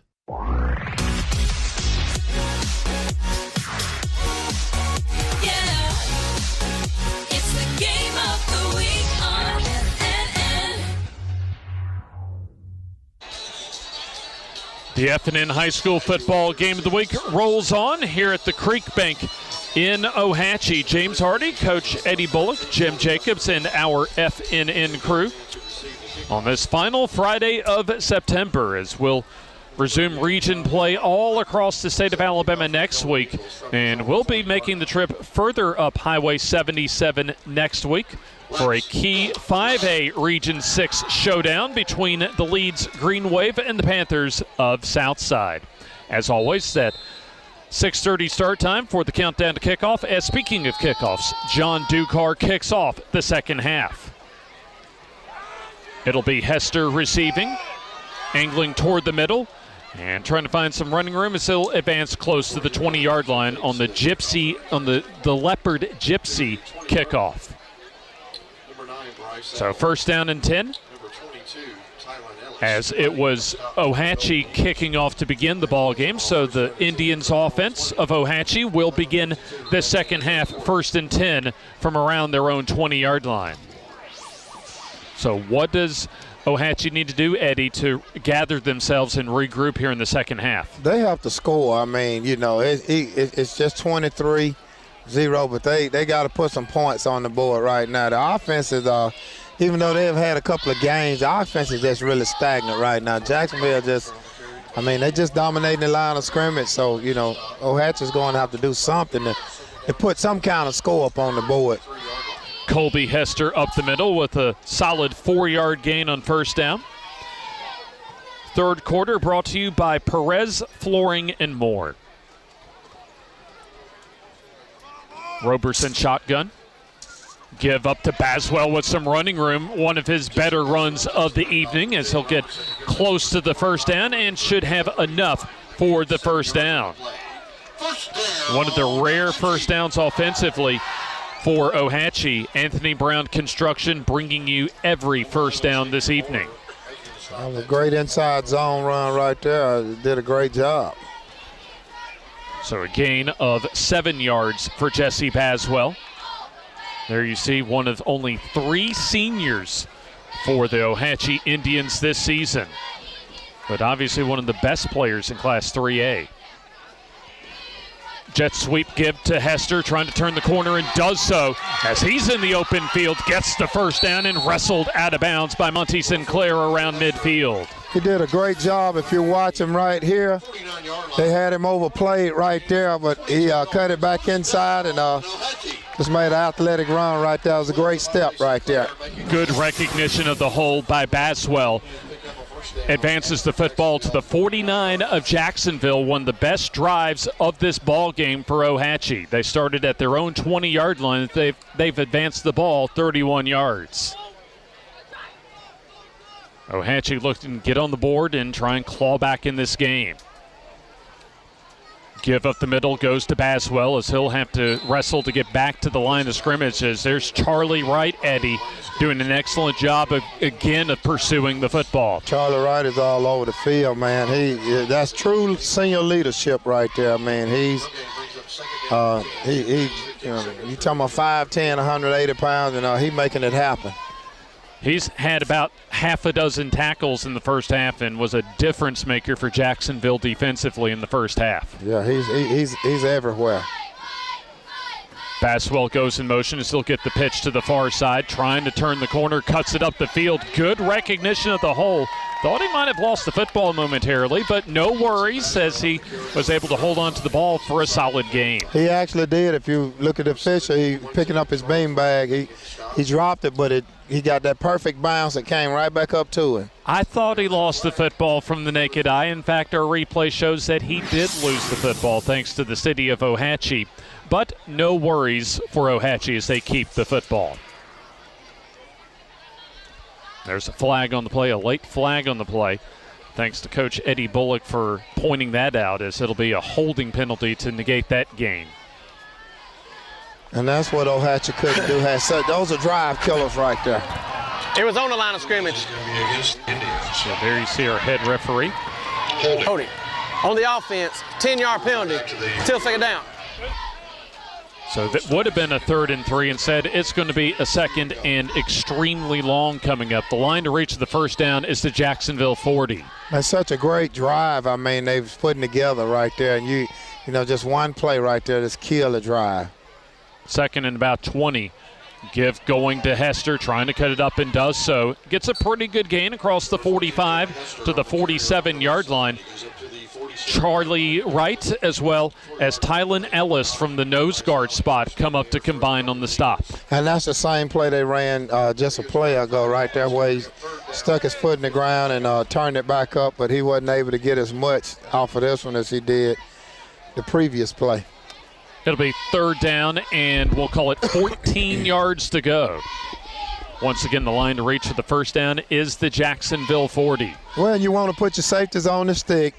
and you know they got to get there, you know, and then you want to mirror the quarterback because, you know, right here they got to put it in the air. Snap on play action. Roberson tossing down the field, has a receiver, Hester, for the first down. Perfect throw, best throw of the night, Eddie, by Roberson for Ohatchee. And there again, you know, we seen that he should have been able to read that route. A second look, and that is a pinpoint pass in rhythm for Hester as he needed 14 and got about 16 for the Anthony Brown construction first down. And I guess I'm just a little meticulous because I usually run my own defense, but I just think these cornerbacks on both teams are just playing too soft, and they're not playing situational football, you know, like you're talking 3rd and 15, and, you know, you give him that big of a cushion, you know, I just couldn't do it. Perez, Flooring, and More presenting our third quarter as Baswell gets some room up the middle. Inside the 40, close to the 35, in fact, maybe even inside the 35. Just inside the 35 where they'll spot the football. We'll call it the 34-yard line. So it appears that Ohatchee starting to get some rhythm offensively as they've had this football since the beginning of the third quarter. The drive spanning almost 4 minutes of the game clock. 2nd down and 7, officially a 3-yard gain for Baswell. Baswell again on the call, bouncing and getting taken down. Charlie Wright again on the tackle as he's had one of his best games so far this year, maybe even in his Jacksonville career, Eddie. Hey, I tell you what, man, as far as him being inside linebacker, Mike linebacker, and him reading, he gets it done, man. I mean, he's reading his keys perfectly, and you know, he's getting a hand in on every play. A Jacksonville defense that held Talladega without a point, and so far has held Ohatchee without a point to almost the first 2.5 quarters of play. It'll be 3rd and 7 after Baswell was limited to nothing on 2nd and 7. Line to reach the 27 for the first down.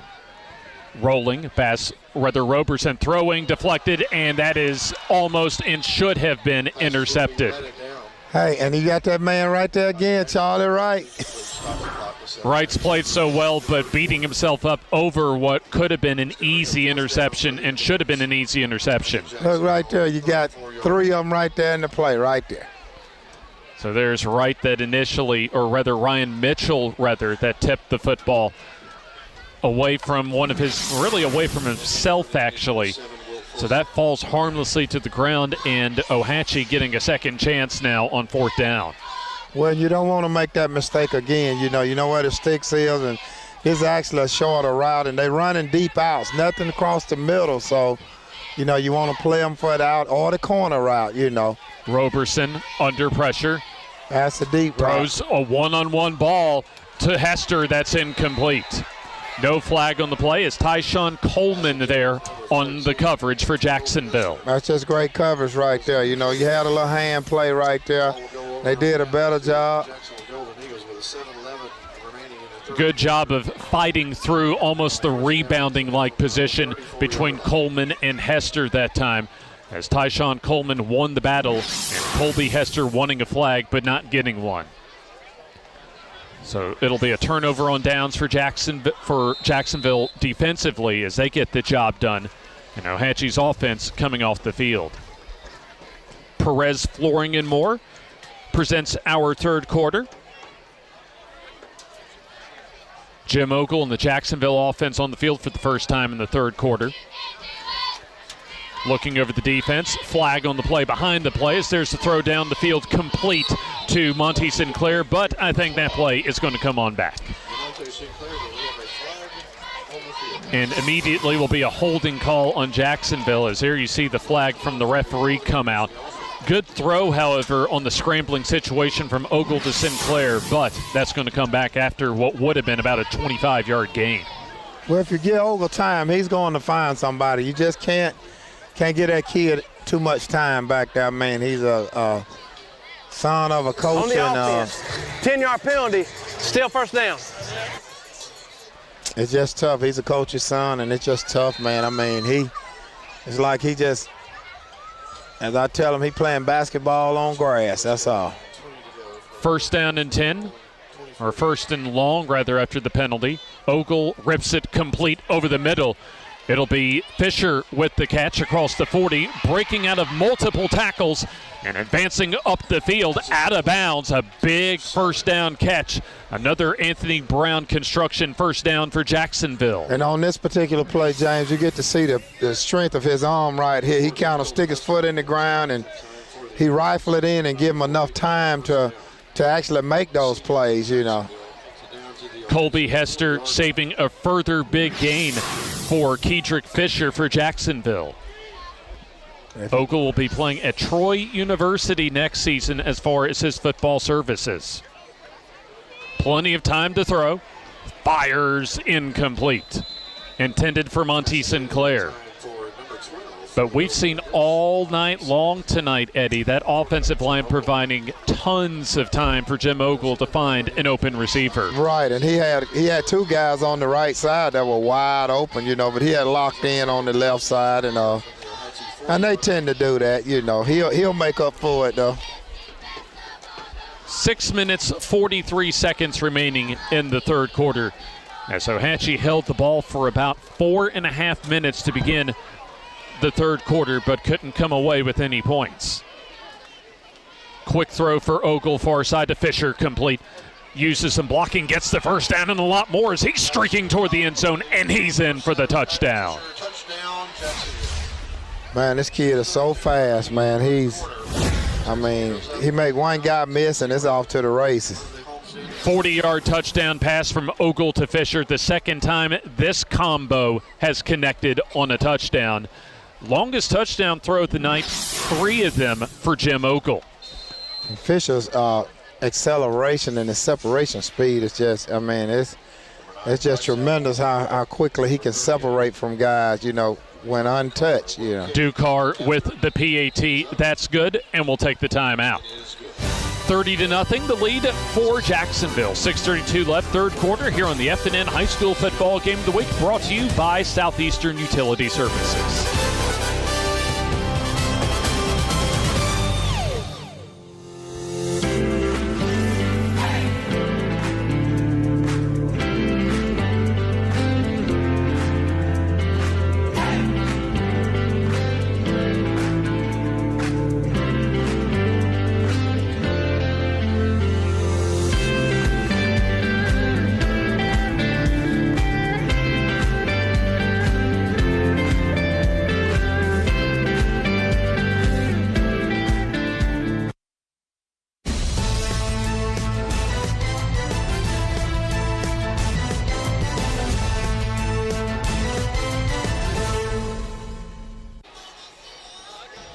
A full moon overhead here at the Creek Bank with 6:32 remaining in the third quarter on a spectacular evening for high school football, as we'll take a second look, at least briefly, at Fisher running down the far sideline and scoring from 40 yards out. 2 touchdowns receiving for Kedrick Fisher, and John Ducar will kick away. Baswell as well as Colby Hester receiving. The Leopard Gypsy kickoff end over end into and shy of the end zone, rather, as Hester trying to advance up the field. Great coverage by Jacksonville as they'll more than contain Colby Hester and bottle him up inside the 20-yard line. First down and 10.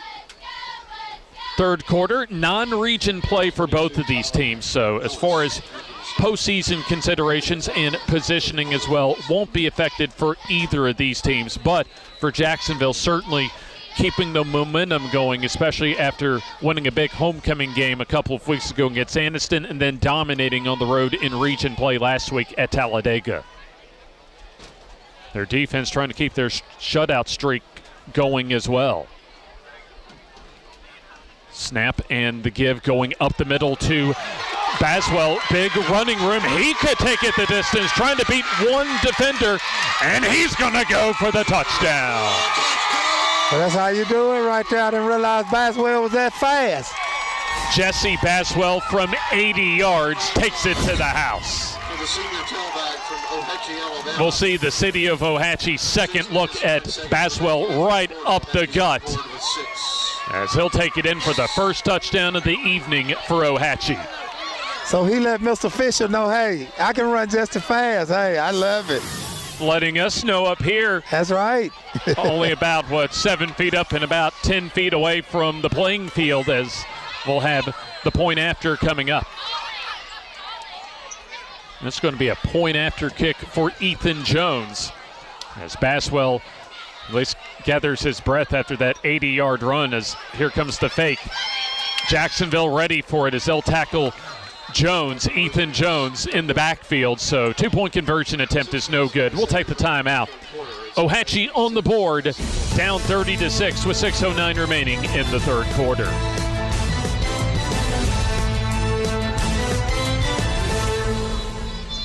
Your neighborhood Grub Mart is your one-stop shop for everything you need when you're on the go. Grub Mart features the best prices on Coke and Pepsi products and is the home to the 99-cent bag of ice every day. And Grub Mart is your exclusive home for the popcorn bucket. Purchase yours for only $5.99, then bring it for free refills throughout the year. And save every day with your Grub Mart Super Saver card. When you're on the go, it's good to know Grub Mart has everything you need. Gas, diesel, and delicious Oleo donuts. In business over 78 years, visit your local Grub Mart today.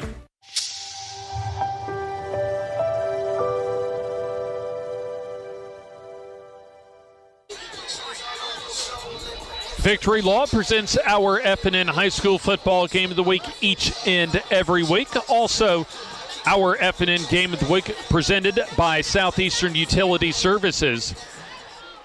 And another kickoff coming up for Jesse Baswell. One of the few seniors for Coach Chris Findley here in the 2023 season. Baswell scoring the touchdown as the Leopard Gypsy brings you the kickoff. Coming to the near side for Luke Jackson, off of one tackle and taken down across the 30-yard line. Also the 35 to about the 36-yard line. 6:02 remaining in the third quarter. Both teams have been able to put a touchdown on the board. 40 yards on the bubble screen pass from Ogle to Fisher for Jacksonville, and then an 80-yard touchdown run by the man on your screen, Jesse Baswell.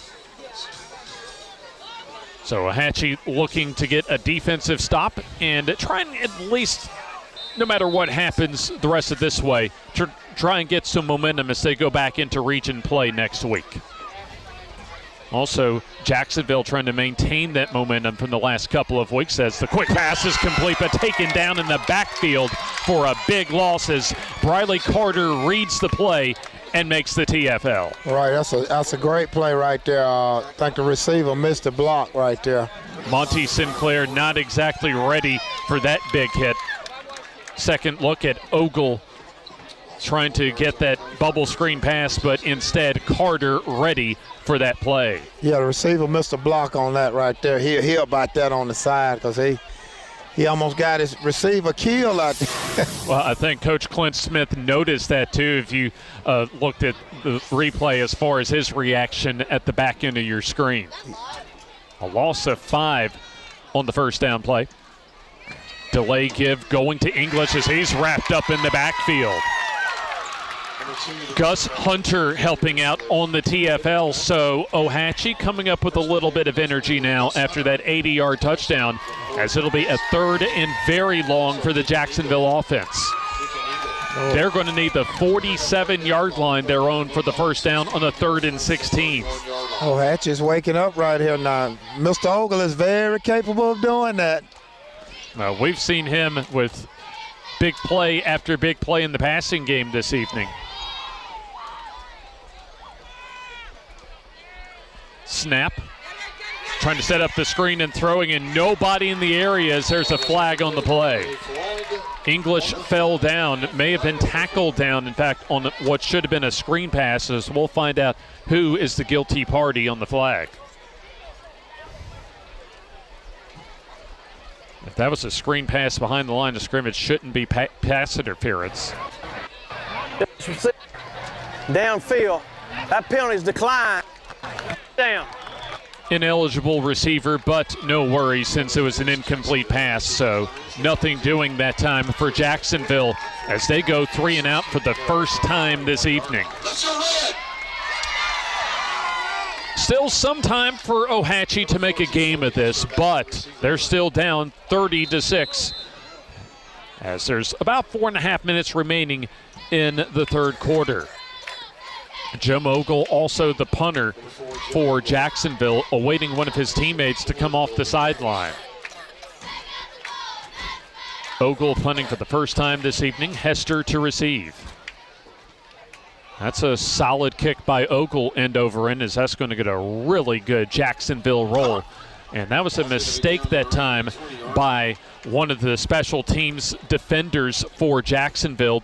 Zay Moore that time shouldn't have touched the ball, as they probably had about another, 3 or 4 more yards that could have rolled in favor of Jacksonville, Eddie. At least 3 or 4 yards. I'm thinking more of a 5 or 6 yard, but he, he's a sophomore. You let that ball roll until it stops, and you pick it up and hand it to the official, man. And even with at least a high-cut grass here at the creek bank, that probably still would have had 3 to 6 more yards to roll, but still a rock-solid punt that time by Jim Ogle. Last time Ohatchee had the ball, they were able to run it in from 80 yards out. Zane Calhoun, the running back. Well, you got Baswell on the side. He's facing cramps right now, so they trying to substitute in for him. Timeout on the field. We'll take the timeout with him here on the F&N High School Football Game of the Week. The Calhoun County Commission, made up of Fred Wilson, Danny Shears, Carolyn Henderson, Terry Howell, and Lee Patterson, ask you to take a look at what Calhoun County has to offer. Our beautiful parks, neighborhoods, recreational facilities, historic sites, and museums. Our citizens enjoy a high quality of life and strongly support the arts. If you're considering expanding or starting a new business, take a look at Calhoun County. You'll be glad you did.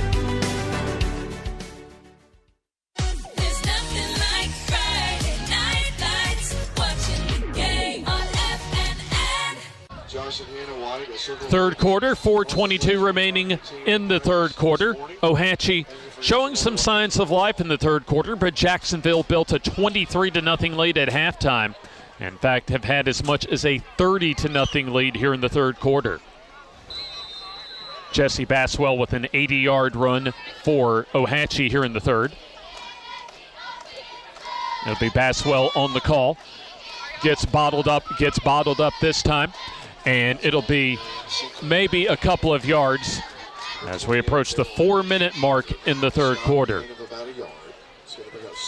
Jim Ogle with a touchdown pass here in the third quarter, 40 yards to Kedrick Fisher to begin the scoring. So Ohatchee and Jacksonville looking to position themselves down the stretch of the season when it comes to their playoff opportunities in Class 3A and 4A respectively. 2nd and 9. Play action for Roberson. Throws underneath, deflected, and almost intercepted, but incomplete.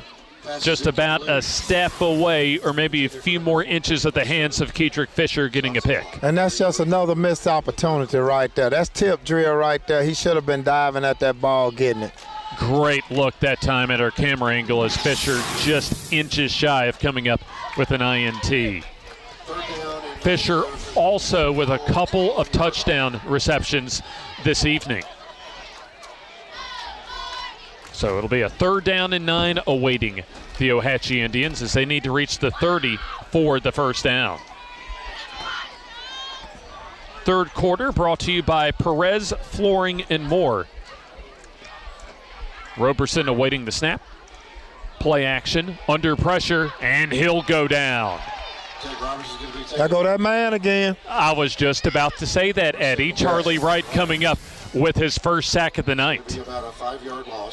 Comes right around the edge that time, stunning around the edge, looping toward the quarterback Roberson and gobbling him up for the sack. Well, they lined him outside, kind of like they did Michael Parsons, Dallas Cowboys, and they lined him up on the edge right there, and he went untouched, man. I mean, just big-time play. Just add 6 more to the jersey number. You can get Charlie Wright's performance this evening. Punting time for Baswell and the Ohatchee Indians. Baswell booming that punt off. Fisher receiving at his own 44. Angling toward the far side, head of steam and upended as he looked as if he wanted pay dirt that time on special teams, but that tackle, ankle-high tackle, might have saved a touchdown. Well, he committed too early. As a former punt returner, like you want to set him up, and he had the block right there. All you want him to do is get in the way.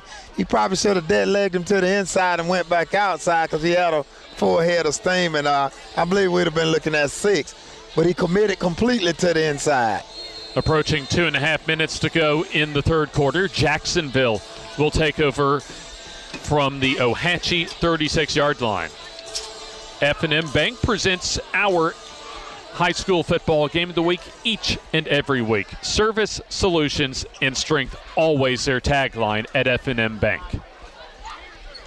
Ogle quick pass will be complete to Sinclair as he'll break out of a couple of tackles as Baswell finally knocks him out of bounds before an Anthony Brown construction first down.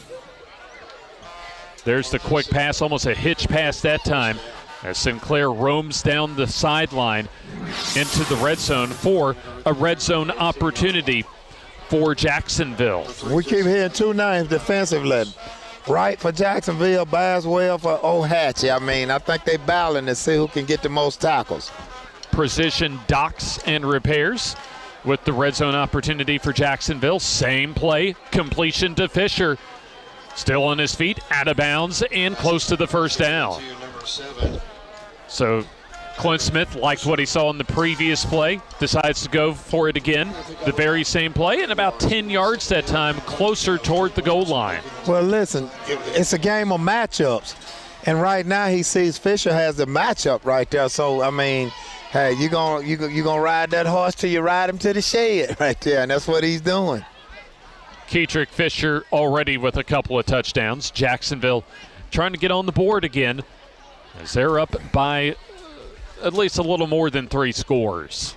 And everybody else except for Sinclair is maybe a decoy, right? We know where we're going with the football. Bonner in motion.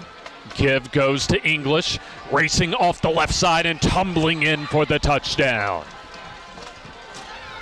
9 yards on the touchdown run by Zay English, his second of the evening, as he's over 100 yards and has a couple of scores to his totals for tonight. Well, English said, let me get a piece of this action right here. Good blocking on the left side of the offensive line for Jacksonville, opening up the hole for English as Ducar comes out for the PAT. So the precision docks red zone opportunity successful for Jacksonville. They had a couple of times in the first half to where they were stuffed on 4th and 1, but Jacksonville not denied this time on the touchdown. Ducar's PAT up, and it is good. Timeout. 2:15 remaining in the third quarter. Jacksonville 37 and Ohatchee 6.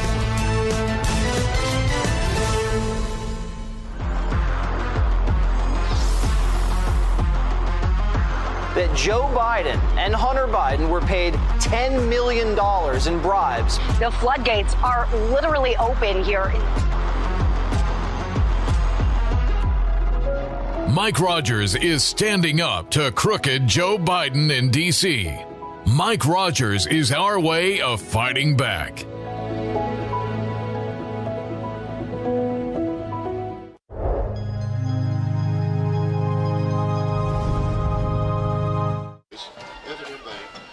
.215 remaining in the third quarter from the Creek Bank here in Ohatchee. One of our favorite atmospheres to come to as far as the high school football circuit in this portion of the Yellowhammer state of Alabama. Jacksonville has led wire to wire so far after scoring on the second play from scrimmage in the first quarter thanks to Zay English's 49-yard touchdown jaunt. Ducar with the kickoff.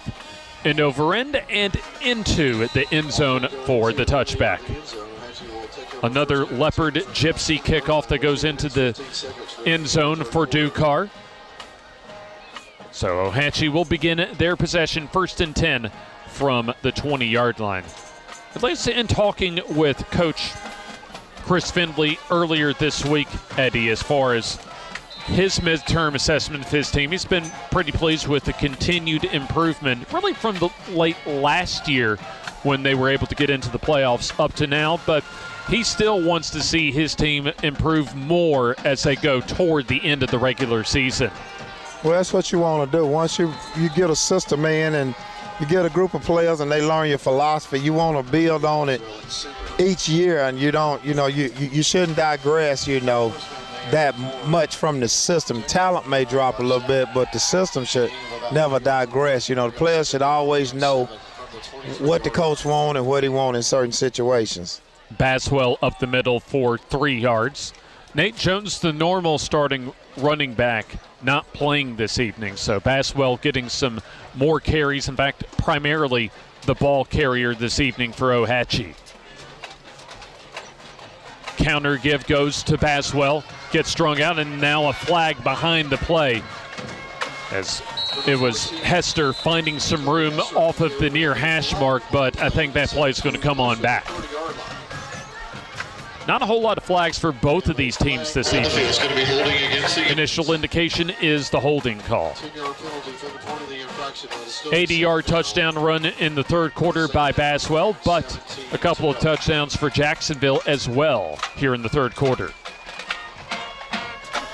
We'll get one final official indication coming up as far as that holding call. They've already marked off the penalty yardage, or at least now have marked off the penalty yardage. So it'll be 2nd and 2, almost about Alexandria to go for the first down. Field running from west to east as far as where Ohatchee's offense is going. Calhoun out of the backfield as it'll be Roberson on the direct keeper as right into our broadcast, at least cameraman that time. Alonzo Kirby once again doing not a bad job of trying to get out of the way, as you always have to have your head on the swivel there, Eddie, when you're one of those guys on the sideline. Right, you got to be able to two-step over there, so Alonzo did a great job right there getting out the way. I think this is the second time in as many weeks, Eddie, that our Alonzo Kirby has had to get out of the way of a potential tackle. I'm going to have to pick with him a little bit. He used to play receiver for me. I'm going to tell him he can't get out the way no more. Calhoun gets the pitch to the far side. Trying to cut it up the field, does so. Actually a pretty decent run that time on 3rd and 13 as we go under a minute here in the third quarter. I'm just glad we're safely tucked away up here, Eddie, so that we don't have any of those tacklers trying up in us and send us to the hospital. It'll be 4th down. Got to be pretty tough down there as far as along the sideline, especially if you're one of those players on either uniform putting on those pads this evening. That's right, you got. Punting time as Fisher back to receive for Jacksonville. Baswell remains out there to punt. A little bit of a low snap, but he'll get almost a soccer-style kick to the far side and ends up a pretty good result for Ohatchee. Inside the 40 at the 39-yard line of Jacksonville. So we're going to see Jim Ogle again, probably maybe for one of the last few series, and in talking with at least Coach Chris Findley for Ohatchee, and then at least a part of our FNN extended family, Grady Sapp, of course, now the voice of the Golden Eagles of Jacksonville. They both think that Jim Ogle has a very bright future as far as maybe having a potential to start at the collegiate level and being a starting Division I QB. Snap, and the give will go to English as he'll rip it up the middle, and he could take it the distance. Running away from the back and in for the touchdown. 3 touchdowns for Zay English tonight. This one of 61 yards. Yeah, it's just too easy right there. I mean, he just, once he gets through the line of scrimmage, it's just off to the races right there. Right there, when he make him miss right there, he's just off to the races. 61 yards for Zay English, approaching unofficially 200 yards on the ground this evening at the running back spot. Hey, I wouldn't be surprised. 43-6 your score. Dukar successful on all of his prior 5 PATs. Snap, hold, kick are all good. So we'll take the timeout. As we're at the end of the third quarter, so 12 minutes remaining coming up in the fourth quarter. All Jacksonville so far in the FNN High School Football Game of the Week, presented by Southeastern Utility Services. The Food Barn in Raglan offers the best in good old-fashioned hometown service when you're shopping for groceries, plus the latest ways to get great food specials your way. Click on RaglanFoodBarn.com. Follow the Food Barn on Facebook and listen to The River for weekly specials. Where you can get everything you need from down on the farm and it won't cost you a leg or an arm. And they're open 7 days a week. For the best cuts on quality meats, great service, and great prices, it's the Food Barn in Raglan.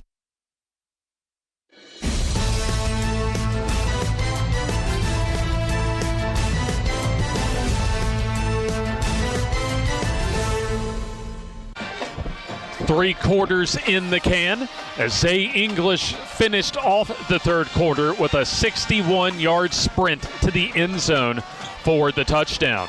James Hardy, Coach Eddie Bullock, Jim Jacobs, our FNN family with you here as far as our camera crew.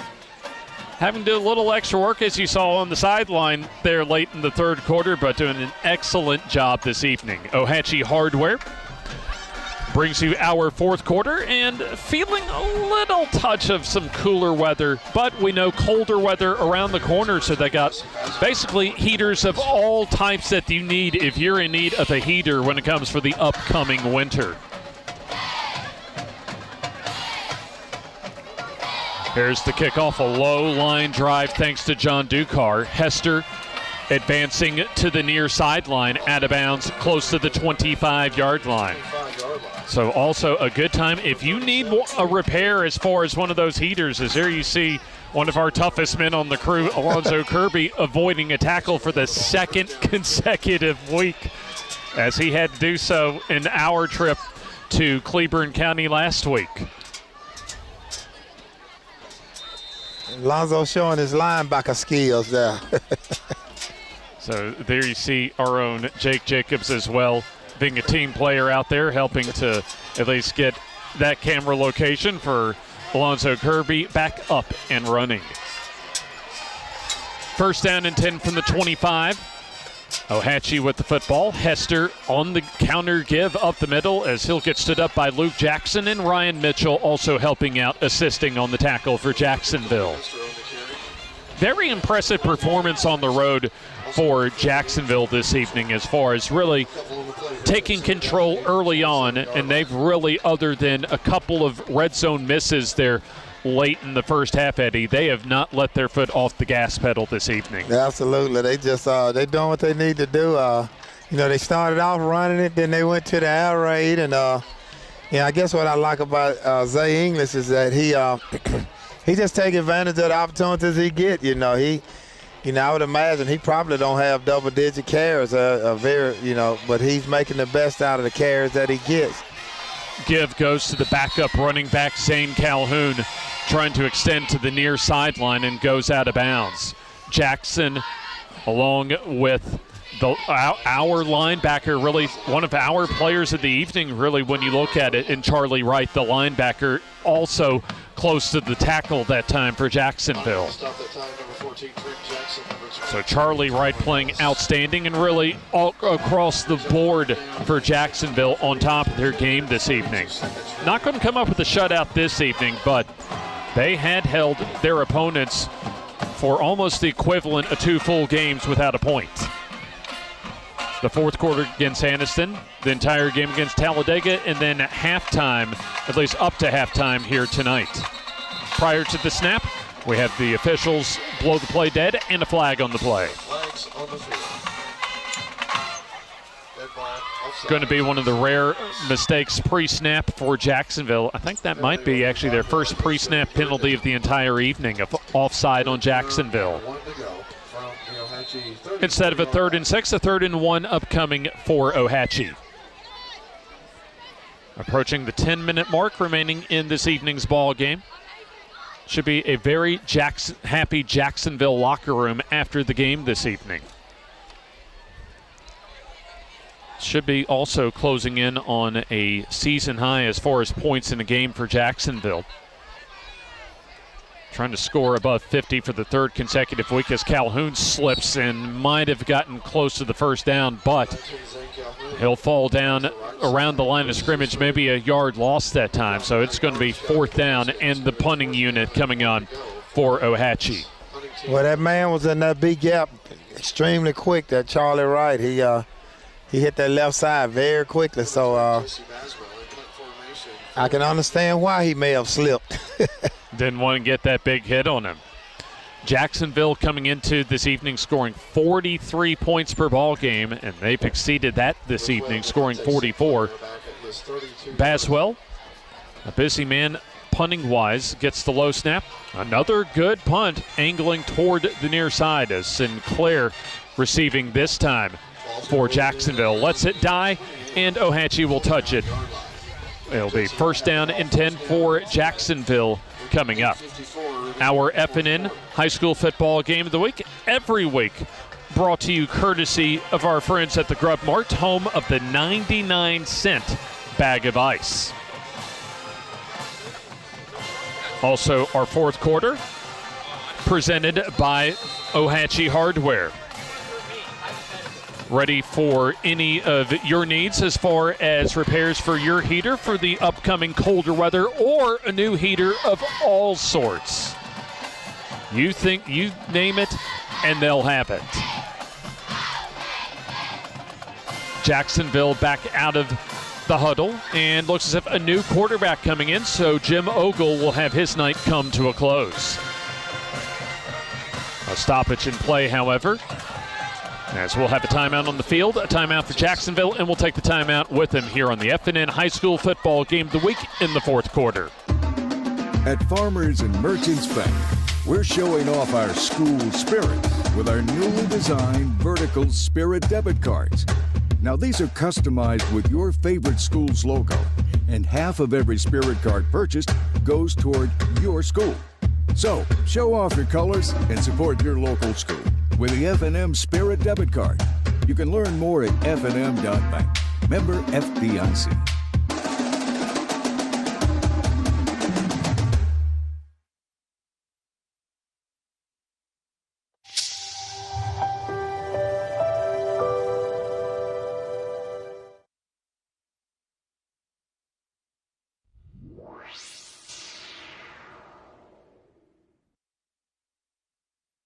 Indians 44-6 with just under 9 minutes to go in tonight's game.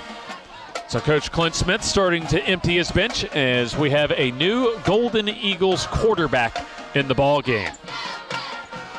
Pretty much a whole second string offense as Jackson bounces it off of one tackle and gets a 1st down run of about 13 yards. Colby Hester on the tackle for Ohatchee. Matthew Salmon, the new quarterback, a sophomore.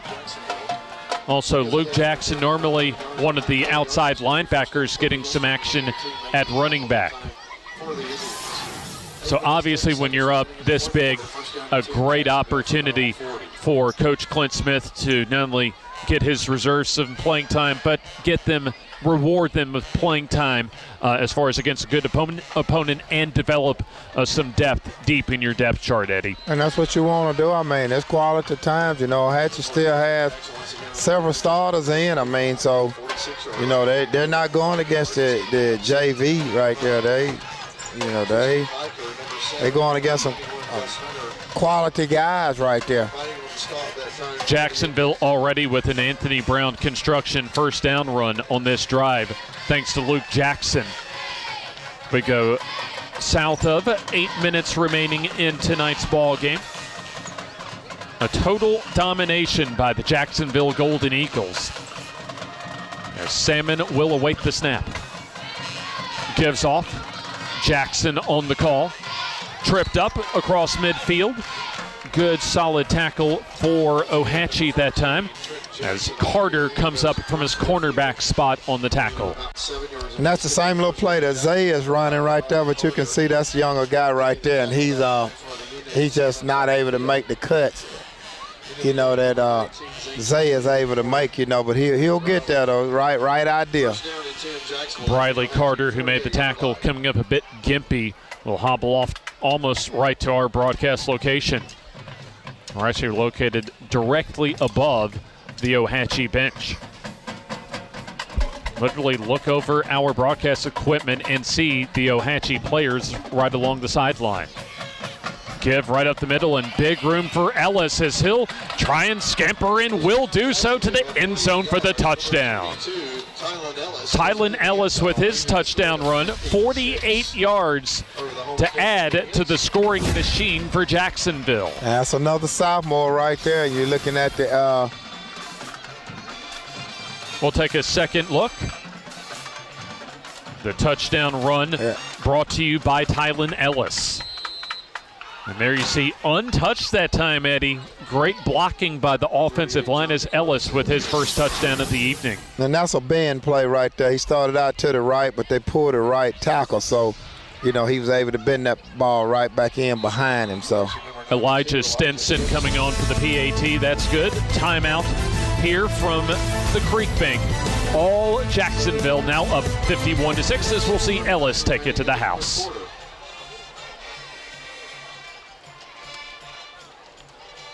Advantage Tire and Alignment on Highway 202 in Anniston is so much more than just a new tire and rim shop. There's not enough time in this ad to tell you all the many things they can do to help keep your car in tip-top shape.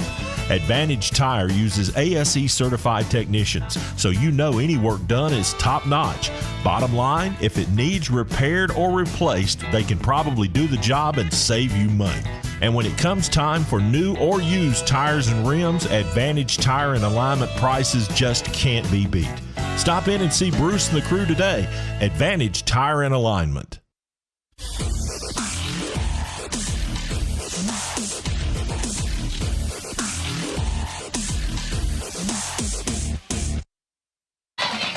.6:39 remaining in tonight's F&N High School football game of the week, presented by Southeastern Utility Services. And our fourth quarter brought to you by Ohatchee Hardware.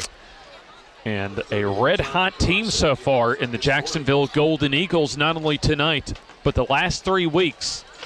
Eddie, the Golden Eagles offense for Jacksonville has now gone over 50 points for 3 consecutive weeks. Hey, I'm not surprised, with a quarterback like Mr. Ogle back there and the receivers. You're talking about Fish and Sinclair and a running back like Zay English, man. Hester provides a little excitement up the near sideline, advancing the kickoff close to the 40-yard line, around the 35-yard line. So I'll ask you, Eddie, as a former coach then, I asked Coach Chris Findley this during the week, and do you think Jim Ogle has the potential to be a starting Division I quarterback at the next level? Well, it depends on where he goes. I definitely think that he has the skill set, but one thing you have to think about going to the next level is the college game is just so much faster than the high school level, and I've witnessed it in person, and he does a great job, but he still got some things that he got to do, because you're gonna have a lot of Fishers on there, a lot of Charlie Wrights on there at Division I level. Zane Calhoun gets gobbled up in the backfield. Pursuing on the tackle, Gavin Peeler. So what are the things that, for Jim Ogle, he'll have to adjust to when it comes to playing at the collegiate level, assuming that he indeed signs with Troy in the upcoming signing period? First thing is the speed, because like I said, you're going to have top athletes from all over the nation.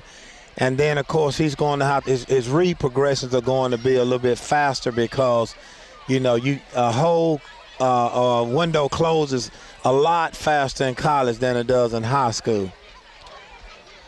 It'll be a 2nd down and 10 for Ohatchee.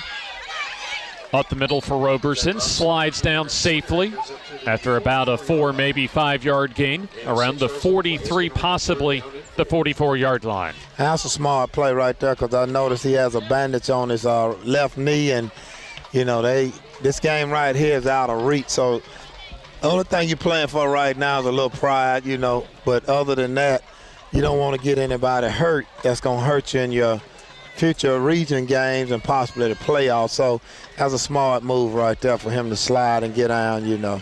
Some scores on your screen across the state of Alabama in non-region play. Folsom getting the handoff up the middle and gets his Anthony Brown construction first down. Across midfield to about the 48-yard line. There's that running off Cowan and Watt there. So first down and 10 was 23-0 at halftime in favor of Jacksonville. 14-0 after 1 quarter of play as well. Both teams traded touchdowns about the first half of the third quarter, but since then Jacksonville has pressed the gas pedal even more and just blown by Ohatchee this evening. Hey, that was a surprise, that last score, Pisgah going up on Sylvania. Sylvania having one of their best seasons in a few years, as we'll have at least a stoppage in play. Encroach on the defense. It's a 5-yard penalty. Still first down. Jacksonville getting some of their defensive players, their backups in, as we come down almost the final 4 minutes of tonight's FNN High School football game of the week. We'll be up about 15 minutes further up Highway 77 next week for our FNN High School football game of the week. Southside hosting Leeds for a big 5A Region 6 matchup. Off the middle goes Calhoun, lowers that head, and he'll pile forward for the first down. There you see, that's going to be a big game, especially for Southside, an opportunity for them, even without Gage Neesmith, their talented starting quarterback, still have enough pieces to where if they can beat Leeds, they have an opportunity, potentially an outside opportunity to host a first-round playoff game in Class 5A. And that's what you want to shoot for. I mean, it's a big-time game, and, you know. And obviously before Friday, we'll have a preview of that game. Region play to begin October, and more on the FNN Coaches Show from Struts Wings in Oxford. Folsom on the call. Tiptoes around the defense, still on his feet as he'll try and drive and gets pushed back, but forward progress should give him the first down. Good tackling that time, aggressive tackling by Matthias Goggins, the senior, coming off the bench. That's some great tackling right there, and it shows you that Jacksonville has other speed besides Fish and Sinclair right there. Those young fellows running to the football. The reserves for Coach Clint Smith's Jacksonville Golden Eagles getting some quality playing time this evening. Under 3 minutes to go here in the fourth quarter. Brought to you by Ohatchee Hardware. Closing in on a red zone opportunity, what would be the first of the evening for Ohatchee. Give goes to Calhoun. He'll lower that head and go right into the Jacksonville defender, McNeil. Not going to get a whole lot, as it'll be a third down and short coming up, about 1.5 yards, maybe 2 coming up. Big thanks to all of our sponsors once again for helping us out, not only tonight, all season long. Ohatchee about 4 yards away from what would be a Precision Docks and Repairs red zone opportunity. So under 2 minutes to go in tonight's FNN High School football game of the week. Likely to be the final offensive possession tonight for Ohatchee. Calhoun up the middle, gets the first down, and he's just shy of the 20-yard line. Calhoun a little slow to get up. In fact, he's a little bit banged up as he'll go to a knee. Trying to fight off that last hit that he got around the near numbers, as it'll be an Anthony Brown construction first down. And with that tip of the football right at the 20-yard line, we will call it a red zone chance for Ohatchee. Precision Docks and Repairs bringing us our red zone opportunities this evening. A big thanks to them. Also, a big thanks to Urban Rustique for bringing our FNN High School football game of the week, as they'll have their big fall festival coming up on October the 28th from 9 a to 9 p at their location in Oxford. Also, a spooktacular costume contest involved as far as that free fall festival from Urban Rustique. There you see another offside penalty brought to you by the Jacksonville, at least, reserves on defense. Well, and you got the younger guys, like you said, and they're in now. So, you expect a few mistakes, but you can't coach them like that. We coaching them like we coach the varsity guys and saying, hey, you're making too many penalties. We can't do that. But, you understand that they're going to, because they don't get the time or the reps that the starters do. So, you expect a little bit for them to be a little bit off, a little bit antsy. Folsom in the backfield. This will be the counter give going to the far side. One of the backup tight ends that time. Tuio Segia with the carry. Under 30 seconds remaining in tonight's FNN High School football game of the week. First and goal coming up. What will be the final Anthony Brown construction first down of the night for either team? And this is going to be, that will be, in fact, not only the final first down, but the final play of this evening. So winding it down toward the final seconds and the finish line here at Ohatchee as Jacksonville dominates on the road, defeating Ohatchee 51-6. Post game coming up. A lot to go over this evening. A big Jacksonville win here on the FNN High School football game of the week, brought to you by Southeastern Utility Services.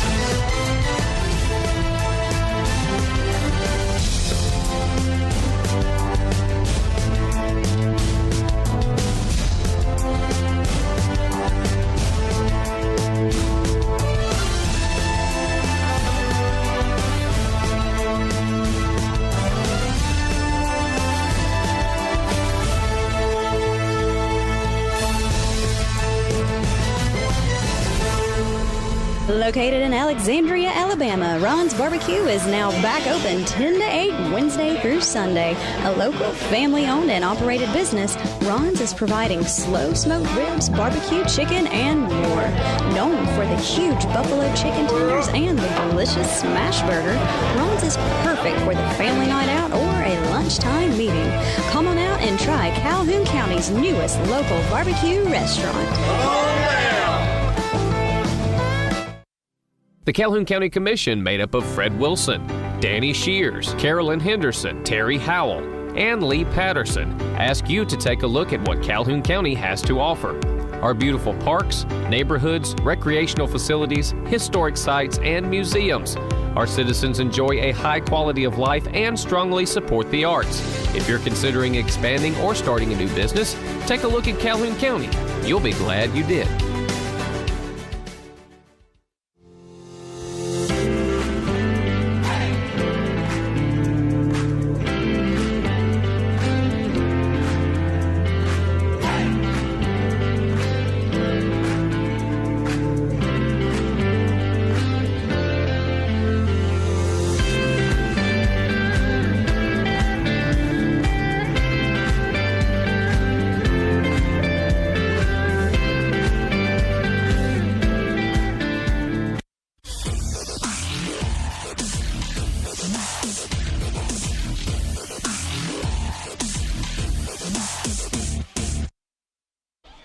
Another big offensive night for Jacksonville as they go over 50 points for the third consecutive week. A 51-6 victory over the Ohatchee Indians here at the Creek Bank. James Hardy, Coach Eddie Bullock, Jim Jacobs, and our FNN crew from the Creek Bank. A big night for Jacksonville, and really the star of the show, a lot of stars this evening. You look at Charlie Wright defensively, close to double-digit tackles from his linebacker spot, but in my mind, Eddie, I was very impressed, well, with the whole team for Jacksonville, really, but individually, Zay English was very impressive from the very start, scoring his first of 3 touchdowns as we take a look at the second play from scrimmage from 49 yards out. And he just runs so effortlessly, his dad had played receiver for me, and I always picked at his dad. His dad wasn't that fast. He could catch anything you throw at him, but, I told him his son, I said, hey, he's way faster than you are, but he runs so smoothly, Speaking of catching, that's exactly what Kedrick Fisher does on the first of 2 touchdown receptions from Jim Ogle, that one of 8 yards out. Ogle with a total of 3 touchdown passes. And another look at one of multiple huge runs from Zay English, nearly taking it to the house, as it was Roberson, the safety and quarterback for Ohatchee, having to save a touchdown that time. We look at Ohatchee on offense, and not a lot going as Charlie Wright played one of his best games in a Jacksonville uniform this evening, coming up with that hard hit. And this was one of the probably worst mistakes of the entire evening, really, for both teams, but especially Ohatchee, as the snap was high off of the hands of Baswell, and they were very fortunate that was just 2 points for Jacksonville. So looking further as far as game highlights, Ogle and the offense coming back out as Jim Ogle looking like a D1 quarterback here. A corner route going to Monty Sinclair in rhythm for the first down. Late first half action. A perfect throw in rhythm again to Kedrick Fisher that results in a Jacksonville first down inside the 5-yard line of Ohatchee. Right before the end of the half, when the score was 16-0, pitch and catch time combo of Sinclair and Ogle. Ogle on the pass, Sinclair on the catch. To begin the second half, this was one of Colby Hester's better runs, getting it to across midfield, about a 25-yard run for Colby Hester. But the drive stalled out. Ogle fires one over the middle that time to Fisher for the first down, as he was able to use some of his athleticism to get more yards after the catch. He also scored on that very next bubble screen pass from 40 yards out. His final touchdown of the evening, a couple of touchdowns for Kedrick Fisher. And right on the very next play, first play on the drive for Baswell, goes right up the middle from 80 yards out as he runs past and at least beyond the defender, Zay Moore, for Jacksonville.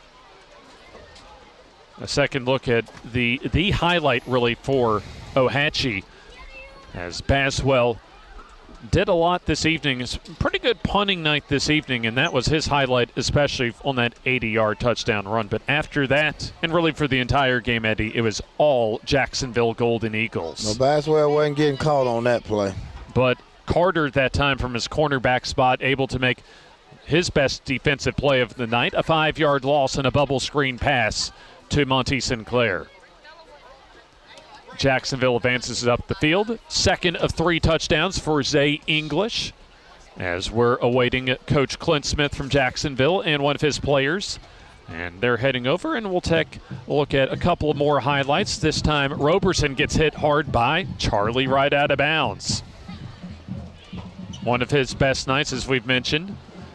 And in fact, we'll take one last look at Zay English's outstanding night at running back, as he takes this one 61 yards for his final touchdown of the evening, as we're getting ready to talk with momentarily here Coach Clint Smith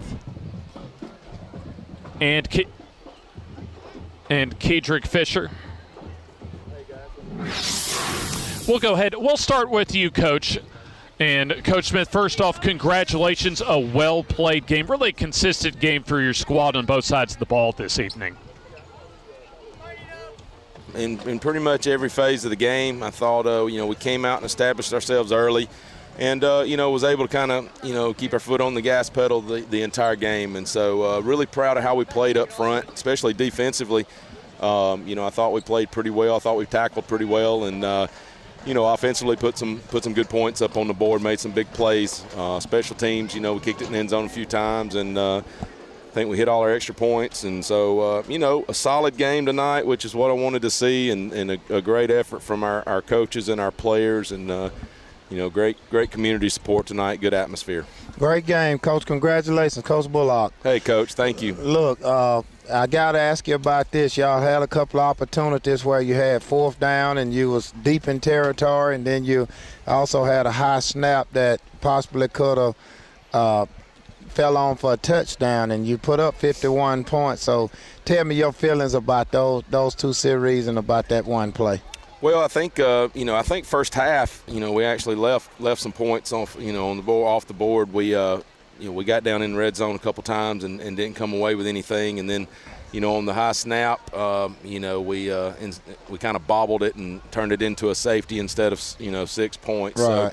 So, that's just some things that, it's just the way the ball bounces and things like that. But I think our intensity was good. I think our effort was good, and just overall, pleased with the performance tonight. And we got a big one next week with Cleveland County coming in, getting back into region play. So, I felt we played pretty clean. Not very many penalties or turnovers, anything like that. So, that's what you want to see. And, Coach, I was impressed with Charlie Wright's performance this evening. We were talking about him the entire night as far as his hard hitting from the linebacker spot, but just the way he was able to seemingly just get to the football on almost every play. Yeah, Charlie has worked really hard, and he is a very big vocal leader on our team. He talks and he gets people fired up and all that. So he's worked himself into a really good linebacker, and he plays with tremendous effort, and he just is all over the field. And so him and Ryan both back there right now do a great job for us. But Charlie has been all over the field the past few weeks, and he just continues to get better and better, and that's going to be a big key for us moving forward. I felt like we played physical, which I knew we were going to have to play physical football in order to stop them with what they do. They're very good at what they do. They've been scoring a lot of points and been rolling here lately. So very proud of the effort, the physicality that we showed on both sides of the line of scrimmage, and So, but to answer your question, yeah, Charlie has been all over the field for the past few games. Coach, congratulations on the victory, and good luck the rest of the season, and thanks for joining us. Thank you, guys. I appreciate it. We'll slide Coach off and bring in Kedrick Fisher, one of the star wide receivers on this talented group of players as far as the Jacksonville Golden Eagles roster. And Kedrick, congratulations on the victory tonight. Just kind of talk about the offense. You, Monty Sinclair, Amori Young, Jim Ogle, Zay English. There's a lot of speed, a lot of talent on this offense this year. Well, the main thing with us is just making sure we execute night in, night out. Last week, we didn't – the score might not have said it, but we didn't execute as good as we wanted to. So coming into this game, we just wanted to make sure we key in on the little things and do what we know we can do. So do you feel like the execution overall, especially for your side of the ball, was a lot better than last week? Yes, sir, most definitely. Kedrick, how do you feel about, the situations where y'all got down a couple of opportunities? Because you put up 51 points, but you had an opportunity to possibly score another 21 points. So how do you feel about that situation? Well, we just got to make sure we just execute all the time, We get down to the 10-yard line or whatnot, and we get like a day's ago. So we just got to keep working at practice, get 1% better, and just keep doing what we know we can do. And Kedrick, especially for later on in the season, the postseason, how big is it to come into this type of environment and really be able to dominate on the road? It was just great, just not letting nothing phase you. It was their homecoming. They had a lot of people out. We just kept our mind focused, just kept keyed in on what we need to do, and that's what great teams need, Hey, one last question, Kedrick. Where'd you get all that speed from, man? God-given and running track. Okay, I hear you. There you go. Congratulations, Kedrick, and thanks for joining us, and good luck the rest of the season. Thank you, no problem. Kedrick Fisher, along with Coach Clint Smith, joining us, as that will do it from the Creek Bank here in Ohatchee. A big thanks to all of our sponsors, as well as all of our FNN crew for their services and a job well done this evening. There you see our talented folks behind the scenes, as well as Coach Eddie Bullock and yours truly, and all of the folks here at FNN that help make high school football coverage across our area of Alabama possible. A big thanks to all of our sponsors, and a big thanks for you for joining us this evening. We'll be up at Southside next week. Leeds and Southside is our FNN high school football game of the week next week. The FNN Coaches Show coming up on Tuesdays. We'll recap this game as well as the non-region week to close out September from Stretch Wings in Oxford. So join us, or if you can't join us, be sure to join us here on FNN on Tuesday nights at 7 o'clock at Stretch Wings in Oxford for the FNN High School Coaches Show. So once again, our final, Jacksonville 51 and Ohatchee 6. Jim Jacobs, Coach Eddie Bullock, our FNN crew. James Hardy signing off as we wish you a good night from the Creek Bank.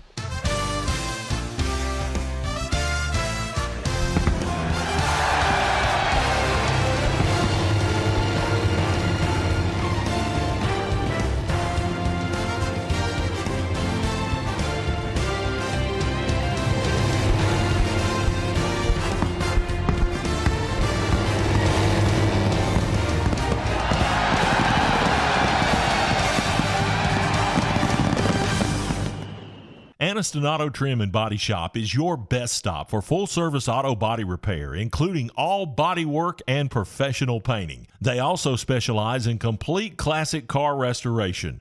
When you have an accident, you want it back the way it was, and that's what you get with the team at Aniston Auto Trim. The same is true if you're ready to restore your dream car or a timeless family classic. They work with all major insurance companies and provide free estimates for every job. Come by today and see Stacy Jennings and the gang at Aniston Auto Trim and Body Shop, just up the hill off Quintard on Greenbrier Deer Road. I'm Mark Box. I've been a part of the funeral industry for over 25 years. As a funeral professional, serving others is an integrated part of my life. It's been a privilege helping families in many ways throughout my career.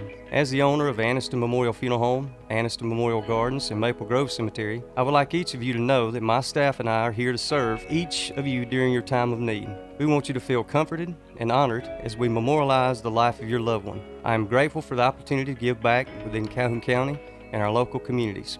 It is our hope and prayer that each family we meet feels cared for and loved. At Health Mart, we know you're searching for something more than a pharmacy. You're looking for convenience, so you'll find us close to home with a wide variety of services to meet your needs. You're looking for know-how, so we make sure the advice you need is always in stock. And you're looking for personal attention, something our locally owned pharmacy and friendly staff are famous for. So if you're trying to find a pharmacy that just clicks, look no further. Health Mart, caring for you and about you. Located in Alexandria, Alabama, Ron's Barbecue is now back open 10 to 8 Wednesday through Sunday. A local, family-owned and operated business, Ron's is providing slow-smoked ribs, barbecue chicken, and more. Known for the huge buffalo chicken tenders and the delicious smash burger, Ron's is perfect for the family night out or a lunchtime meeting. Come on out and try Calhoun County's newest local barbecue restaurant. Come on down!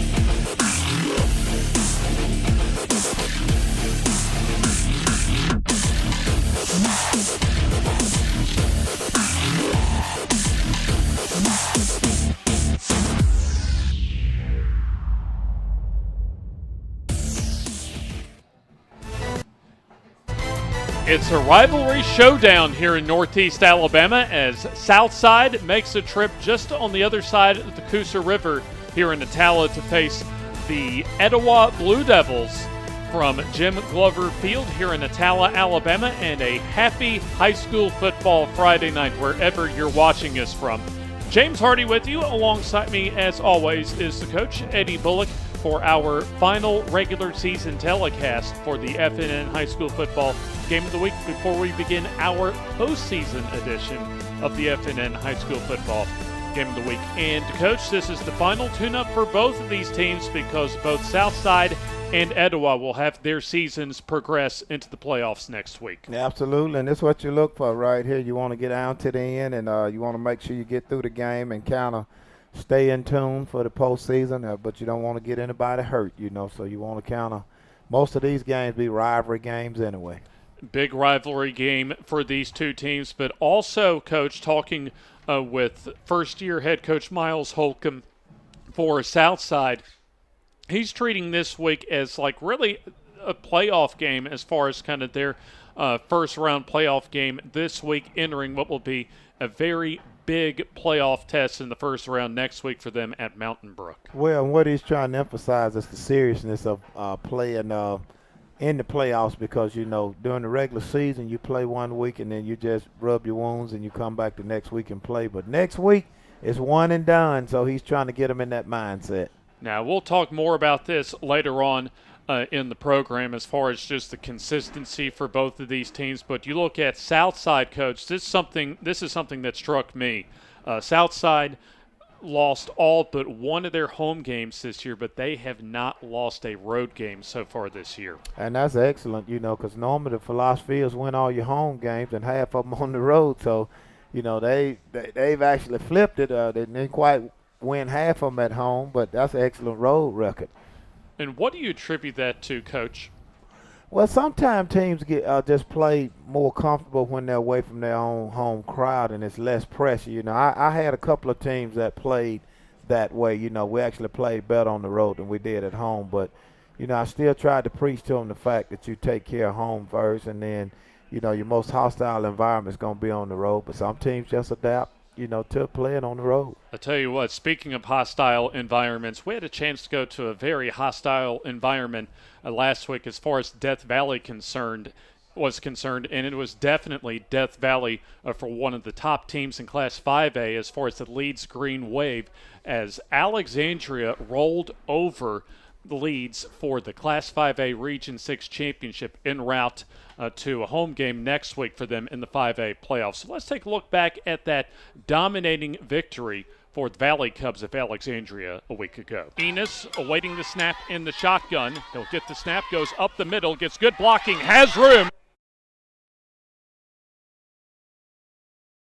Just a little bit tardy on that, but I tell you what, that was one of the more enjoyable games that we've been able to get to as far as our coverage this season of the FNN High School Football Game of the Week, as both Piedmont and Ohatchee will be going to the 4A playoffs. And in fact, Alexandria making the trip up to Piedmont tonight to face one of the top, in fact, the number 2 team in the state this week in Class 4A.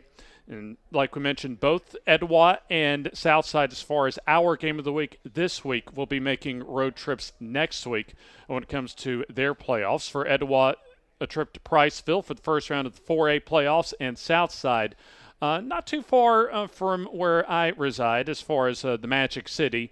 They'll be making the trip, just a short trip down to Mountain Brook. And I believe we are now ready to show you our highlights from last week's win for Alexandria.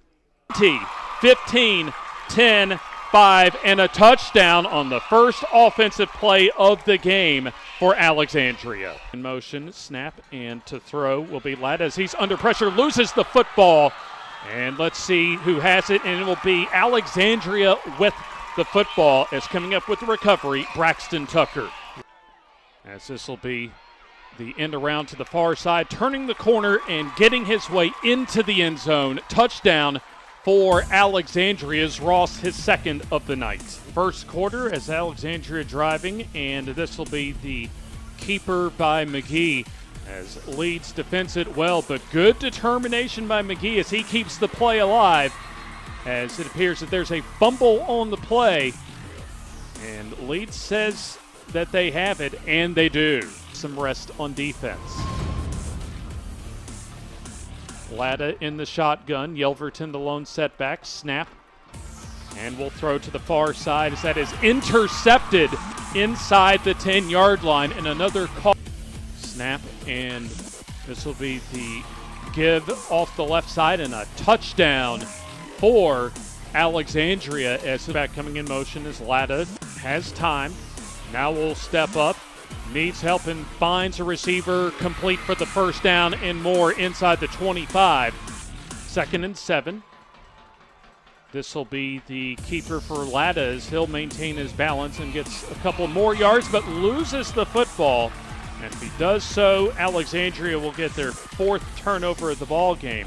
Lee McGee, as he will play action, looking for a receiver, and now throws down the field as that is caught into Leeds territory. ReviversLLC.com. A big play off the near side, as that'll be just shy of the goal line. Situation as Ross will get the carry, cuts it up the middle, working his way toward the goal line, and he's in. Touchdown, Alexandria. As McGee will throw down the field, and it's caught into Leeds territory. Kick that other one with ease. Kick on the way, has the distance. Does it have the accuracy? Yes, it does. Yelverton under center, as he'll go up the middle and gets into the end zone. Touchdown, Leeds. And the give looks like to the back up the middle, close to the goal line.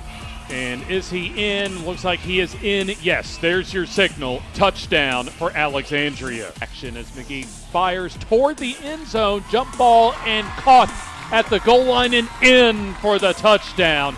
Here's Latta with all day to throw. As it breaks down, and going down will be Latta on the sack.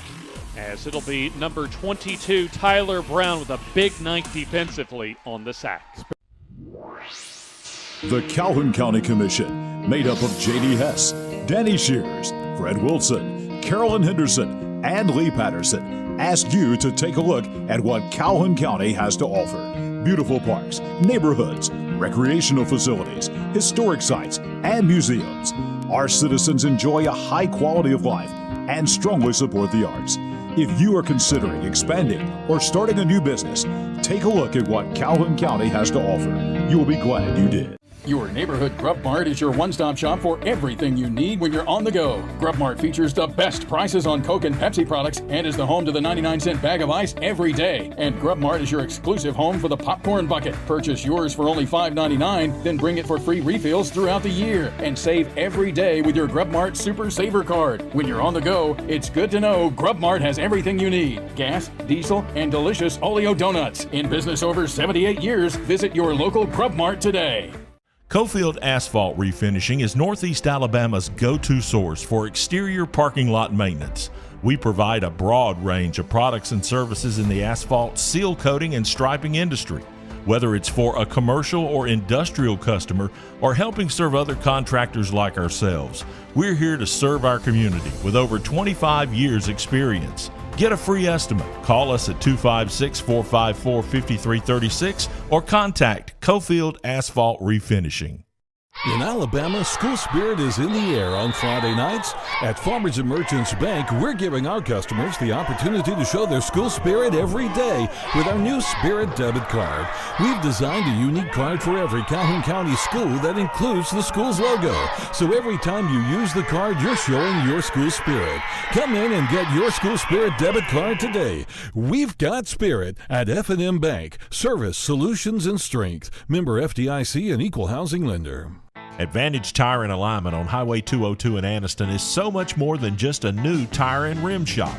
There's not enough time in this ad to tell you all the many things they can do to help keep your car in tip-top shape. Advantage Tire uses ASE certified technicians, so you know any work done is top-notch. Bottom line, if it needs repaired or replaced, they can probably do the job and save you money. And when it comes time for new or used tires and rims, Advantage Tire and Alignment prices just can't be beat. Stop in and see Bruce and the crew today. Advantage Tire and Alignment. I'm Mark Box. I've been a part of the funeral industry for over 25 years. As a funeral professional, serving others is an integrated part of my life. It's been a privilege helping families in many ways throughout my career. As the owner of Anniston Memorial Funeral Home, Anniston Memorial Gardens, and Maple Grove Cemetery, I would like each of you to know that my staff and I are here to serve each of you during your time of need. We want you to feel comforted and honored as we memorialize the life of your loved one. I am grateful for the opportunity to give back within Calhoun County and our local communities. It is our hope and prayer that each family we meet feels cared for and loved.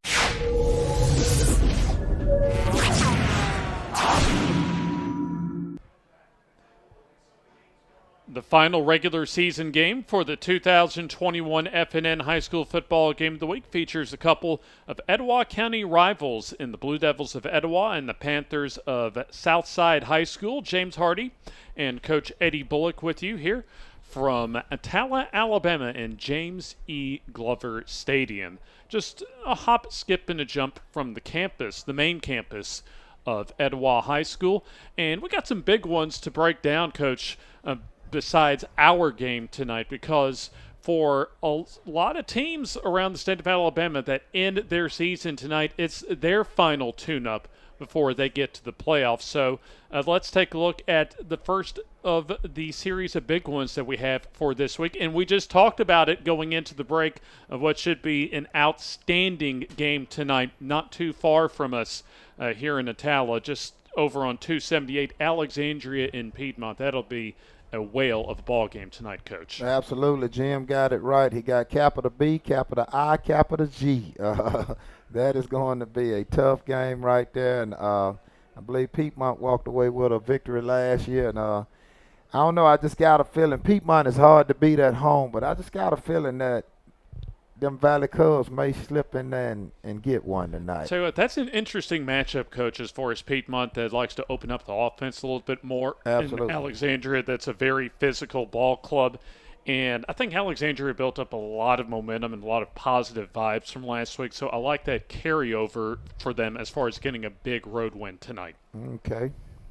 So let's take a look at our next big one, and that is not too far down I-59 from where we're at in Springville, as Moody will take on Springville. Another kind of close rivalry matchup to close out their regular seasons, Coach. Absolutely, and I think Moody's playing well. You know, Springville's tough to beat at home, but I think Moody's playing well right now, and I'm going to have to lean a little bit toward the Moody Blue Devils. Interesting. Now, for Moody, this is their final regular season game because they will not be going to the Class 5A playoffs.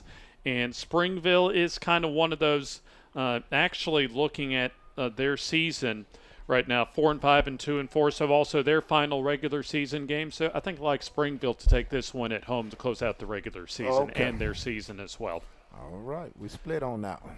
This ought to be a traditional rivalry game around our area, folks, as far as Handley at Central Clay County. And you know that there's not going to be anything left on that field after tonight's ball game, no matter who wins. Right, and I think, both of these programs are traditionally excellent programs, and I think Handley has a lot to play for. I believe Anderson gave Handley a wake-up call, that they can be beaten. And, if this was a year or two ago, maybe not necessarily last year, but I would more or less, Clay Central is hard to beat at home, but I think Coach Strain going to have those guys ready to go tonight, and I think they're going to slip in there and get a close one. I think in one of these type of ball games, when in doubt, because these are two outstanding ball clubs that I'm banking on making deep runs into the playoffs, I'm picking the home team tonight just for that home field advantage. Central Clay County for my winner. So for our next big one, it is St. James down in the capital city hosting another capital city product in Trinity High School. Now this is so if you look at as far as St. James's season is concerned, they've lost their season opener at Montgomery Academy, but have won 8 in a row since then. So they've built up a lot of momentum, already clinched their Region 2 championship in Class 4A. So I like just the momentum that they've built for St. James and for them to come out victorious tonight. Well, and I think St. James cannot afford to lose a game, being number 1 seed and going into the playoffs. they just can't afford to do that. So I'm going with St. James at home. So both of us have St. James High School. And our next big one, over in East Alabama, Wadley and Spring Garden. Mm-hmm. So I tell you what, let's pick up the national anthem as I can hear it in the background, as we'll talk about that later. But let's go ahead and send it down to the field for our national anthem.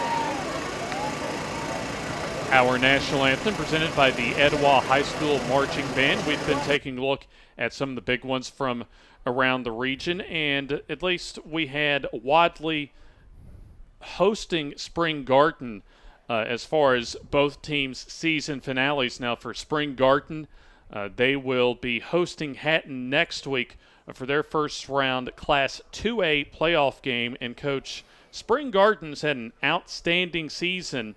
A win last week against Southeastern for their senior night victory, 49-12, and so far they have been a perfect 9-0 on the season.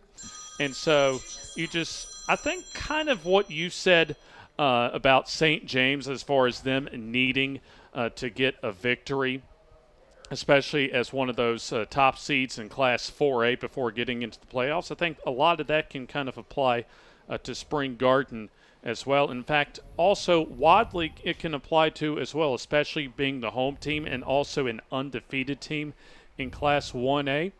This could go either way, and I like Spring Garden to eke out a victory on the road tonight. Okay, as Jim say, typically I would say go Garden, go.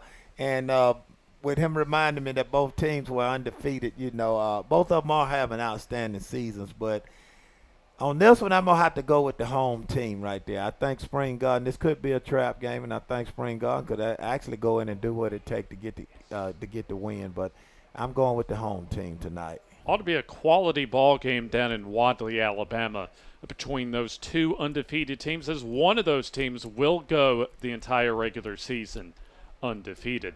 And that leads us to our next game right here. It's Etowah and Southside, a couple of rivals with both teams at 5-4, and no matter what happens for either team, they will be making a postseason appearance this season. They'll be having their first round games on the road next week. So kind of like we talked about, I think not only for Southside, but you got to figure for Etowah, this is kind of your stepping stone tonight as far as kind of transitioning into playoff mode. Absolutely. Well, Etowah, last year they came off of a good run, and they lost a lot of talent, and Southside did as well. And, you got Southside coming in with a new head coach. So, it tends to be an interesting game, and this is a rivalry. Both of them are. Last year I think Etowah may have been a little bit more talented, but they just got outplayed, and it's going to be interesting to see if they come out with revenge on their minds. That's right, and there you see the Etowah having the overall series advantage at 28 wins, 12 losses, and a tie, but Southside winning on the other side of the Coosa River over in Southside last season, 24-17 in a mistake-ridden contest. That cost Etowah at least 14 of those points off of mistakes. But we'll be breaking that down in further detail after this timeout, because this is the final tune-up for both the Blue Devils of Etowah and the Panthers of Southside. So we'll give you our keys to tonight's game after this timeout on the FNN High School Football Game of the Week.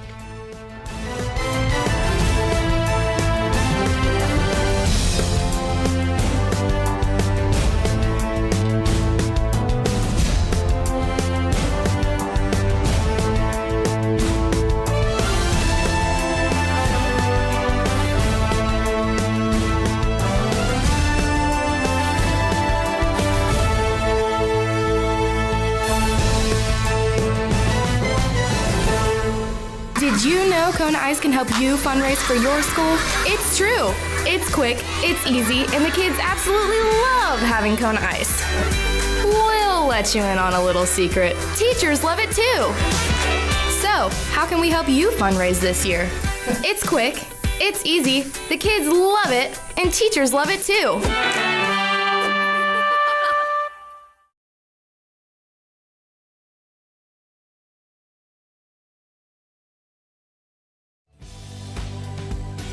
Harrison Sports and Chiropractic, located in Anniston, Alabama, is dedicated to their patients. Car accidents, injuries, pain management, or even if you're just feeling the wear and tear of everyday life, Dr. Farr and Dr. Harrison can help. Call them today at 256-231-0417 or like them on Facebook. Walk-ins are welcome, most insurance accepted. Contact them today. That's 256-231-0417. The Calhoun County Commission, made up of J.D. Hess, Danny Shears, Fred Wilson, Carolyn Henderson, and Lee Patterson, ask you to take a look at what Calhoun County has to offer. Beautiful parks, neighborhoods, recreational facilities, historic sites, and museums. Our citizens enjoy a high quality of life and strongly support the arts. If you are considering expanding or starting a new business, take a look at what Calhoun County has to offer. You'll be glad you did.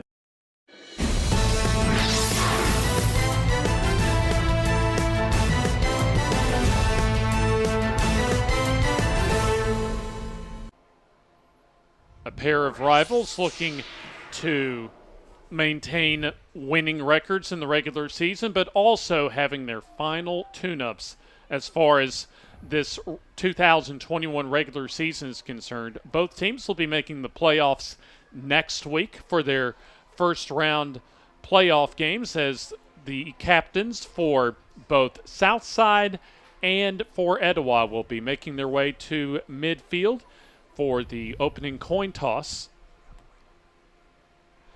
James Hardy with you, and Coach Eddie Bullock also alongside me here from Jim Glover Stadium on the campus of, at least just a little bit off of the campus of Etowah High School, the old Etowah High School here in Attalla, Alabama.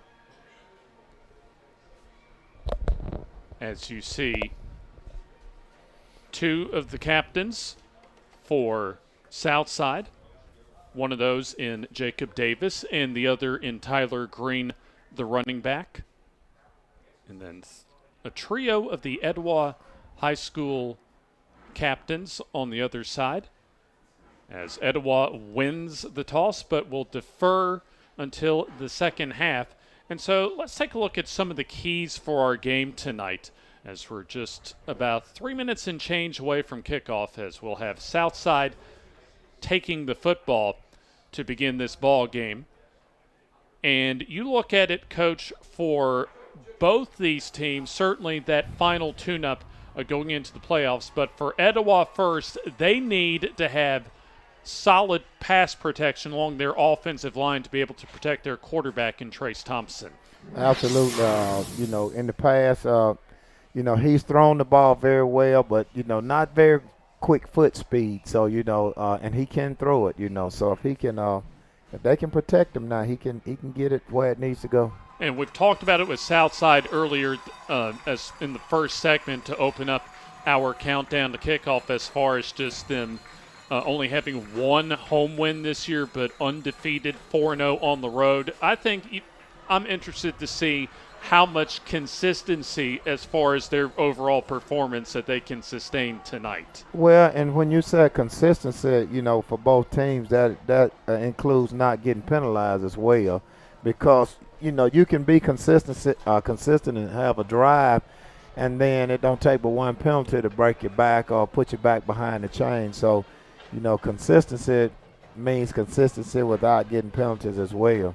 And I think also, Coach, when you look at Southside, they're based around their quarterback, especially the last several games as far as their offense, throwing the ball but going on the road, especially preparing for the playoffs. They need to be able to find a running game that can complement their passing game. Well, when you find a team that's got a secondary that can, get back there and lock you down or get in those zones, dropping those zones, you got to be able to run the football that pull some defenders up. So they definitely going to have to be able to run the football. Now we'll see some of the best wide receivers as far as Class 6A has to offer, especially in this area of the state, in Cody Roberts and Damon Hitchcock, what head coach Miles Holcomb terms as one of the best 1-2 wide receiver combos in their region of Class 6A.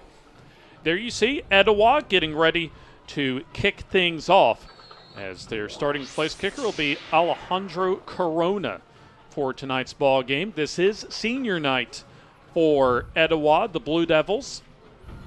Their final home game of the season, as Corona will kick things off. A little pooch kick to the far side, fielded around the 35-yard line, and a short return. And there you see a loose ball, but the whistle was blown dead prior to that ball coming loose. As our first quarter presented to you by State Representative Gil Isbell.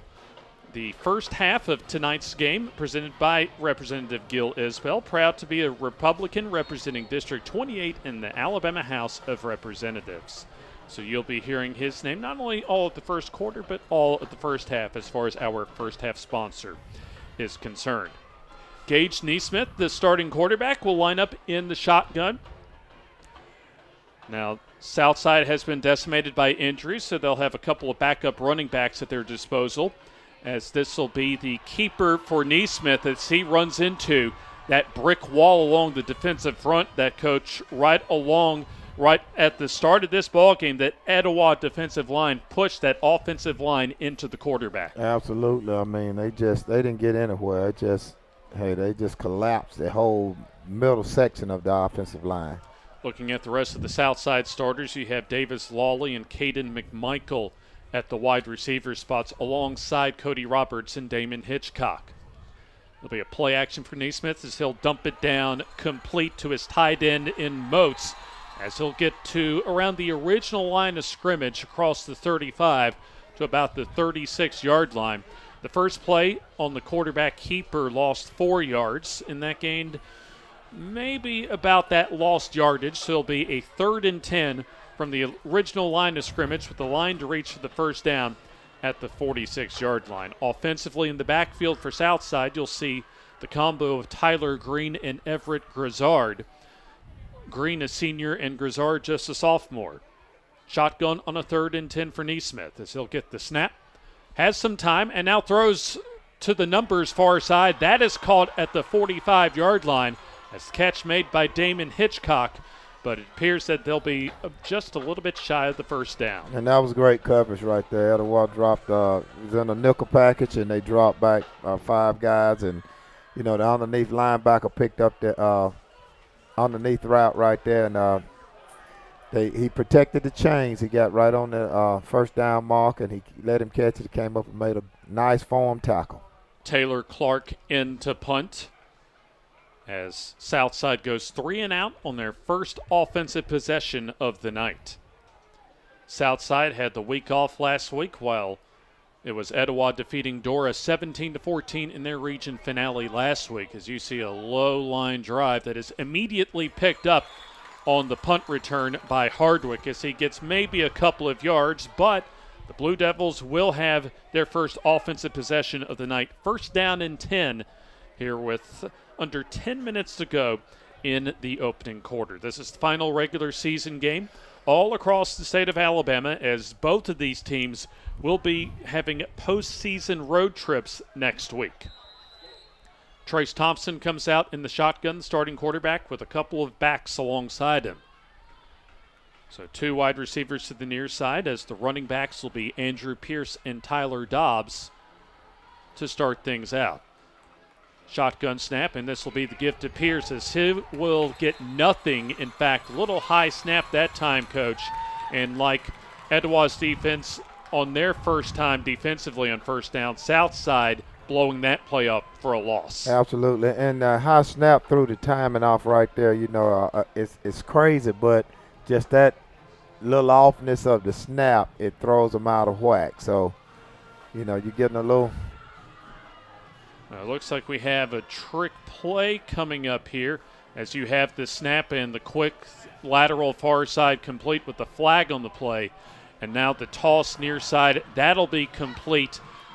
And that will go to number 9, Andrew Moore, but quickly a penalty flag thrown. We'll see what this is on as you had the offensive line lined up on the home side of the field to our far side. And I think this one's going to come back, Coach. Right. I think you probably had illegal shift out of the offense. You probably didn't have enough men on the line of scrimmage or ineligible receive, and it's just Yeah, Etowah tried to play a little trickeration that time, but tricked themselves really as far as that 5-yard mark off. So that's going to mark the football inside the 20-yard line at their own 17, we'll call it, for Etowah. So a second and long situation coming up. Thompson in the shotgun, Pierce that lone setback.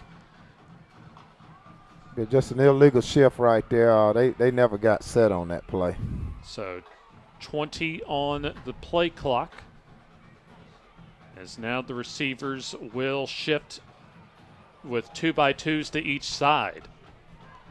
5 on the play clock. Man in motion is the snap to Thompson as he'll throw over the middle, and that is caught or incomplete as that ball is knocked away at the very last minute from Jarvis Hardwick.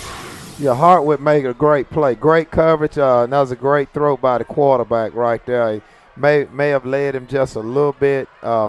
If he could have led him just a little bit, it might have been better. But he threw a tight spiral, and it's a great throw, man. Cornerback just made an excellent play. It's good offense, but it's better defense. Smiley Jones that time on the deflection. One of the corners on the opposite side. Taylor Carr defensively as the other corner.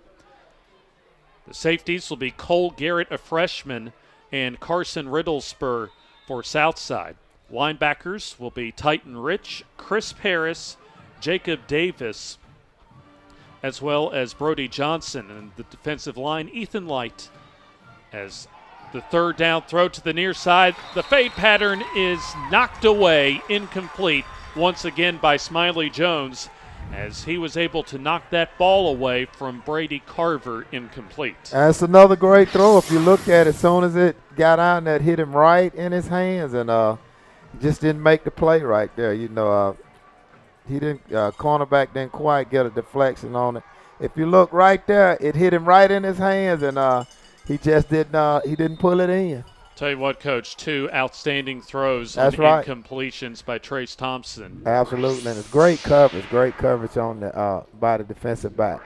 It'll be punting time as a solid high punt goes toward midfield. That'll be caught by Roberts as he'll get a few yards inside of the 50-yard line. So Southside will have outstanding field position to start things out here in the first quarter. Their second drive coming up with 8:18 left in a scoreless tie here in the opening quarter as the 2021 FNN Game of the Week, sponsored by Cofield Asphalt Refinishing, your asphalt services specialist, including crack sealing, seal coating, markings and signage, pressure washing, and reclamation.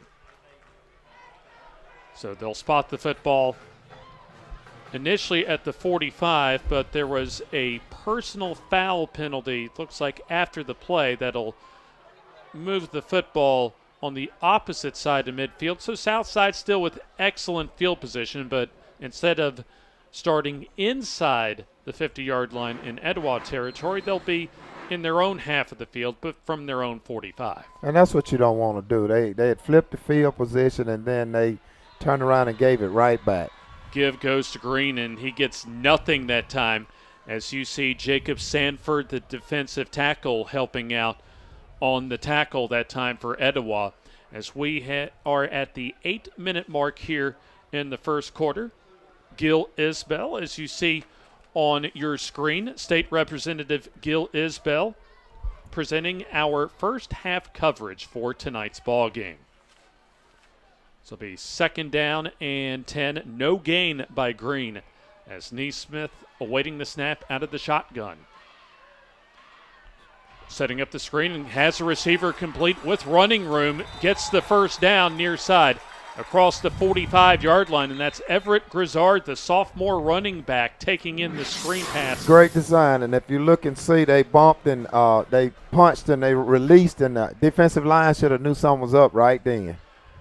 The Mike linebacker, Tyler Dobbs, in on the tackle, but that's going to come on back due to the penalty flag. And there we go with the inconsistency. Yeah, you get a great play. You got good field position on the punt, and then you got it taken away because of a personal foul, and then you come back and set up a screen play, and you get a first down, and then you come back and get it taken away. 1 step forward and 2 steps back, Coach. Absolutely. I believe that's Paul Abdul. There you go. Except there won't be any tap dancing, I'm sure, for the Southside coaches on their sideline. It'll be a 2nd down and 15. Line to reach with the first down will be the Etowah 45. Neesmith with the snap, has some time, and now throws over the middle, has his receiver, but it is dropped incomplete. That would have been shy of the first down as you had Davis Lawley, the wide receiver, drop the football. Well, and you're still looking at inconsistency right here. He throws it on a rope, and he put it right where it needs to be, in his hand. Uncovered, not deflected. He just didn't look it in. He tried to run before he caught it. I was about to point that out to you, Coach, but I know you were going to see that one as an old ball coach. Looks like Lawley's going to bring the play in, and now we'll flank to the far side on this 3rd and 15. You need to watch. He got double tights. You need to watch the tight ends releasing right there, slamming, releasing. The keeper for Neesmith as he'll get back maybe to the line of scrimmage, no further, as you had what looked to be maybe a promising drive go awry as Southside fails to pick up a first down and will have to punt the football. Hey, those Blue Devils got some blue-collar workers on that defensive line. Cameron Naylor, Tyler Dobbs, and Andrew Pierce, the linebackers, by the way, for Etowah tonight as far as our starters. And it is indeed punting time. D. Spears, the punt returner, lining up at his own 30, as there you see Taylor Clark in punt formation, as he'll get another line drive kind of side-winding punt that gets a good Southside roll inside the 25 and comes to a stop inside the 25 at the 23-yard line. So 6:18 left in the opening quarter. The 2021 season of the FNN Game of the Week is sponsored by F&M Bank, home of the high school spirit card, service solutions. Strength isn't just a tagline. At F&M Bank, we're here for you. I don't like what that punt return is doing back there either. He's running, he took a risk, made a risky catch on the first one, and this one he ran by it, and all it needed to do is that ball just nick him and Southside recover. So if I was a coach, I'd be speaking with him about that. Trace Thompson comes out with Etowah's offense for their 2nd offensive possession as the keeper in a bobbled handoff that time, but Pierce rounds the corner and runs over a defender across the far sideline as he'll advance the football up to the 34-yard line and gets the first down of the game for either team. Well, time and again, he bobbled the handoff. Our quarterback put it right in his breadbasket, and he bobbled it up, and he was fortunate enough to get it back and get a first down. So Thompson lines up his team as that was an 11-yard gain for Andrew Pierce. Wide receivers will be D. Spears, the X receiver, Stephen Jones, the Z receiver, and Jarvis Hardwick, the Y receiver. This will be Pierce with the carries. He'll turn the right side and gets a couple of yards as he'll run into that south side swarming defense led by Chris Paris, the Sam linebacker. Right. Just a little outside zone on that play. They overloaded. It went to quad set and hat on a hat, and let's see what he can do. But they're running into the boundary, though. There's only so much room you got over there. Under 6 minutes to go in the first quarter in what has been an uneventful first quarter, especially offensively for both teams. 2-yard gain that time for Andrew Pierce that has carried both times so far on this drive. Play clock now under 10 seconds. as Hardwick comes in motion, but Pierce will get the carry up the middle and has room, and he could be running for a while. 30, 20, as he will be taken down from behind deep into Southside territory for the first big play of the night. Well, they had a strong right, and then they motioned everybody over, and if you look at him, he's going to take the football, and he's going to come right up in here and cut right up in there. And he's off to the races. All the way down to the 10-yard line. So that'll be a 54-yard gain as Brody Johnson coming back to make the touchdown-saving tackle. That's what we call having fat man speed right there. Dobbs taking it off the right side and carries a defender into the end zone. Touchdown, Etowah. Just a little outside zone. You're going to see him come over, and everybody's going to come over here and block, hat on a hat. So 6-0 with 4:35 left in the opening quarter, as that is a 10-yard touchdown run for the junior running back, Tyler Dobbs. In fact, we featured him on the Tuesday night coaches show at Struts Wings earlier this week.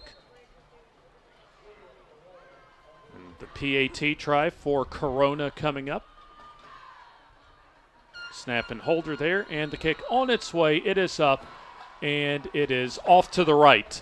No good. So we'll take the timeout with 4:35 left opening quarter, and Etowah strikes first, up 6-0 on the FNN High School Football Game of the Week.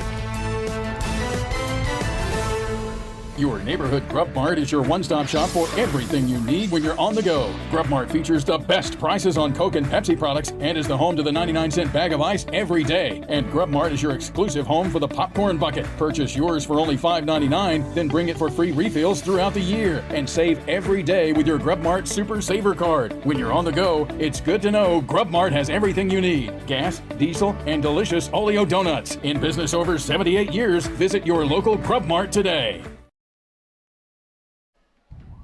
On their second drive of the ball game, Etowah takes it about 77 yards for the touchdown, starting at their own 23-yard line. Capped off by a 10-yard Tyler Dobbs touchdown run as State Representative Gil Isbell presents to us our first half coverage for this regular season rivalry game to finish out the regular season. So you'll have the returners of Hitchcock and Roberts, but a short kick to the far side as that is fumbled. And let's see who has the football. Etowah sideline says that they have it, awaiting the official ruling, and it is Etowah football. Just kind of a little pooch kick that time, Coach, that Southside was not able to handle. Well, you just want to fair catch it. All you got to do is come up. You got to have good hands, people there. And he should signal fair catch, which he did, and he just didn't get underneath the football, and it's just tough, Well, once you get on the bottom of the pile, it's just whoever comes up with it. It looked like the up man thought that ball was going to go further than it did, and when he tried to field it, didn't have an opportunity for the good handle. So Etowah takes over in great field position inside the 40 as Thompson goes long but misfires, incomplete. They tried to go for the quick strike that time, but good coverage along our near boundary sets up a second down and 10 to go. Looking at the Southside defense further, along the defensive front is Ethan Light and John Gilbert, the defensive ends, and the nose guard, Jared Harden. Now the linebackers, Titan Rich is the Will linebacker, Jacob Davis the Mike, and Chris Paris a Sam linebacker. And also Brody Johnson, what they consider a dog linebacker. Second down and 10.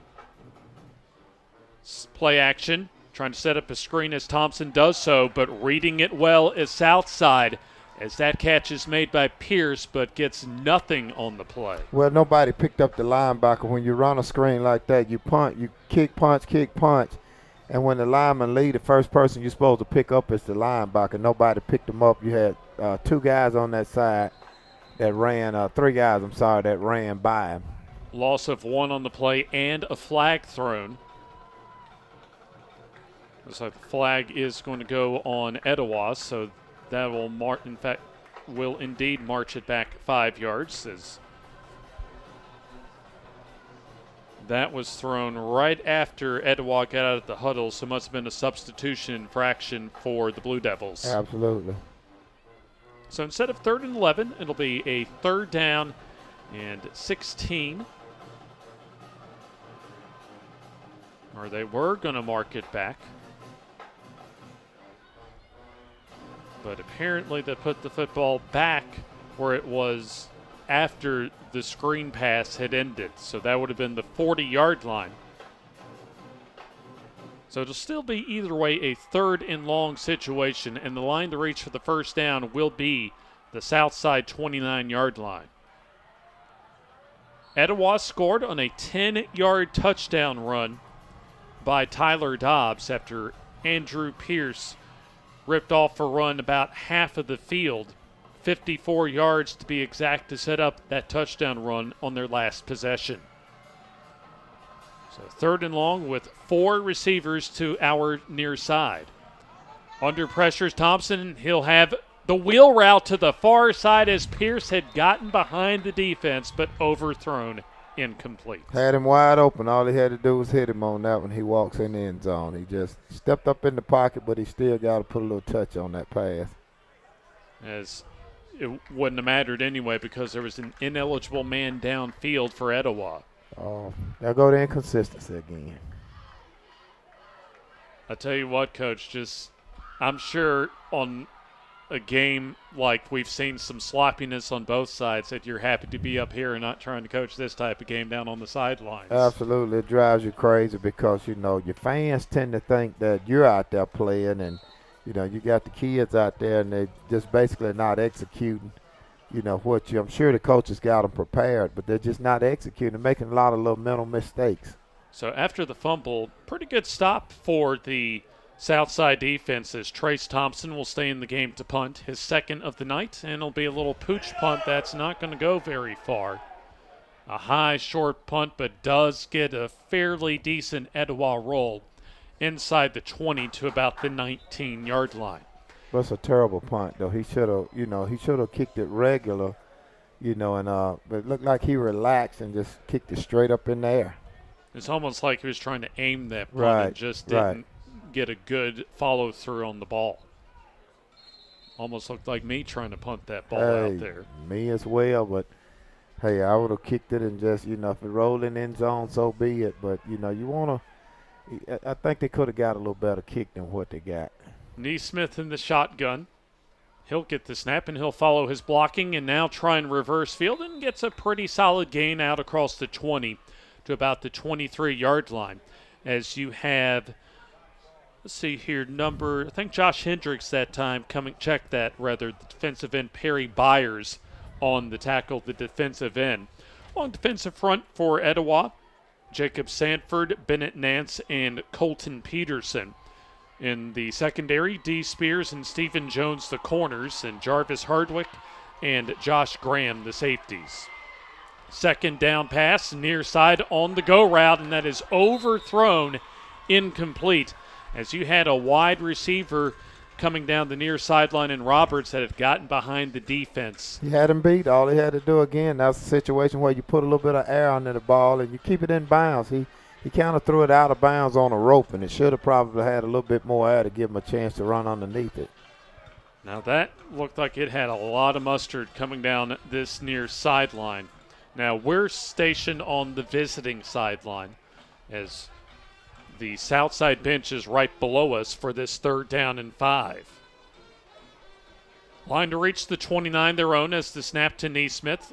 Under pressure and now throws, and a good catch right at the 1st down marker for Scotty Moats, the tight end. Tell you what, that throw was a little bit behind him, but Moats was able to make the adjustment and make the grab. Well, that's what good receivers do. You take a bad pass and make it a good pass. Right at 5 yards for the 1st down. Right. He's not going to always throw it perfect, but he throws a good ball, though. So 1st and 10 They'll spot the football at the 30, so make that a 6-yard gain officially. Snap, and the keeper for Neesmith as he'll wrestle his way across the 30 for about a yard, maybe 2, as you had Bennett Nance lead the way defensively along that defensive front, the nose tackle for the stop. So a couple of yards on the gain as we are under now 2 minutes left in the first quarter with Etowah leading 6-0. Sloppy game for both teams as these two teams will be continuing their season into the playoffs next week. Shotgun for Neesmith as he'll have 3 receivers to the far side. One lone setback as dropping to throw Neesmith steps up and now throws over the middle, and that is complete. Shy of the 45 to about the 44-yard line. As we'll look at that good throw and catch. Well, and he just ran a quick, a deep slant route, and he came across right there, and cornerback just giving too much cushion. So a nice diving grab that time. Looks like Scotty Moats, the tight end, was flanked out once again. Check that, Caden McMichael on the reception.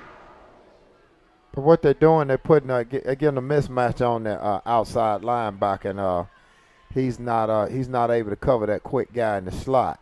Dropping to throw, getting hit as he throws, and then is picked off by Stephen Jones. Etowah gets the football as that time Neesmith was dropping to throw, and the pressure forced that interception. Absolutely. He dropped back into his zone, and the pressure forced him to have to throw it a little bit early, and he couldn't get everything on it he wanted to. Let's take a look. They wanted to go downfield, but a blitzer coming off of the left side. Tyler Dobbs, the linebacker, the Mike linebacker, forces the pressure, and right there to make the interception was the junior cornerback, Stephen Jones. Right, and he couldn't step into that throw, and he just couldn't get anything on it.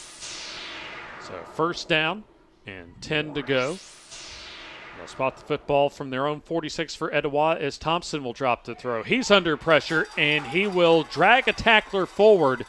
That'll be about a 1-yard gain, but excellent pressure from that front line for Southside as Ethan Light comes up to make the tackle. Right, and they're only rushing 3 guys up front. I mean, simple math, you got 5 on 3. I mean, I don't understand why they're not able to give him just a little bit more time. Not sure what Thompson exactly wanted to do there. As this could be the final play of the first quarter. So the play clock is dead as far as the remainder of this first quarter. Backs are split in the shotgun. As Thompson gets the snap, and he will give off to Hardwick, trying to turn the far side as Southside getting some good pressure and contains that run fairly well. As Hardwick is knocked out of bounds around midfield with some extracurricular activity and a couple of flags on the play. A little back and forth conversation, shall we say, that time on the far sideline, as we'll see how this goes as far as the post-play flags. Well, you got a rivalry here, so you can expect a little chippiness in the game. You just want to make sure it's not it doesn't cost your team. And again, we spoke about penalties early, and it's been extremely sloppy on both sides. We're getting formation penalties, and we're getting personal foul penalties. So both sides need to clean up the game. So they're still kind of assessing how those penalty flags will go. Normally, when they do that, both teams it's gonna offset. They're probably trying as much as anything just to send a message to both teams that they'll take control as far as that extracurricular activity after the play is concerned. And you want your guys to, that have that adrenaline going, but I used to tell my guys I want them to have control rage. I want all the rage they can give me, but I want it to be controlled. So unsportsmanlike conduct on both teams. Those will offset. And going into break, our first round playoff game for Class 6A, Chelsea at the Big O. Oxford hosting Chelsea for our FNN High School Football Game of the Week to begin postseason play next week. Looking forward to that trip over to Oxford. And if you're not able to make it, we hope you join us for that presentation. as we will conclude the first quarter and begin the second quarter after this timeout as Etowah leads 6-0 on the FNN High School Football Game of the Week.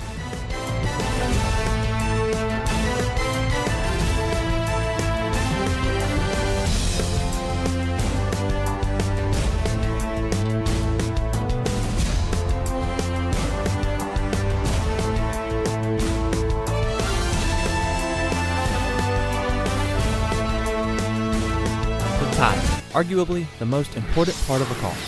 Without it, we could not stop, we could not go, we couldn't drive at all. They come in all sizes, brands, treads, prices, and ratings. How do you know which is the right tire for you? Thankfully, there's Cobb Automotive, and they have been answering this question since 1981. With a large selection of brands and sizes in stock, you are sure to get the right tire for the right price. Cobb Automotive, located on Highway 21 across from Walmart in Oxford, and 2001 Quintard Avenue in Anniston.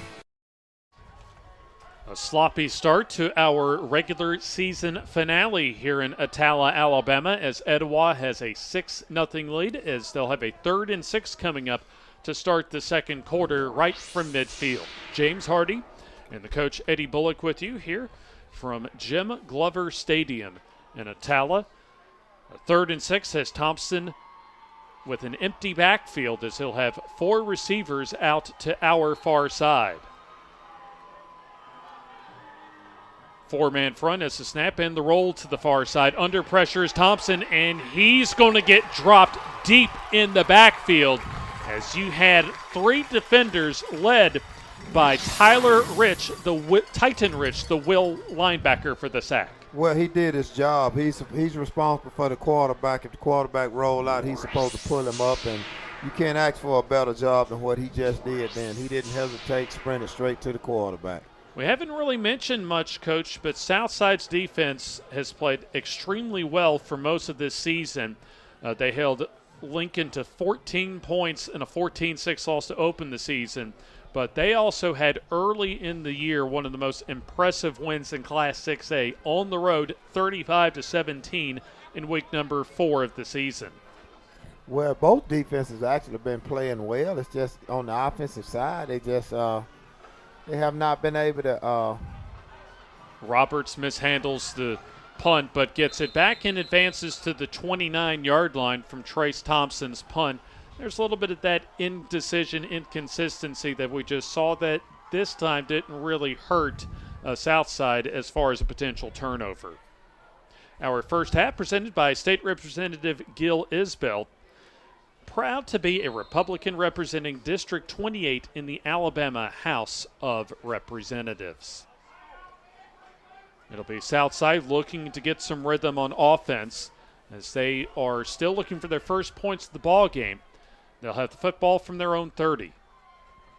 Man, look for them to go to the slot guy right there. They just ran a little zone off the trip. Well, this time they will give it to their running back. Looks like Grizzard getting about a couple of yards, a modest 2 yards to the 32-yard line, as Neesmith has had some good throws so far tonight, but just some inconsistency overall. And really, Southside is not out of this game. If they can get a big play from their offense, they could be on top in one play. Right. You're just talking about a touchdown away, so it's plenty of time.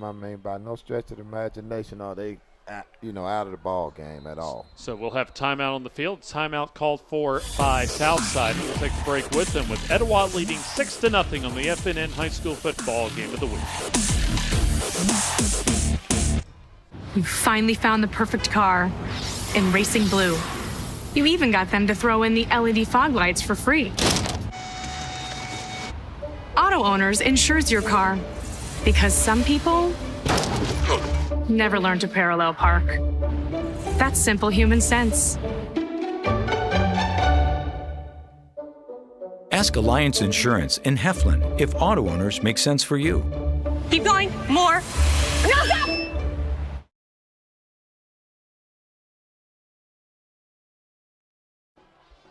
The 2021 season of the FNN Game of the Week, sponsored by the Calhoun County Commission. If you're looking for the perfect place to live or start a new business, take a look at what Calhoun County has to offer. It'll be a 2nd and 8 coming out of the timeout. Let's check that it was Etowah calling the timeout going to break, so they have just 2 remaining, as this will be Neesmith keeping off the left side as he'll run over a defender shy of the first down, as that was the defensive end Colton Peterson making the stop on Gage Neesmith, about a couple of yards shy for what we'll call a 6-yard gain. Well, and you just got a quarterback lead there. You know, you shift everybody to the strong side, which was to the right, and you run the ball back to the left. So, you know, it's just, you know, we trying to 3 yards in a cloud of dust. So this will be Grizzard, the running back. It'll be McMichael to our near side. Snap and the give to Grizzard as he has room, 1st down and more, as he'll drag a defender just shy of midfield to the 49-yard line for a gain of 12. Well, they found some on the weak side. You know, they had a strong right, you know, twins with a wing back, you know, one receiver to the right, and they put the back to the right, to the left, and they put the back to the right side. So, you know, of course, defensively, you're going to shift your strength down, and they come back to the weak side.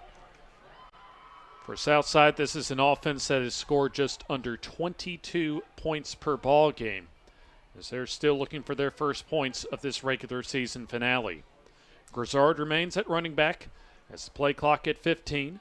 Neesmith with the 1st down snap, and he'll take off the left guard and crashes his way across midfield to the 49-yard line, where you have Sanford as well as the linebacker, the Will linebacker Naylor on the tackle. So it'll be a 2nd down, and we'll say about 8 yards to go, as we are approaching 8.5 minutes left in a fairly rapidly played first half, as Etowah so far has the lone score of this game. Just a quarterback lead again, you know.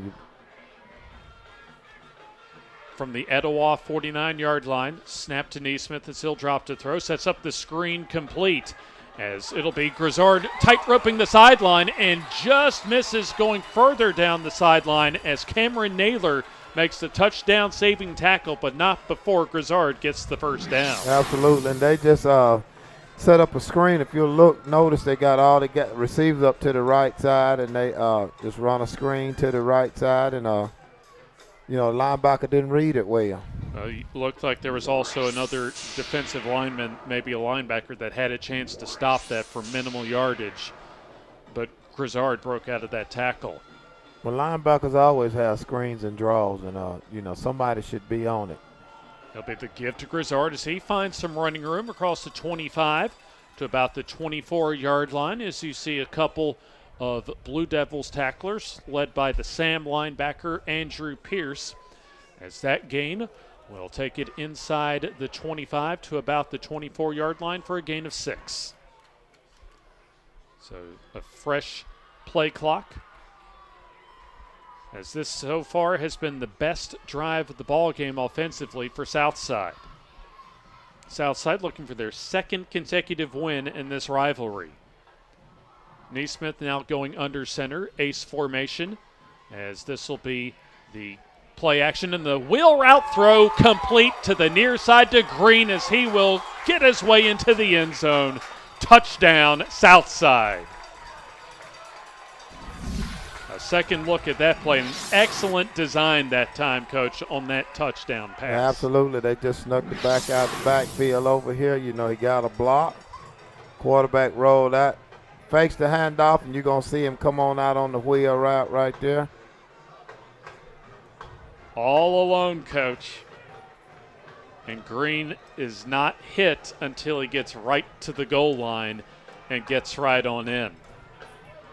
So Southside ties up the ball game. And now Bo Parker has an opportunity to put his team into the lead, as his kick is up, and it is good. So Southside takes their first lead of the night. 7:11 to go in the first half, as Southside leads 7-6 on the FNN High School football game of the week. In Alabama, school spirit is in the air on Friday nights. At Farmers and Merchants Bank, we're giving our customers the opportunity to show their school spirit every day with our new Spirit debit card. We've designed a unique card for every Calhoun County school that includes the school's logo. So every time you use the card, you're showing your school spirit. Come in and get your school spirit debit card today. We've got spirit at F&M Bank. Service, solutions, and strength. Member FDIC and equal housing lender. Cofield Asphalt Refinishing is Northeast Alabama's go-to source for exterior parking lot maintenance. We provide a broad range of products and services in the asphalt, seal coating, and striping industry.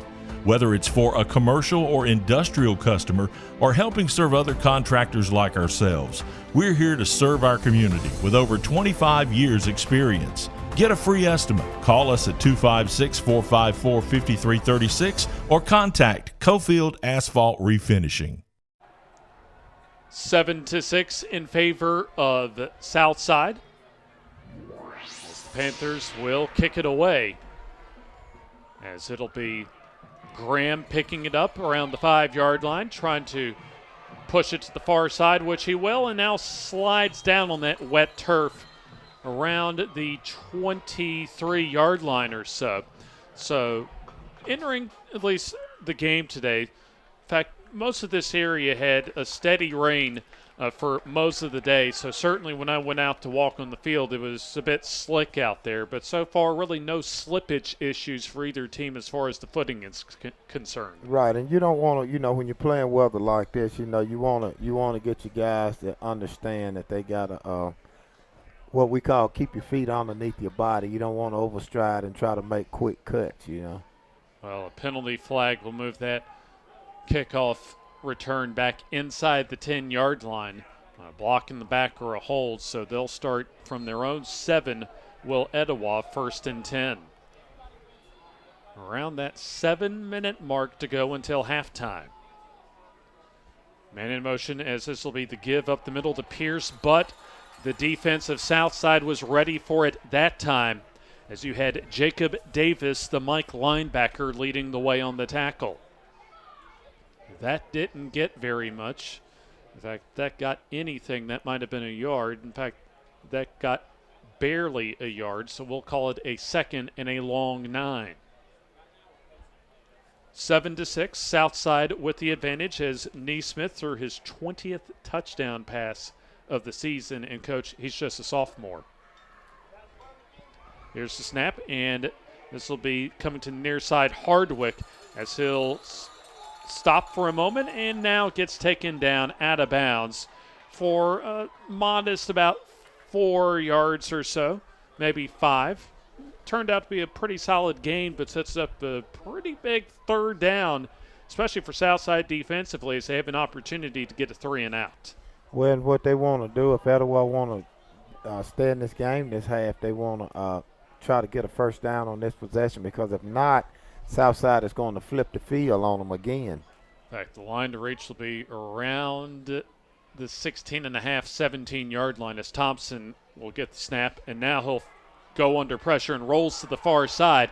He'll turn the corner and gets the 1st down, and a lot more, as he will now go out of bounds just shy of the 30 at the 29-yard line. So that's a gain of about 16 yards on the scramble. But it looks like there's a flag on the play, because I see both teams marching all the way back. I don't know if you got a hold on the receiver outside blocking or what. We'll check that last play out. It's a hold on one of them on the right side. I don't know if it's the receiver or the DB. Before we find out where that football is going to be located, as they'll move the football back to about the 19-yard line. A reminder that our first half is presented by State Representative Gil Isbell, and it'll be a hold on the defense. Apparently one of the secondary members for Southside had a hold of one of the Etowah receivers.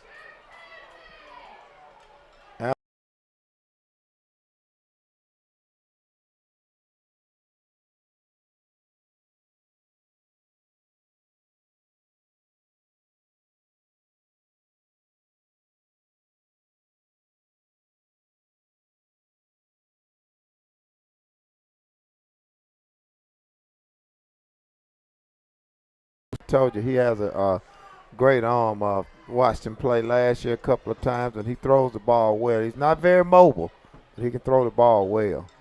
So Finch breaking the tackle that time and advancing all the way to midfield. 17-yard gain on that pass completion. Tyler Dobbs, the lone setback, a quick bubble screen pass complete to Hardwick as he'll advance upfield into Southside territory. And that should be close to the first down, depending on where they spot the football. But it appears it'll be about a couple yards shy of the football for about an 8-yard gain. Well, they're getting the ball in the athlete's hands now, but they're running everything to the boundary, and some coaches, that's their philosophy. We're going to run it and throw it to our sideline. But same play once again to Hardwick as Hill trotted, in fact, speed it down the far sideline and steps out of bounds before he could take it into the end zone. And they'll spot that football at the 30-yard line, but that's good enough for the first down. Well, he can fly, I can tell you that right there. He turned the afterburners on, and he just ran off and left everybody. If I'm going to run that play, though, I would try to run something to this right side to get a little bit more space over there to give him a little bit more space. No, they've run that same bubble screen pass 2 consecutive times. Let's see what Etowah decides to do this time. This will be the give to their running back Pierce as he'll follow his blocking for about 4 yards to around, 3 yards. They'll spot the football back at the 27-yard line. And don't be surprised now if you see a slam and go now. They set up the bubble screen, and the receiver fakes the block and go deep on them now. It'll be a shotgun as Thompson's operated out of the gun the entire night. Now you have Dobbs as that lone setback who has the only touchdown for Etowah tonight. That was a 10-yard run in the first quarter. Play clock down to 7 as Thompson will set up the screen to Dobbs complete as he'll sidestep a defender and will tiptoe his way, in fact drag a tackler across the 25 to about the 23-yard line for a 4-yard gain and a 3rd and 3 on the way. Southside does an excellent job on containment too. They even on those screen plays, they're forcing it back inside to where the help is, so instead of being big plays, they're minimal plays. Watch the slam and go on the bubble screen. 3rd down and 3, line to reach the 20-yard line for the first down. Quickly approaching halftime as Dobbs gets the call up the middle, has the first down as he will be taken down inside the 15-yard line. As making the touchdown-saving tackle was Ethan Light. Inside zone right there. You're going to see him. He's just going to go right up on the inside right there. Just inside zone. One of the first times that Etowah has been able to run the football up the middle. Really had a run call up the middle all night. Here come my play now. Here come my play. You got this wide side of the field now. Don't be surprised if you see the bubble screen. They may run it one time to just set it up, or they may do it right here. Well, you have, looks like, trips receivers in kind of a triangle formation to the far side. That's how you run it right there. And, hey, I would call that play. If I was the offensive coordinator, I would have to give him that play. Well, we'll call a timeout here to catch our breaths, and we'll be back after this timeout.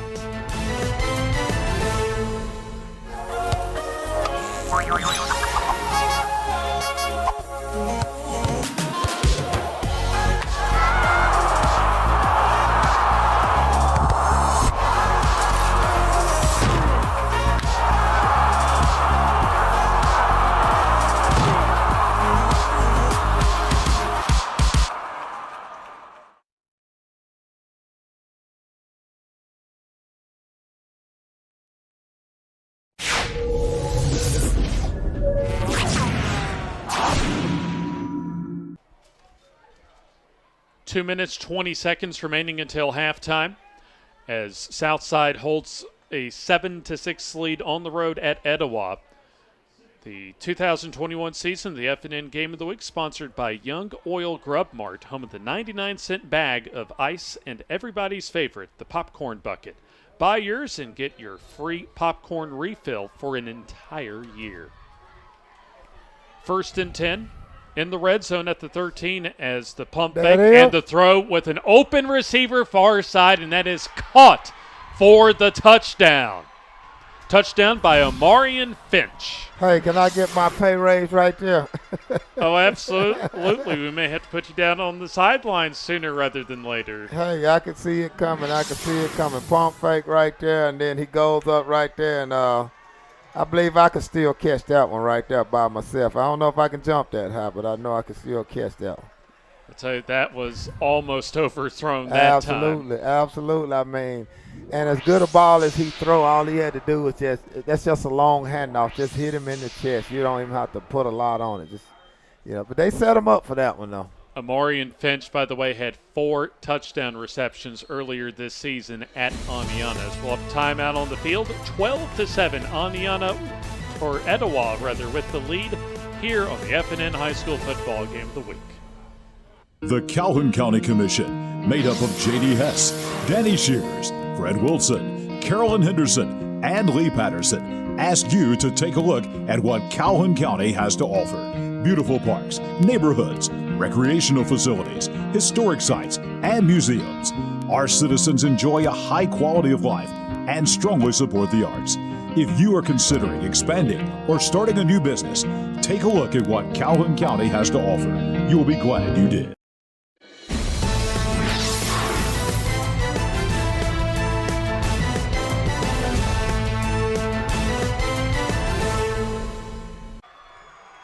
Etowah retakes the lead on a 13-yard touchdown strike from Trace Thompson to Omarion Finch as they missed the PAT earlier in the first quarter off of their first touchdown drive on the second offensive possession they had in the first quarter. So going for 2 from the 3-yard line.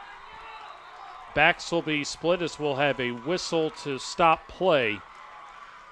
Be an official's timeout on the field, but that'll remind us that our first half brought to you by State Representative Gil Isbell, proud to be a Republican representing District 28 in the Alabama House of Representatives. So that'll be a false start penalty, moving it back to the 8-yard line, so that'll bring out the kicking team. And so Corona, the place kicker, will try his second PAT kick of the night. This will be a 25-yard kick.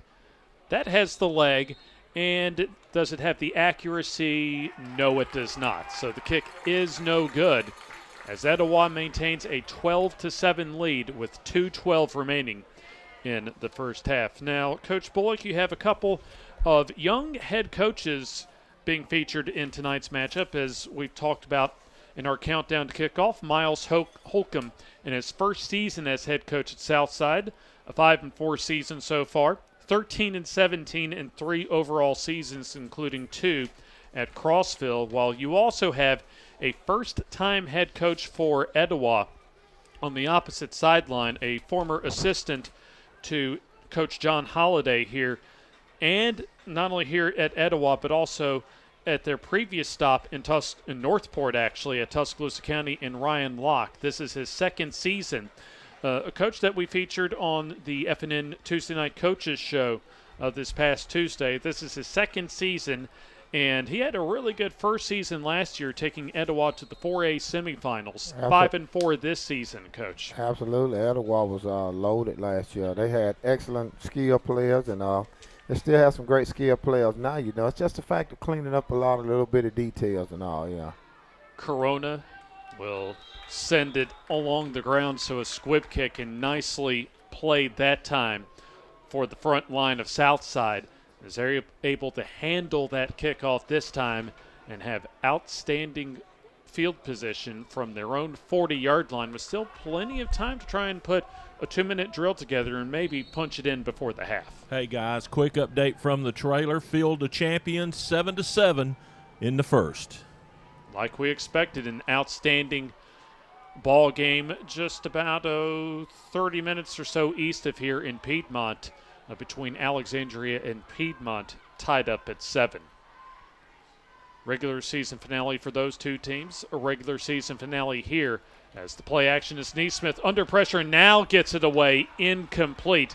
As you saw, the pressure that time forced the early throw, and Neesmith does a good job of just getting the ball out of his hands with a flag on the play. Well, you got an ineligible receiver downfield. He's probably going to decline that. I'll be surprised if he back him up. Well, he's going to back him up, but I guess he's flipping the field right here. I don't know, Coach, with an offense that can move the ball through the air, that